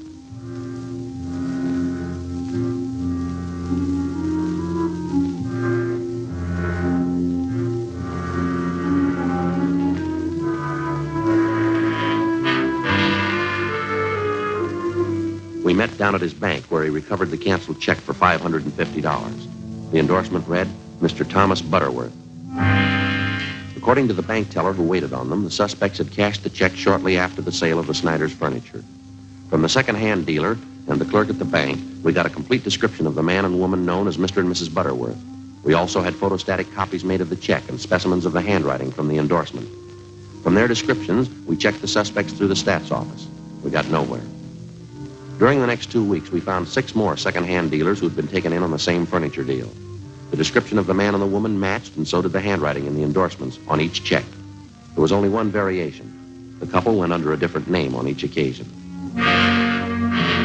Wednesday, August 26th, 9 a.m. 12 cases like this to date. That what you got? That's it. Got their description, M.O., handwriting. Still can't reach them. Those thieves have been freewheeling for a month now. What's it going to take to stop them? Well, I had an idea coming to work this morning. I'd like to hear what you think about it. What's that? Kind of a system of decoys. Thinking it might be a good idea to contact all the division captains, have them ask their men if they have any neighbors going on vacation. Uh-huh. Go ahead. Well, if we could get a few dozen houses spotted around the city, we could plant a few things, make them look vacant. We'd keep the houses covered at all times. They ought to make pretty good bait for the thieves. Yeah. Sounds okay. How would you set it up? We could make arrangements to get a key to each home, keep the milk and paper deliveries coming, let them pile up on the doorstep. We could reimburse the people for whatever it cost. Well, we're not making much speed the way we're going. We could try this for a couple of weeks and see what happens. What do you think? Let's try it. 9:30 a.m. After checking with Captain Bernard, we contacted all division commanders, requesting them to ask their men to contact burglary detail if they knew of any of their neighbors about to leave on a vacation. During the next 2 days, the response came in and the plan went into effect. 40 homes throughout the city were spotted as decoys. They were kept under surveillance at all times. In the week that followed, 2 more burglaries of the same type were reported, but the suspects failed to try any of the decoy homes.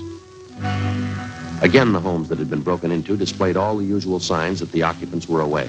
Old circulars and newspapers scattered on the lawn, milk bottles lined up at the door, all the blinds drawn. The decoy plan continued. No result. August 31st, we had a report of another burglary involving the theft of furniture. We made our investigation. 2 p.m., we went back to the office to get out the list of stolen articles. Hi, Frank. Joe? Hi, Angus. When'd you get back from your honeymoon? Late last night. Say, Thelma and I'd sure like to thank all you fellas for that wedding present you sent us. Darn nice of you. Well, we're glad you like it, Angus. Sure of you. I'd like to ask you a question about it, though. Hope you won't take it wrong. No, go ahead. Well, what is it? You have an early American house, don't you? Yeah, that's right. Well, it's an antique. Yeah, I know that. It's an automatic apple peeler. One of the first ever built. Oh. Sure. Thanks a lot. I get it. Burglary Friday. Yeah, where? Yeah, I got it. Right away. Thanks. One of the decoy houses. Yeah. We got a bite.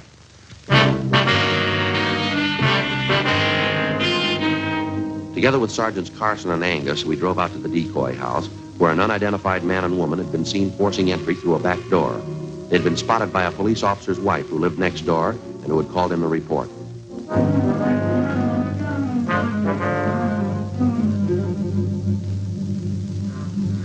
We parked down the street from the decoy home and we waited. 5 minutes passed. We saw a woman come out to the porch of the house, look up and down the street, and then go back inside. A few minutes after that, a man in a tan Ford pulled up in front of the house. He got out and entered through the front door. I called communications for a make on the car. 1K80 to Control 1. 1K80 to Control 1. 1K80, go ahead. Request DMV on 1 Union 55887. That's 1 Union 55887. Information urgent. 1K80, roger. We waited. There were no signs of activity from the decoy house. 2 minutes after I put in the call, we got our make on the car. 1K80. 1K80. 1K80, go ahead. 1 Union 55887. A 1950 model Ford two-door sedan. Engine number B31G148453. Registered to Kenneth Dunbar. Legal the same. 1K80, roger.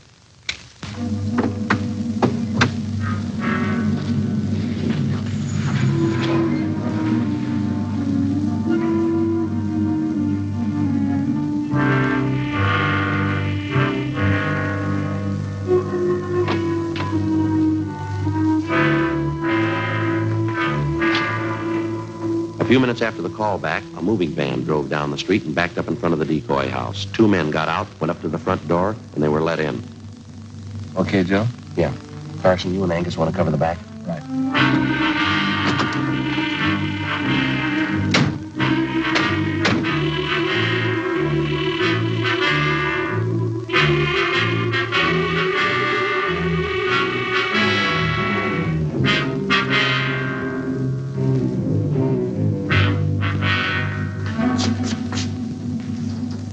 Yeah, you want something? Police officers. Can the cops right here? Hey, wait a Let go of me, let me go. All right, lady, relax, will you? Oh, look at him, the big stoop. I told him it couldn't last forever. I told him a week ago, let's get out. No, he had to try once more, the big dumb stoop. All right, lady, let's We'll go. take him, Angus. Catch. Better get that shirt fixed. Huh? Come on, lady. Yeah.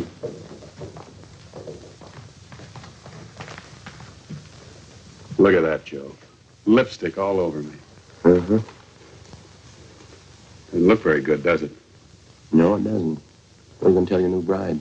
I got nothing to hide. I'll tell her the truth. Mm-hmm. Why not? She'll believe me. Won't she, Joe?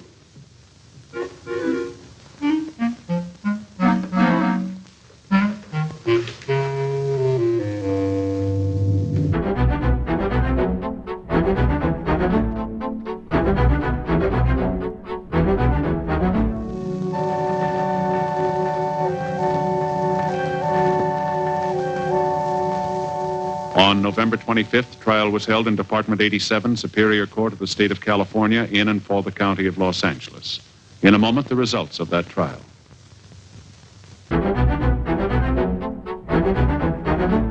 The suspects were tried and convicted of burglary in the second degree, 15 counts.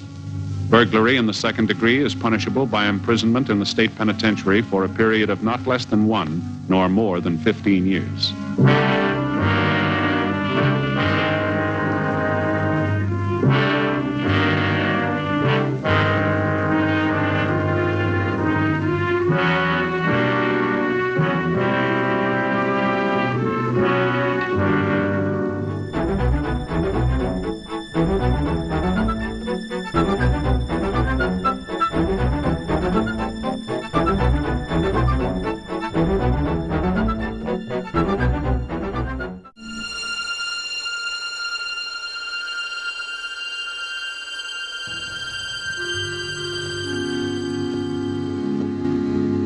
This is the city. Los Angeles, California. I work here. I'm a cop. It was Tuesday, February 3rd. It was cold in Los Angeles. We were working the night watch out of homicide detail. My partner's Frank Smith. The boss is Captain Lorman. My name's Friday. It was 18 minutes past 2 a.m. when we got to number 15 San Jose Street, the Green Light Tavern. A killer was loose in the city. His weapon, a .38 caliber revolver. His objective, robbery and murder. Ambulance on the way, George? Can't use it. They're both dead, wife and husband. Did you call the crime lab? They're on the way. Okay, we better take a look at that back room. Right.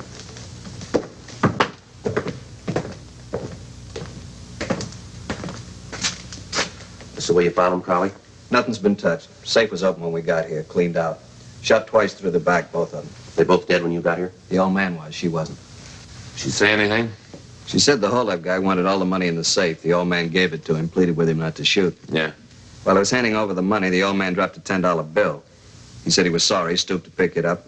The guy shot him through the back. Mm-hmm. The woman said she turned to grab her husband. Guy shot her through the back. Did you get a description? She didn't last that long. Tough luck. What were their names? Mr. and Mrs. Enrique Cotero, they ran the place. Good people. They always are. Wonder how much money the guy got. Not enough to pay the check.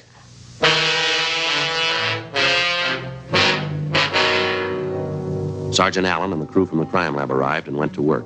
They dusted for fingerprints, took pictures of the back room, the safe, the victims. Every object that could have any possible tie-in with the crime was photographed. Captain Lorman was with them. Looks like that job over on the east side last month, Skipper. Same M.O. Kid with Ramsey. He the witness? Yeah, he worked for the Coteras, didn't he? Yeah, bar boy. Handyman, you know. Ramsey's getting no place with him. What's the matter? Spanish, can't speak English. Well, how's your Spanish, Frank? Still high school Spanish. All right, let's give it a try.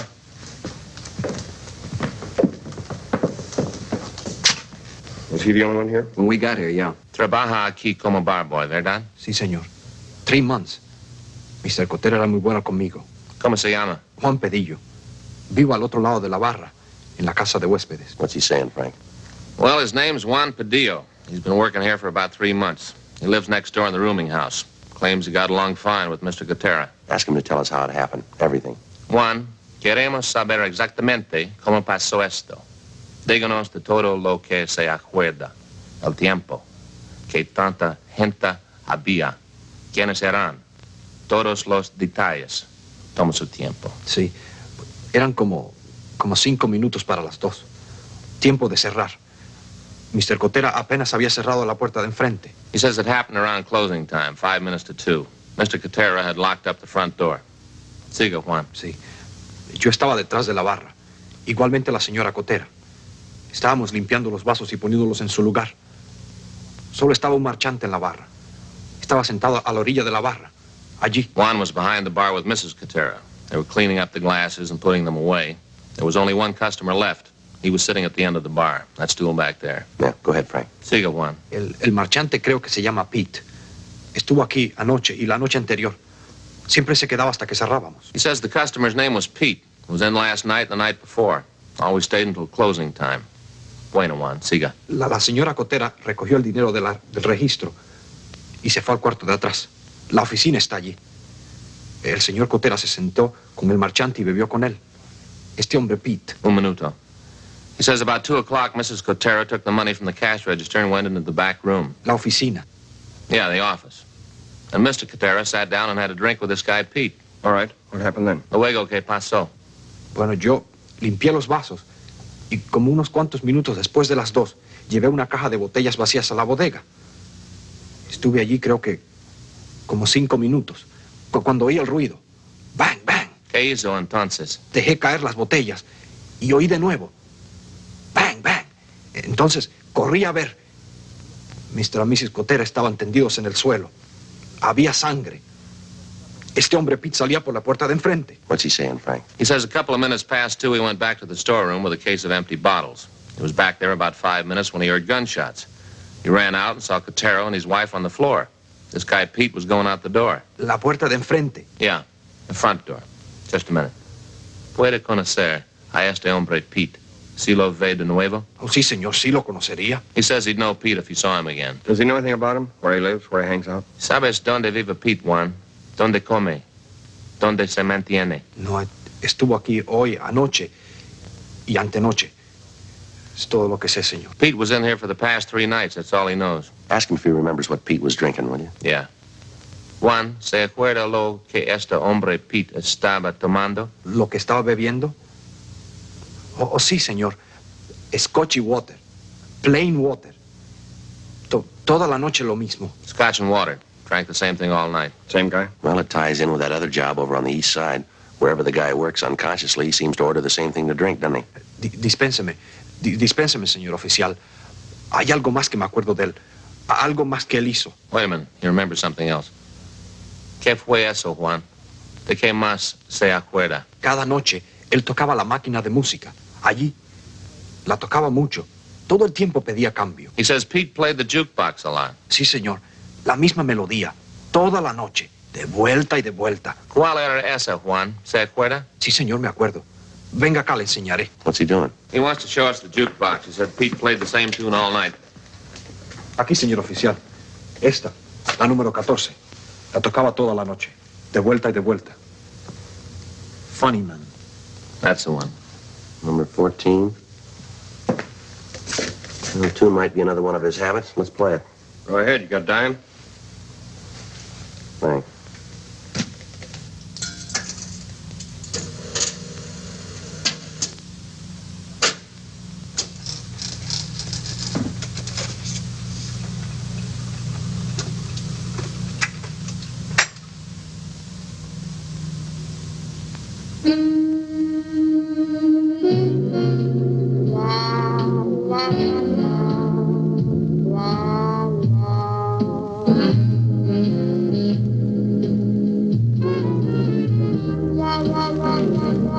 Sí, esa es. Él tocaba esa. He says that's the one. Must be in every jukebox in town. What does that prove? It's not going to be very much help. A lot of people like that tune. Only one man commits murder to it.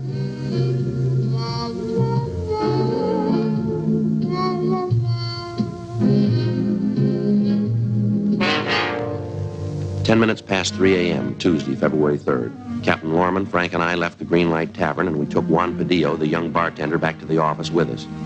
With the help of an interpreter, a police stenographer took down his statement, and then we showed him 3 volumes of coming-out mugshots. Padillo and Frank started looking through them. Captain Lorman and I went across the street to the old city jail building, the crime lab, to see Russ Camp in ballistics. How's it going, Russ? I'm still working on it. It's pretty tough. Why, what's the matter? Right here.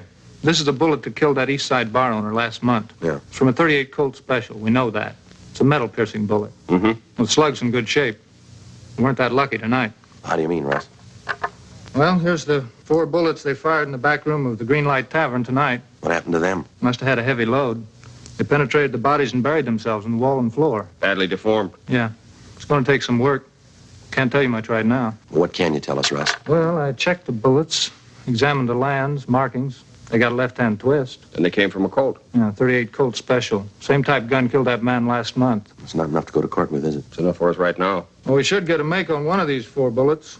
It'll take a little time. Yeah. Now, you see these 2 slugs? Yeah. Lands, grooves, striations. They're pretty badly mutilated. Mm-hmm. There's no chance for any fancy work there, but we still have a good bit left down here at the base of the bullet. With any kind of a break, you can match them. Oh, I hope so. Grab it, will you, Joe? Yeah, I got it. Crime lab, Friday. Yeah, Frank. Yeah. Right away. Smith? Yeah. Juan Padillo just identified the killer. There's his picture.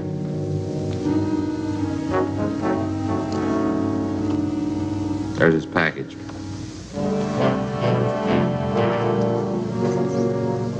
Is Juan sure that's the right man? Dispénseme, señor oficial. ¿Qué dijo usted? Él dijo, ¿está usted segura que este es el hombre? Oh, sí, señor. Es él, estoy seguro. He's sure.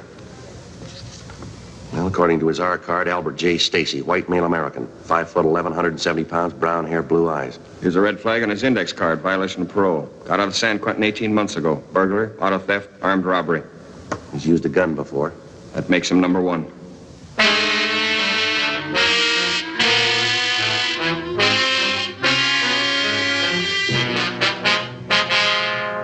By 4 a.m., an APB and a radiogram on Albert Stacy had been dispatched. The manhunt got underway. At 10 o'clock that morning, Sergeant Allen reported on his findings at the scene of the murder.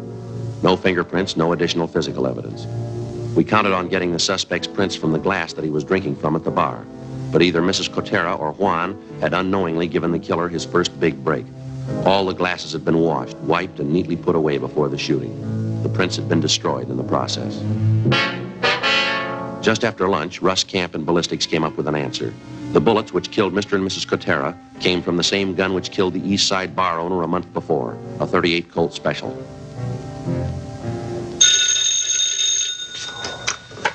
Homicide, Lorman. Yes, Carly. Where? Good, thanks. I just picked up Stacy. They're bringing him in. 6 p.m., Tuesday, February 3rd. Albert Stacy was booked at the main jail on suspicion of 187 PC, murder.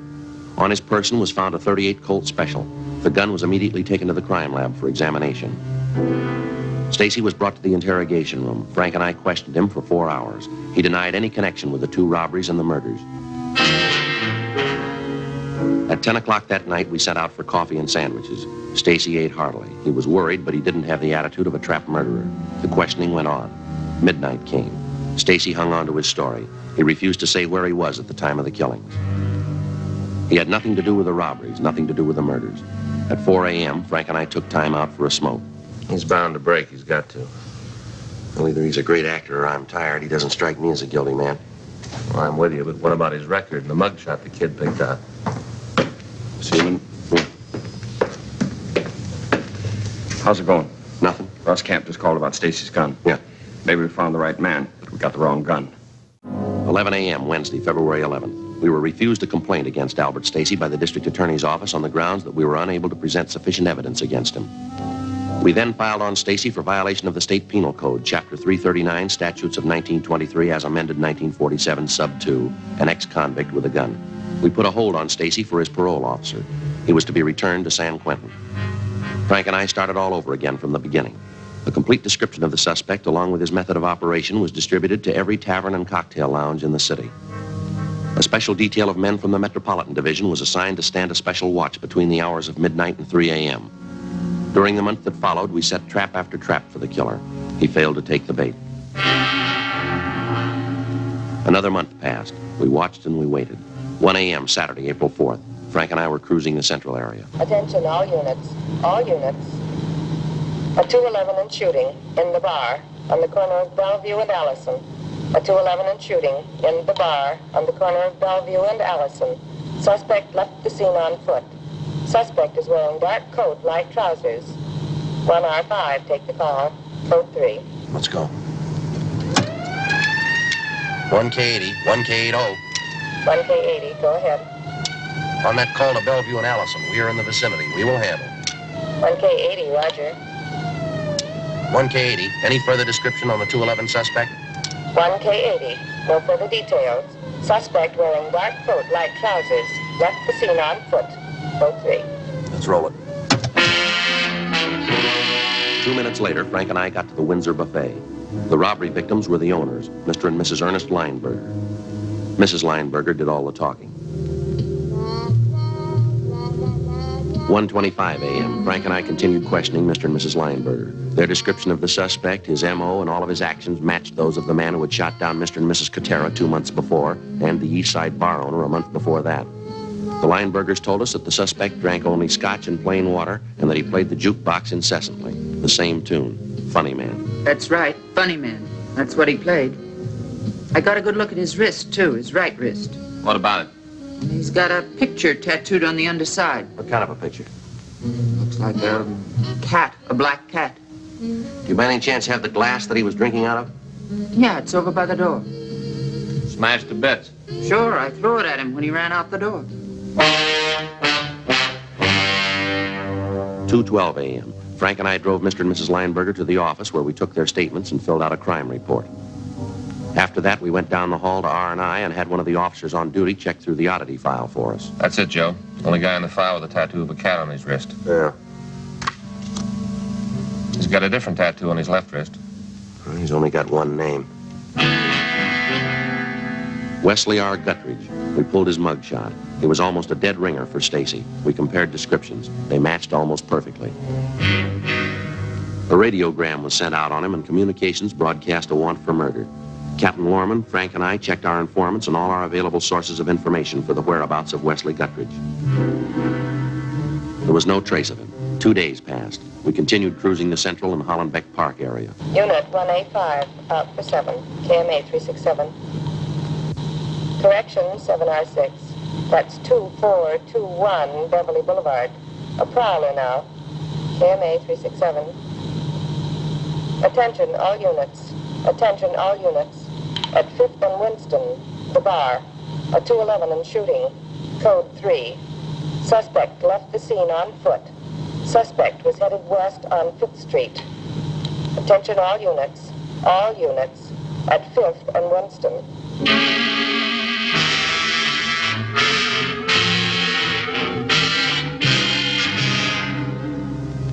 The name of the place was Doris and Jim's. Inside, we found a man lying on the floor, face down. He was dead. There were 3 bullet wounds in his back. Jim gave him the money. Every penny of it. He asked him for it, and Jim gave it to him. He didn't have to shoot him. Didn't have to kill him. We gave him the money. Shut that thing off, will you?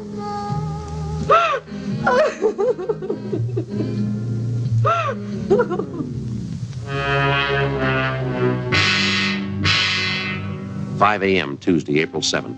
Frank and I sat in on a meeting with Captain Lorman. Plans for a citywide Dragnet operation to apprehend the killer were discussed and formulated. By 7 a.m., an overall plan was set in motion. Every available man was ordered up for special duty in the Central area, the Newton Street Division, the University Division, and the Hollenbeck and Highland Park areas. Additional men from the Metropolitan Division plus an extra complement of 45 radio and detective cars were assigned to the manhunt. The search for Guttridge went on all that day, all that night into the following morning. No sign of him. Friday, Saturday, Sunday, Monday, still no sign of him. The 24-hour watch continued. 5 days, 10 days, 2 weeks. Tuesday, April 28th. It was the end of the third week. Our relief showed up a few minutes before midnight. Before we went home, Frank and I stopped by the office to check with Captain Lorman. They told us in homicide that he was down the hall in communications. All units. All units. What's doing, Skipper? Just a minute. All units. 211 and a shooting. In the bar at 1231 North Fremont. 1231 North Fremont. 1K61, handle a call, code 3. 1K61, roger. 1K61, that's Ramsey and Crowley, isn't it? All units, 211 suspect has been identified by victim as Wesley Guttridge, murder suspect. The 1200 block of North Fremont's in the stakeout area, isn't it? Right on the edge of it, I think. Yeah, here it is, right here.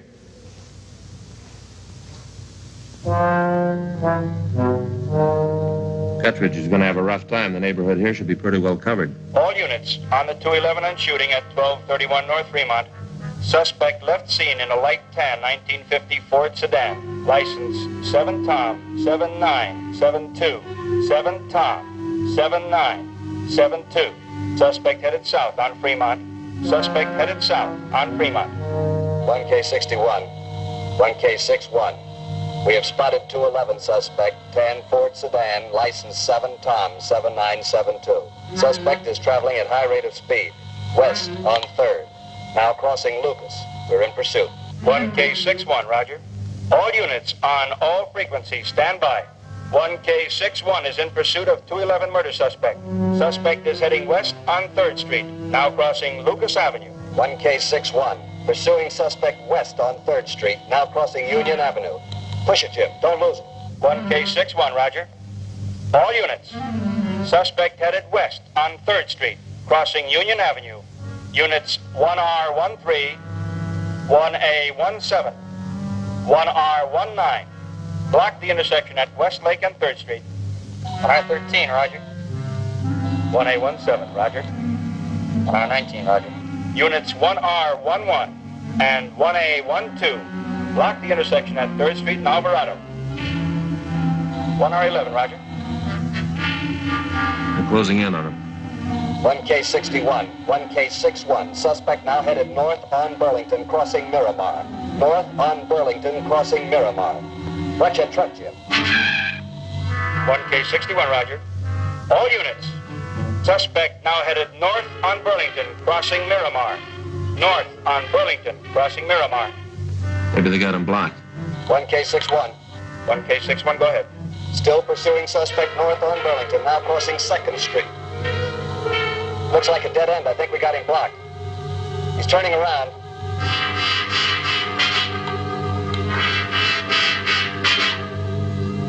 Watch it, Jim. Here he comes. Look out. There goes our windshield. You see all right, Jim? 1K61, 1K61. Maybe you heard it. He got by us. Suspect now headed east on Beverly Boulevard, crossing Belmont. Are you receiving us? 1K61, we are receiving you. All units. Suspect now headed east on Beverly Boulevard, now crossing Belmont. 1K61 is in pursuit.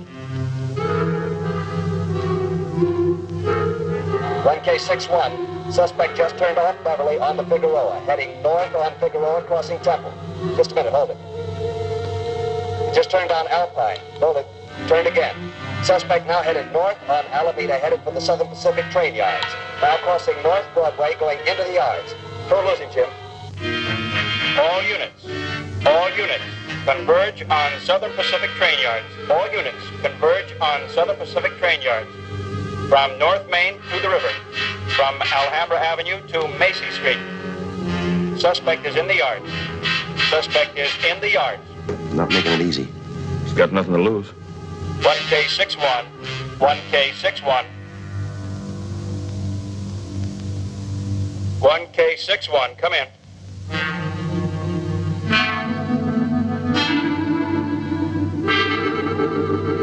1K61, come in. 1K61. 6-1. We have suspect in custody. We have suspect in custody.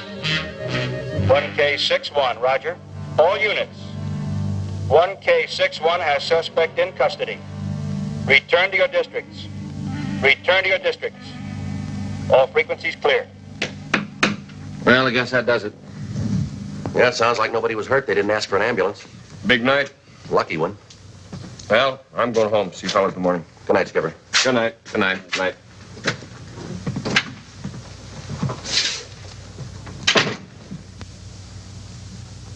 KMA 367. Time check, 12:30 a.m. How about that? What's the matter? This wristwatch of mine. Jeweler worked the whole thing over. Give it a complete overhaul. Look at that, Joe. 5 minutes slow. Wait till I talk to that jeweler. Well, how long ago did he work on it? Oh, just 4 or 5 years ago. Why? Good night, Frank. Yeah.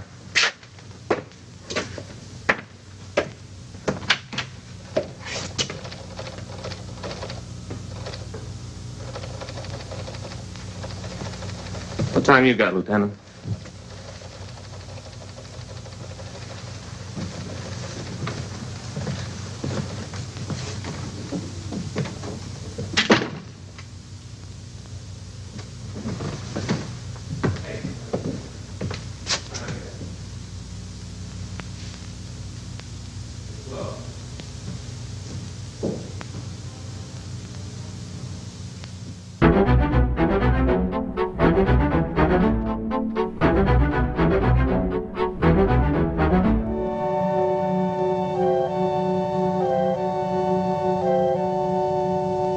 On August 28th, trial was held in Department 82, Superior Court of the State of California, in and for the County of Los Angeles. In a moment, the results of that trial. The suspect was tried and convicted of murder in the first degree.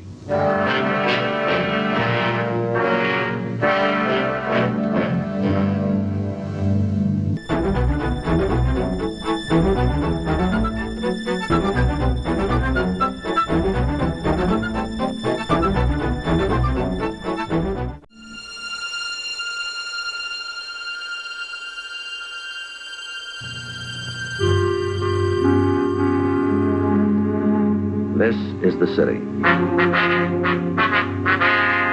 Los Angeles, California. 200 years old, and it's still a youngster.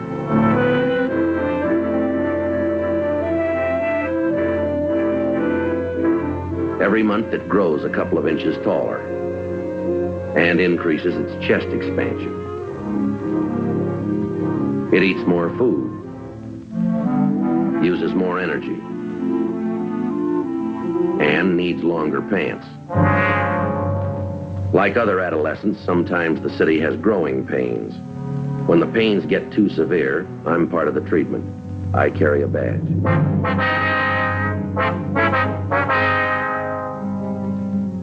It was Monday, October 15th. It was cloudy in Los Angeles. We were working the day watch out of a special detail of Homicide Division. My partner's Frank Smith. The boss is Captain Hertel. My name's Friday. We had rumors of an impending war between juvenile gangs in the city. Reportedly, the gangs were well supplied with homemade weapons. We didn't know when the fighting might start. We had to try and stop it. Hi, Joe. Hi. What'd you find out? It was Dan Gardner. He's on his way over from Juvenile. He'll give us a rundown on the thing. Good. Sure is a beautiful day. Oh, you're feeling pretty good, are you? Great. Got in some studying for the sergeant's exam during my lunch hour. I'm really whipping this thing, Joe. I went through the chapter on police reports. I got the whole thing down cold. Well, that's fine, boy. I'm glad to hear it. You know, Joe, you have to be absolutely factual in your reports. Factual, brief, and accurate. And that's where my newspaper training's sure gonna help. I didn't know you had any newspaper training. Oh, sure, 4 years of it. Well, is that so? Yeah, all the way through high school. I was staff man on the school paper. Oh. Wonderful training, Joe. Nothing like it. You see, in news work, you have to be factual, brief, accurate, too. It's a must. Mm-hmm. All right, what'd you do? Write a column for the school paper? No, I didn't have a column. Well, then, were you one of the editors? No, not exactly. Would you cover sports? No, I never cared much for that end of it. Well, now, just what did you do? Well, it's a little hard to say. I guess you might say I was on the administrative side. Uh-huh. What'd you do? I used to run the mimeograph machine. Oh.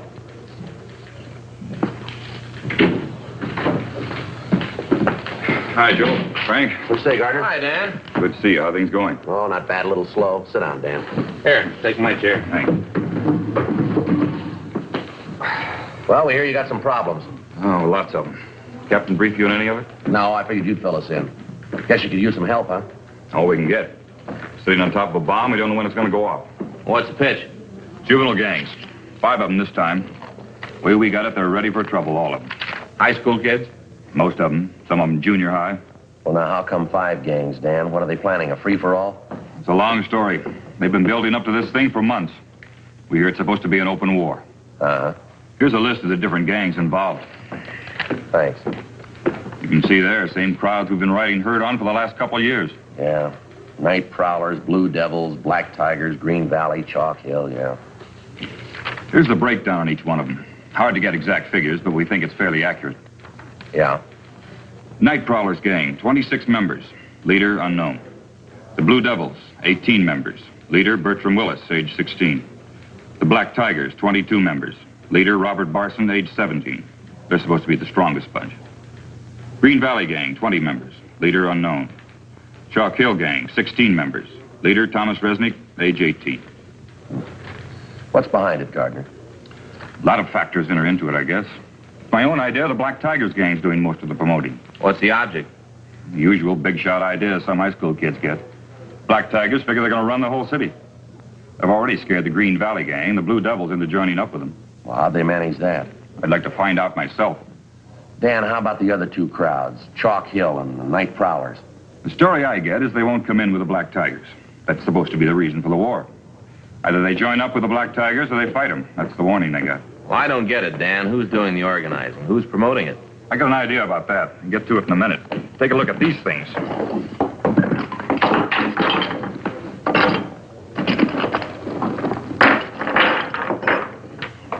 Samples of the different weapons the gangs are getting together for their big fight. Stupid kids. Brass knuckles, homemade saps. Homemade stiletto, too, huh? Kids are supposed to have dozens of them. Another one here. Look at this. An ice pick. Anything you can think of, you name it, we got it. It's gonna be murder if we can't find a way to stop it. You've been able to figure what the real trouble is, Dan? Yeah. A kid by the name of Robert Barson. He's supposed to be the ringleader of the Black Tigers gang. Moved in about a year ago from the Middle West. What do you know about him, Dan? I wrote a letter to the city he originally came from. Nothing but trouble back there. Bad juvenile record. Well, do you think he's responsible for working up this gang war idea? We figure he's our biggest problem. We've tried everything to reach the Barson kid, settle him down. Checked with the teachers at his school, the principal, vice principal. They can't handle him. They figure on expelling him if he doesn't straighten out. Tell me, Dan, how about the other youngsters in these gangs? I mean, besides this Barson boy. We've got notifications out for them and their parents. They're supposed to be in our office tomorrow night, 7:30. Maybe we can break Barson's hold on these kids. Oh, it sure got me. What's the matter with this Barson boy's parents? Don't they know what's going on? Can't they control him? We tried to talk to the parents. They think we're wrong. They're proud of the kid. He's got a high IQ. They think he's a natural-born leader. Yeah, sure. Mother says people just don't understand the boy. I'll tell you, Dan, you should have passed her the word. Huh? San Quentin's full of people that are hard to understand.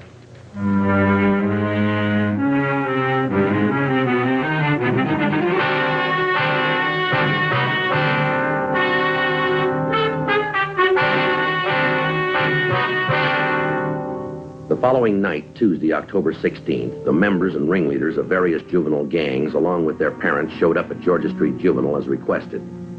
In questioning each of the youngsters, we definitely confirmed the reports we had of the impending gang war. A few of the parents didn't bother to show up at the meeting. Among these were the parents of 17-year-old Robert Barson, the boy who seemed to be promoting most of the trouble. The following morning, Frank and I drove out to his home and talked with his mother. I don't know why you say that. I appreciate you worrying about my boy, but I'm sure it's not as bad as you think. I don't mean to contradict you, Mrs. Barson, but I'm afraid it is. It's a lot worse than you think. That's what the other officers said, too. But you really don't have any proof, do you? I mean, a few idle rumors. You certainly can't accuse Robert on that basis. We're not accusing Robert of anything, ma'am. That's not the point. What we're trying to do is to head off the trouble before it starts. I understand, but what trouble? As I say, some boy says there's going to be a fight. He tells you Robert has something to do with it. You need more to go on than that, don't you? We've got more than some boy's word for it, Mrs. Barson. We've interviewed dozens of them. They all say the same thing. Now, we've got samples of the weapons they use, and we know who's involved. I don't mean to be unreasonable about it, Sergeant. I hope you understand that. Yes, ma'am, we do. It's just that I know my son. You see, very few people really understand Robert. Now, if there's going to be trouble with gangs in the neighborhood, as you say, I'm sure Robert hasn't anything to do with it. If he did, he'd tell me. Well, you were living in the Middle West before he came to Los Angeles, ma'am. Is that right? Yes, that's right. Nebraska. Well, now, wasn't your son involved in some kind of trouble back there? Yes, but it didn't amount to anything. It could have been avoided so easily. They just didn't understand Robert. That was the whole trouble. Tell me, is he an only child, ma'am? Yes, just Robert. But he's not spoiled. I know it's a great temptation with an only child, but we didn't spoil him. Robert just isn't like that. Mm-hmm. You allow him quite a bit of freedom, do you, ma'am? I mean, does he go out at night very often? Well, he is 17 years old, going on 18. Yes, my husband and I allow him to go out as often as he likes, as long as he keeps up with his studies. Robert's always done very well. Do you know where he spends his time when he goes out at night? He's usually down at the gym or at the library. You know that for a fact, do you? I trust Robert, if that's what you mean. If he tells me that's where he goes, I believe him. If a mother can't believe her own son, who can she believe? Well, how about the company your boy keeps? Do you know his friends, Mrs. Barson? Few, yes. There's the Miller boy and Oscar Holland. They seem to be fine boys. Miller and Holland. Yes. There doesn't seem to be anything wrong with them. There is, ma'am. What? Both of them have juvenile records. Both of them belong to your son's gang. Really, Sergeant, how can you say that? It isn't fair. Wouldn't it be better to try and understand these boys instead of picking on them, persecuting them? I don't know how we're going to make you understand, Mrs. Barson. We're not picking on them. We're not persecuting them. We know there's a gang problem. We know your boy's one of those at the bottom of it. Now, if something isn't done, there's going to be trouble. If we're going to stop it before it begins, we've got to have your help. I'm perfectly willing to cooperate. You know that. That must be Bob now. Would you come in here a minute, Bob? Yeah? What do you want? These are police officers, Bobby. This is Sergeant Friday and Officer Smith, is that right? Yes, ma'am. How are you, son? Hi, Bob. Hi. How about something to eat? Haven't you got anything ready yet? Well, I wasn't expecting you, Bob. Won't take a minute, though. I'll go out and get a snack together for you.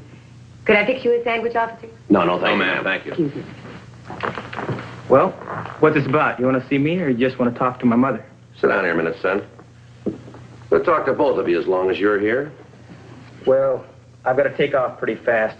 What's it about? It's about Geronimo. That's the gang's code word for the war you're setting up, isn't it? I don't know what you're talking about. Your gang, Bob, the Black Tigers. We talked to half a dozen of them last night down at Juvenile. I don't know what you're talking about. Somebody must be handing you a line. No. We got the names of everybody in your gang. We know the whole setup. Now, you go ahead with your idea, and you're going to buy a lot of trouble, Bob. You know, a couple cops were here last week, and they wanted to know the same thing. And I don't know any more about it now than I did then. Honest. What's the pitch, anyway? You know what the pitch is, kid. No, I don't. Honest. Oh, you think I'm in a gang. Is that it? You're in it up to your neck, son. Now, why don't you come off it? We've got you pegged and everybody that runs with you. That includes the girlfriend you got in the gang. You're not fooling anybody. Well, you must be a little goofy because I'm not in any gang. In fact, I've never even heard of a gang around here. All right, now you listen to me, boy. You can take this as a warning or a piece of advice any way you want it. You and your friends keep on playing punk gangsters and we're going to land on you hard. You understand? What is this? You're trying to scare me. If it'll make you change your mind, yeah. Now, if this street war comes off, there's going to be big trouble. What do you think's going to happen when 200 kids tangle in a fight with knives and brass knuckles? Use your head. There you are, Bob. Glass of milk, nice bowl of hot soup, bacon and tomato sandwiches.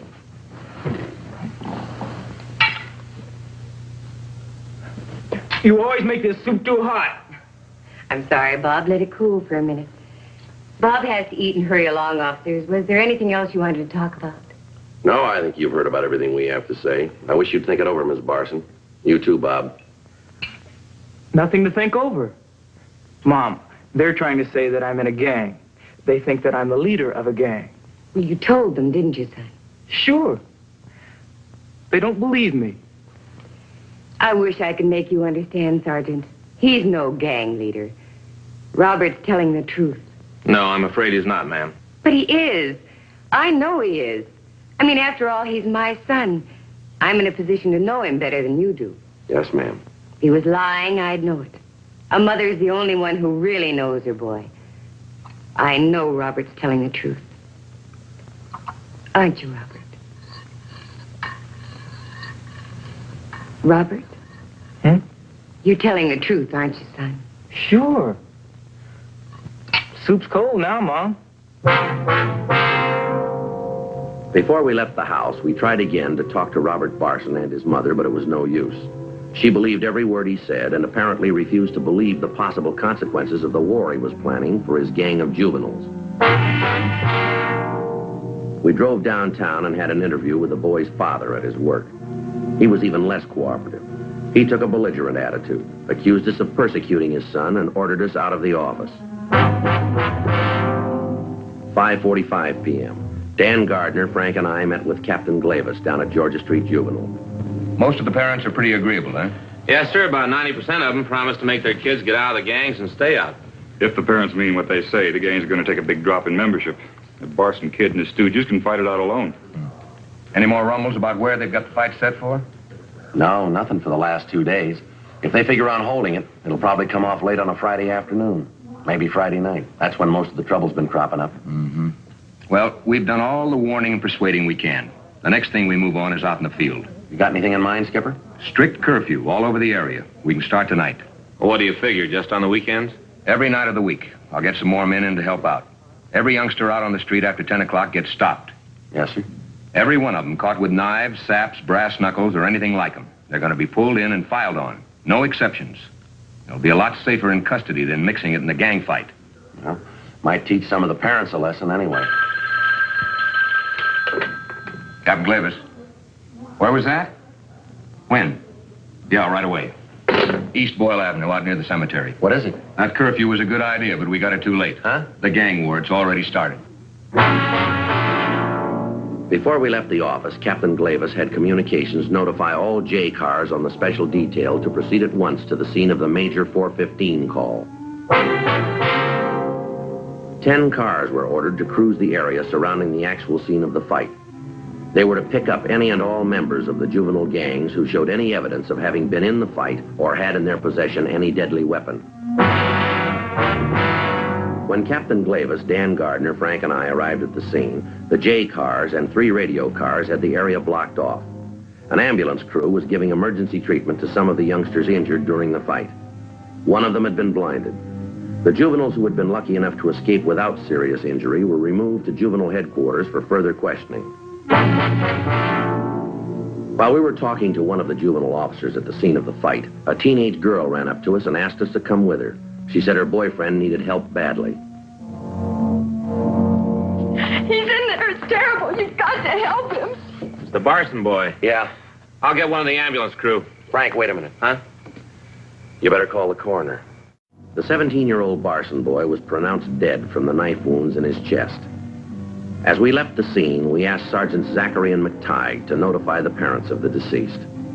We called Control 1 and informed them that we were bringing in a teenage girl for questioning. 7:15 p.m., we got back to the office and proceeded to question the girl who identified herself as Clarice Porter, age 16. She told us she was Robert Barson's girlfriend. There was a lot of yelling and kicking and fighting going on.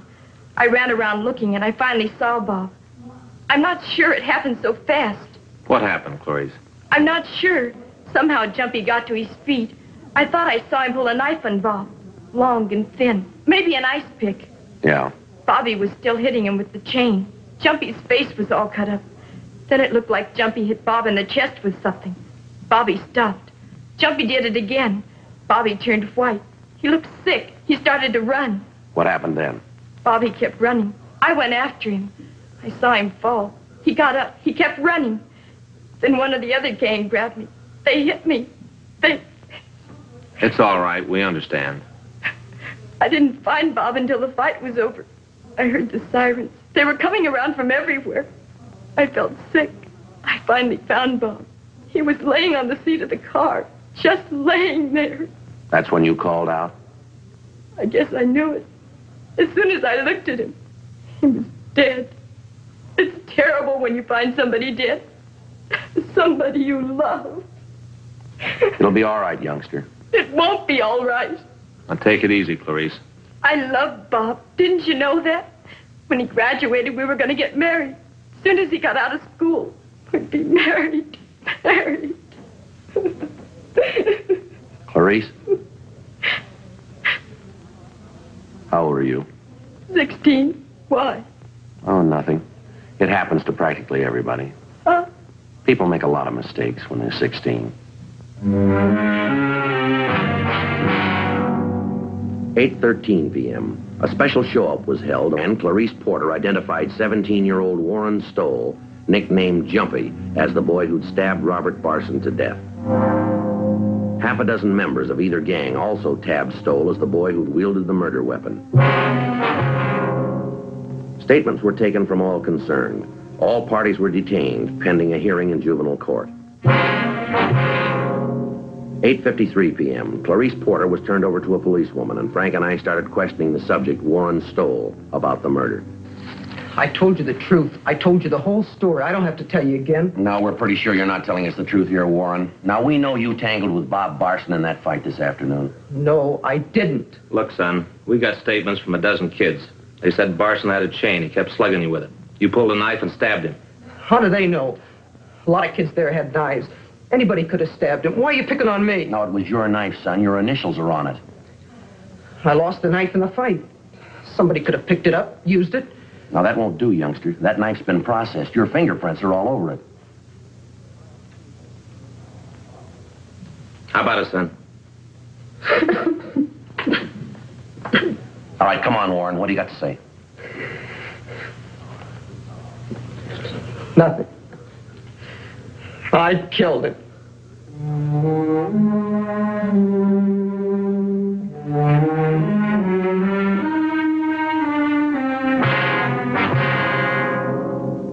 Warren Stoll was booked in at Georgia Street Jail on suspicion of manslaughter.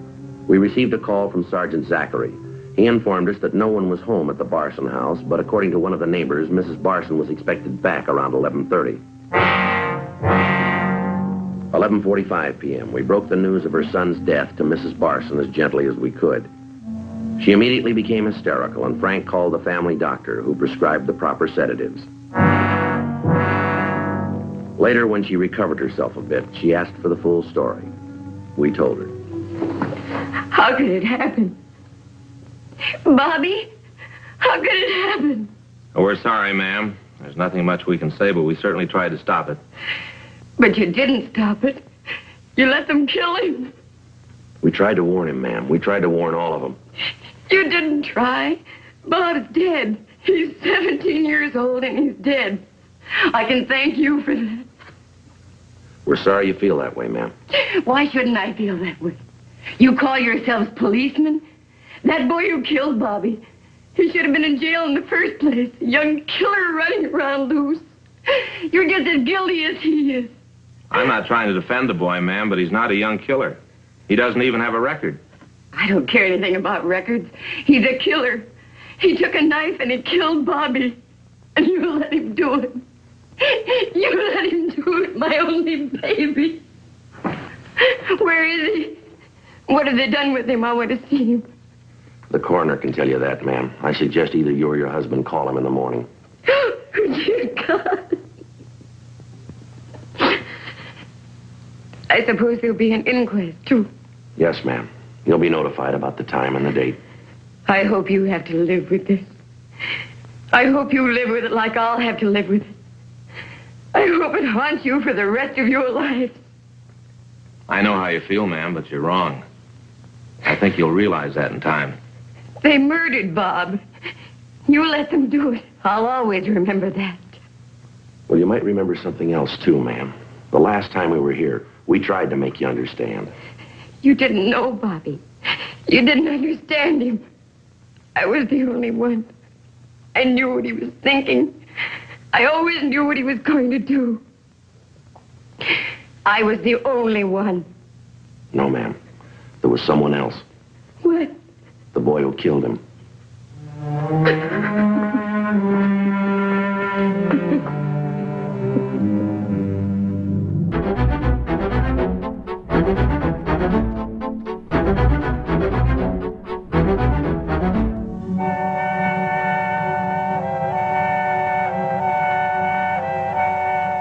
On April 10th, a hearing was held in the juvenile court of the state of California in and for the county of Los Angeles. In a moment, the results of that hearing.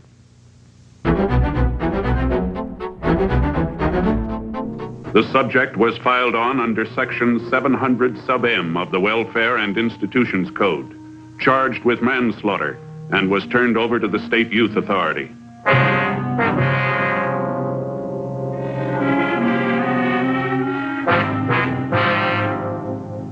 17 other principals involved were also filed on under Section 700 sub M of the Welfare and Institutions Code and charged with assault with a deadly weapon. Of those 17, 11 were placed on probation. The remaining 6 were turned over to the State Youth Authority for confinement in one of its facilities.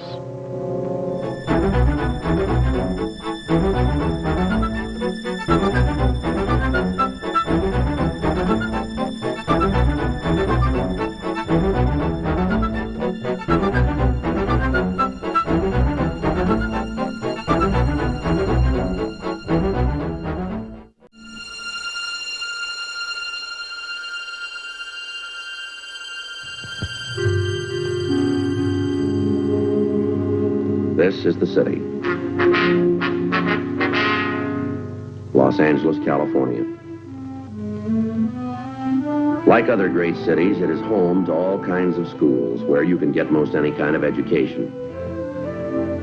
There are universities, high schools, grade schools. Some students take the problem of earning a living. They enroll in a trade school. Some learn to cut hair or how to give a permanent. Still others try their hand at fashion modeling, at nursing, or taking shorthand. They learn how to be bartenders, dentists, actors, how to drive a car, or how to give a massage, how to be a tailor, a wrestler, a chiropractor, or how to be a clerk in a supermarket. All these schools are accredited. There's one that is not. It holds its classes in the cracks and crevices of the city. Because of it, I have a job. I carry a badge. It was Wednesday, December 17th. We were working the day watch out of burglary division. My partner's Frank Smith. The boss is Captain Bernard. My name's Friday. We'd received a call from an unknown informant who claimed he had information about a series of burglaries. He refused to give us any details. He even refused to give us his name. He said he'd contact us at his own convenience. We waited. Who's Lieutenant Friday? I am. Is there something I can do for you? I talked to you on the telephone before. I finally decided to come and talk to you. What was that name? I didn't give you any name. I told you I knew about some things that were stolen. Oh, yeah. I think I remember that call. Sit down. Thank you. I finally made up my mind it would be best to come in and talk to you. I want to do what's right. Could we have your name, please? Yeah. You can have it. Hovek. Hovek. Oscar Hovek. Huh. I know that's kind of a hard one to spell. It's Norwegian. I've figured out a way to change the spelling, but I haven't got around to it yet. H-O-V-E-J-G.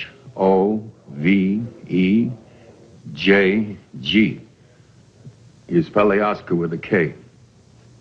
Uh-huh. All right. What did you come in to tell us, Mr. Hovig?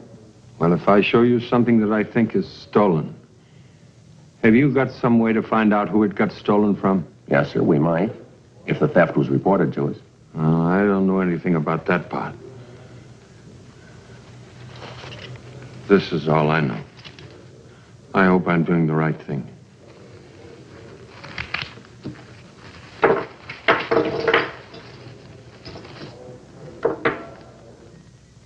You think those are stolen? Is that it, Mr. Hovig? Well, maybe I'm wrong, but that's what I think. I guess you fellas can find out. The initials are EF. Why do you think they're stolen? I just do, that's all. Where'd you get them? Well, I found it. Where'd you find it? I'll show you where. Don't worry. I'll show you. But in my own good time. Is this all you found? I should say not. That's just a sample. I thought you could use it for identification. That's all I want to say just now. Please. All right, Frank, you want to check stolen property files, see if you can come up with a make? Yeah, sure.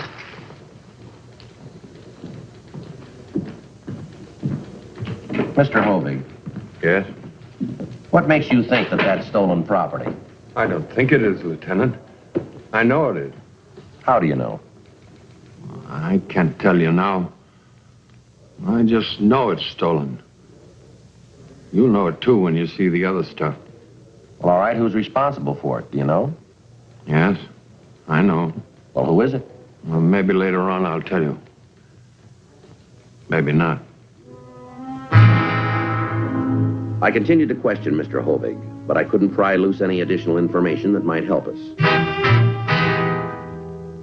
Frank found an identification in stolen property covering the articles Mr. Hovig had shown us. The silverware matched the description of that taken in a theft 4 days previously. It's all right here in the report. All right, Mr. Hovig. Apparently you're right about this being stolen property. Now, you say there are some other items? Yeah, that's what I said. Can you recall any of them? Well, I didn't look them over real good. Let's see.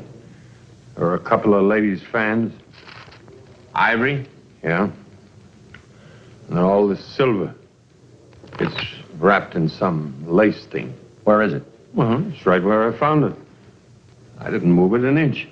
Not an inch. Where did you find it? You come to my house. You meet me at my house at 1 o'clock. I'll show it to you. I didn't move it an inch. Well, can't you tell us where it is and leave the rest to us? No. No, it must be done my way. You see, I want to be sure. It still might be some mistake. All right, we'll do it your way. What's that address? 1307 North Camrose. It's in Hollywood, just below Gower. We'll find it. This is very important. Don't come before 1 o'clock, and you've got to be all through by 2. It's very important. We'll do our best. And don't you forget it. My name doesn't get mentioned.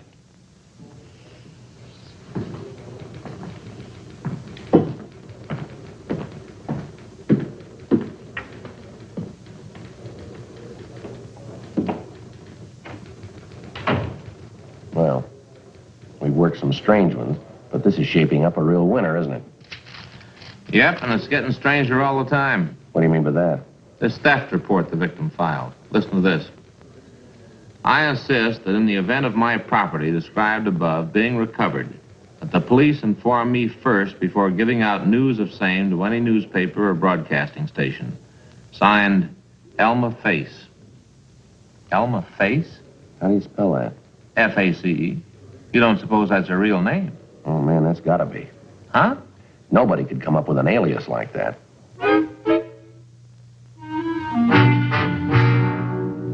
Frank and I decided to drop by and talk to Mrs. Face before we met Mr. Hovig at his home. Just a minute. 1 minute. Yes, what is it? Mrs. Face? Of course. Who did you think? Yes. Well, we're police officers. Police! Oh, great, great. Come in, come in. Oh! You have found the stuff! Well, part of it, anyway. Oh, good. Can you identify this, ma'am? Oh, yes, of course, it's mine. Oh, sit down, sit down. And a personal interview with the police to boot. Well, sit down. You don't understand. We can only stay a minute. Please, I ask you to sit down. All right. I just want to jot down a few notes. It won't take but a jiffy. Now, Mrs. Face, we'd like to ask you a few questions. Now, let's see. My notebook is here someplace. I keep thinking I should tidy up a bit, but it would just get messed up again, so what's the use? Oh, some of my very best thoughts are in here someplace. You know how writers are. And it would be such a shame. Do you know Tom Carlyle? What divisions do you work out of, ma'am? Oh, no. He was a very famous author. He wrote The French Revolution about 100 years ago. And guess what happened to his very first volume? Millions of words. A cleaning woman came into the room and threw them all away, burned them all up. And when she was asked why she did it, do you know what she said? She said she thought the paper was just no good anymore because it had already been written on. Here it is. Here it is. All right. Let's have it, men. Let's have it. We go to press tonight. Well, I'm afraid we can't give you a complete story yet, Mrs. Face. What do you mean? What in the world do you mean? Now, if anybody scoops me, it's going to be me. You understand? You've got the stuff. That's my silver spoon, and you've got the guy. So why shouldn't I get my own story? I am waiting for your answer. And don't forget, I can make this sound real bad if I feel like it. All we have is a lead. We haven't picked up the thief yet. We haven't recovered all of your property. Now, we should know more about it in an hour or so. Oh, that's the way it is, huh? Yes, ma'am, that's the way. Well, where did you get that spoon? From a man who claims that he found it. Where did he find it? Well, he hasn't told us yet. We're going to meet with him in a little while. Aha!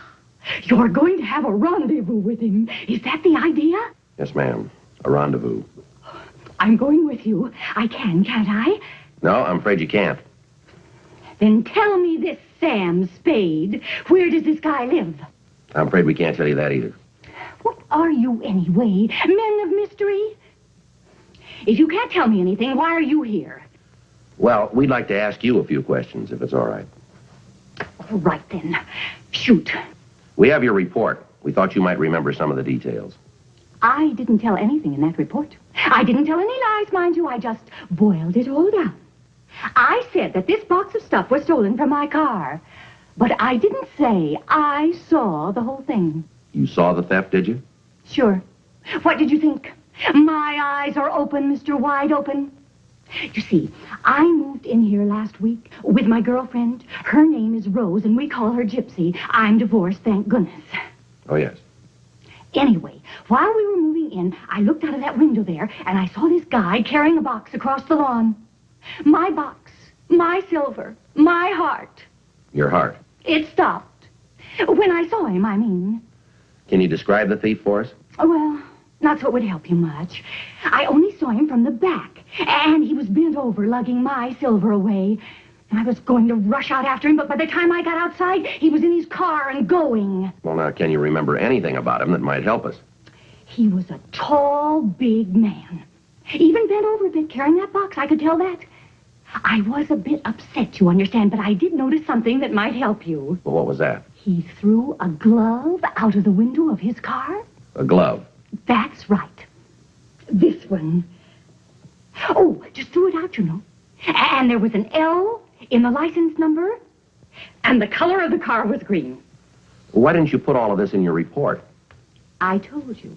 I didn't want to get scooped. I wanted in my paper first. Now, that shouldn't be hard to understand. Well, just what paper do you write for? This one. The Southwest Record? It's a throwaway. I am the editor of this sheet, and don't call it a throwaway. It's a shopper's weekly. So you didn't want any other paper to print the story before you did. Is that it? That is what I keep telling you, man. And you haven't printed your story yet? No, siree. Not a single word of it. You know, on second thought, it might be a good idea for you to be with us when we have our meeting this afternoon. Fine, fine. When? 1 o'clock. Good. That'll give me time to change. Where shall I meet you? The address is 1307 North Camrose. 1307. I'll be there. Oh, say, in case I have to ask, what's your name? Joe Friday. Friday. Friday? Oh, that's a funny name. Yes, I guess it is, Mrs. Face. After talking to Mrs. Face, Frank and I had lunch. Then we drove to the address Mr. Hovig had given us.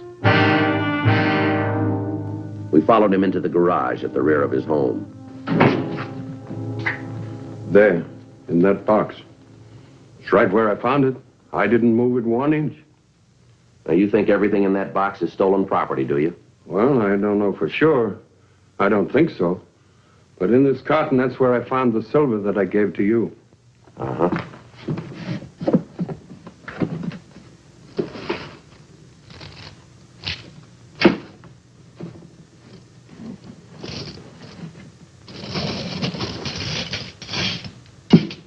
Yeah, it looks like it, all right. Sure does. When did you find this stuff, Mr. Hovey? Monday. I was neatening up this bunch of things, and I lifted that one with the string, and it broke. It turned over, and a piece of silver fell out. Well, I picked it up, and I noticed it had initials on it. I didn't recognize those initials. Then I didn't know, so I forgot to mention it. Mention it? At supper. But after they went to bed, I came out to lock up, and I began to think about it. So I looked a little more in the box, and I saw the lace and a picture of somebody that's not in the family. Yes, sir, we understand. I never trusted that fellow the minute I looked at him. Now, who do you mean, Mr. Hovey? My son-in-law. Oh. My own son-in-law. You think he might know something about this, do you? Well, I'm not accusing him. That's up to you fellas to accuse him. I'm only trying to do what's right. When you tell my daughter you leave me out of it, that's the whole idea. I want to be a good citizen and respect the law and everything. And my daughter might get the wrong idea. Yes, sir. 3 months they're married and he loses his job. So as it tells me, and since I want to do the right thing, I say, sure, come ahead. Move in here with me. I won't charge you any rent. So, when they moved in here, they brought this stuff with them, is that right? Yeah, that's right. This carton, too. Yeah? What day was this? Well, let's see. I think... What day is this? This is Wednesday. Well, that's right. Then it must have been Sunday that he brought it over. You're sure now? Yeah. I'm sure. Yoo-hoo! Is anybody here? Say, is this... Oh! Aha! Well, here I am. This lady has had some things stolen from her recently. Do you want to take a look through that carton? Which carton? Where? Which one? Right here. Oh, there it is. Yes, that's it. Oh, everything seems to be here all right. Well, men, have you got a line on the thief? We think so, yes. Oh, that's real great fast work, I must say. Oh, what's this gentleman's name? That's Mr. Hovig. You said you wouldn't give my name. Oh, yes, I saw it outside on the mailbox. Oscar, isn't it? Say, now, what's this all about?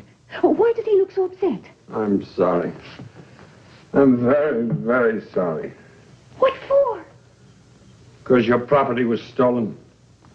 Well, sure, thanks. But here you've gone and found it for me again, so no great harm done. Besides, the stuff wasn't worth much. It's just that you get mad when you see somebody taking it right from under your nose. I'm sorry. It was a terrible thing to do. What's with him? It's a family matter, Mrs. Face. What time is it? 1:45. Oh, they'll be coming home any minute. My son-in-law took Oza over to the doctor's at 1 o'clock. It's just over here in the burn building. And that's why you wanted us to be here at 1, so we wouldn't be around when he came back, is that it? Yeah. Yeah. But now, it doesn't matter. What kind of a car is he driving?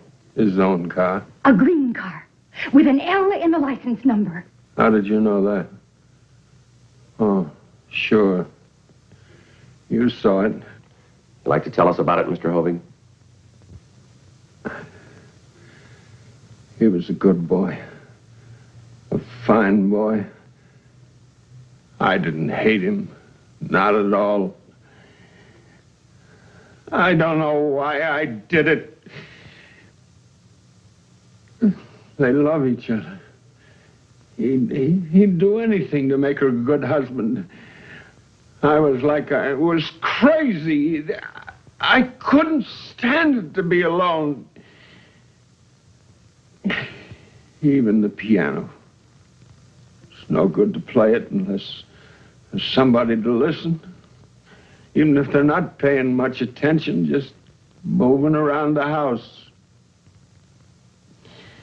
It's nice to know that somebody is there. A year or two ago, my daughter began to have boyfriends. I talked to her. I told her that she had plenty of time. You don't go around with boys when you're just a kid, I told her. And then Larry came along. He was working over at the service station. And then before I knew what was going on, they came to me and said they were getting married. But I couldn't talk. It was just like when her mother died. What can you talk about? On the night they got married, it's strange. It wasn't so bad. We had some drinks, and after a while, I got to sleep. But then next morning, and every morning of every day since then, it's... What's the use of even getting out of bed? Who cares whether you're up or not? About 10 days ago, Larry lost his job. It wasn't his fault. The boss over at the service station gave the job to his cousin or somebody, and so they came back here to live with me. And Larry said he'd help pay for the groceries and so on. Well, I didn't want his money. They moved their things over here and they stored them in the garage. Is that right? Yeah. After they went to bed, I came out and I just stood here looking at those things. And the next morning, I felt terrible. Worse than before. They weren't here. And then I remembered that I told them they could have the station wagon, and they were going out to the beach with another couple. And I really didn't care. I was feeling sorry for myself, and them going off and taking my station wagon. You know? Yes, sir, I think so. Well, you know the rest. We'd like to have you tell us anyway, Mr. Hovig. Well, I had a music lesson over on Selma. And afterwards, I just sat in the car, his broken down old one, the green one. And then I saw this lady and another one unloading their car down the street. Cartons and things, and they reminded me of the ones in the garage. I thought if I grabbed one and put it with Larry's and then tell the police, they'll say Larry's a thief. And even if anybody saw me, it didn't matter. It was Larry's car. They blame him. That's why you threw that glove out of the car, is that it? Yes. How could I do such a thing? I never did anything so wrong. Never. Well, I certainly want to thank you, Mr. Hovig, for helping me carry this stuff of mine over. It was real neighborly. Now, if you'll help me put it in my car, I think I can take it from there. Lady, you heard what I said. I told you everything. Told me what? I don't think I know what you're talking about. Well, I told you. Rubbish. Haven't the faintest idea what you're talking about. Lieutenant Friday, why don't you and your partner just chase along? We don't need you anymore that I can see. No, I'm afraid you don't understand, Mrs. Face. You keep out of this, Friday. This now is something personal between Mr. Hovig and myself.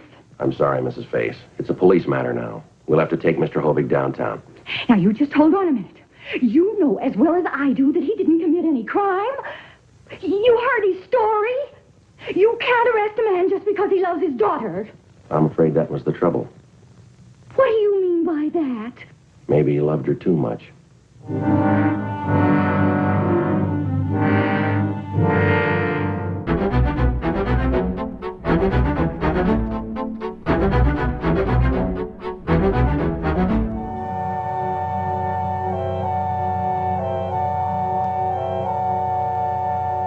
On June 5th, trial was held in municipal court of the Los Angeles Judicial District, State of California.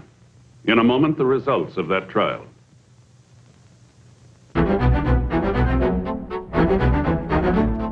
The suspect pled guilty to the charge of petty theft, 1 count. Petty theft is punishable by a fine not to exceed $500 or by imprisonment in the county jail for a period of not more than 6 months, or both such fine and imprisonment.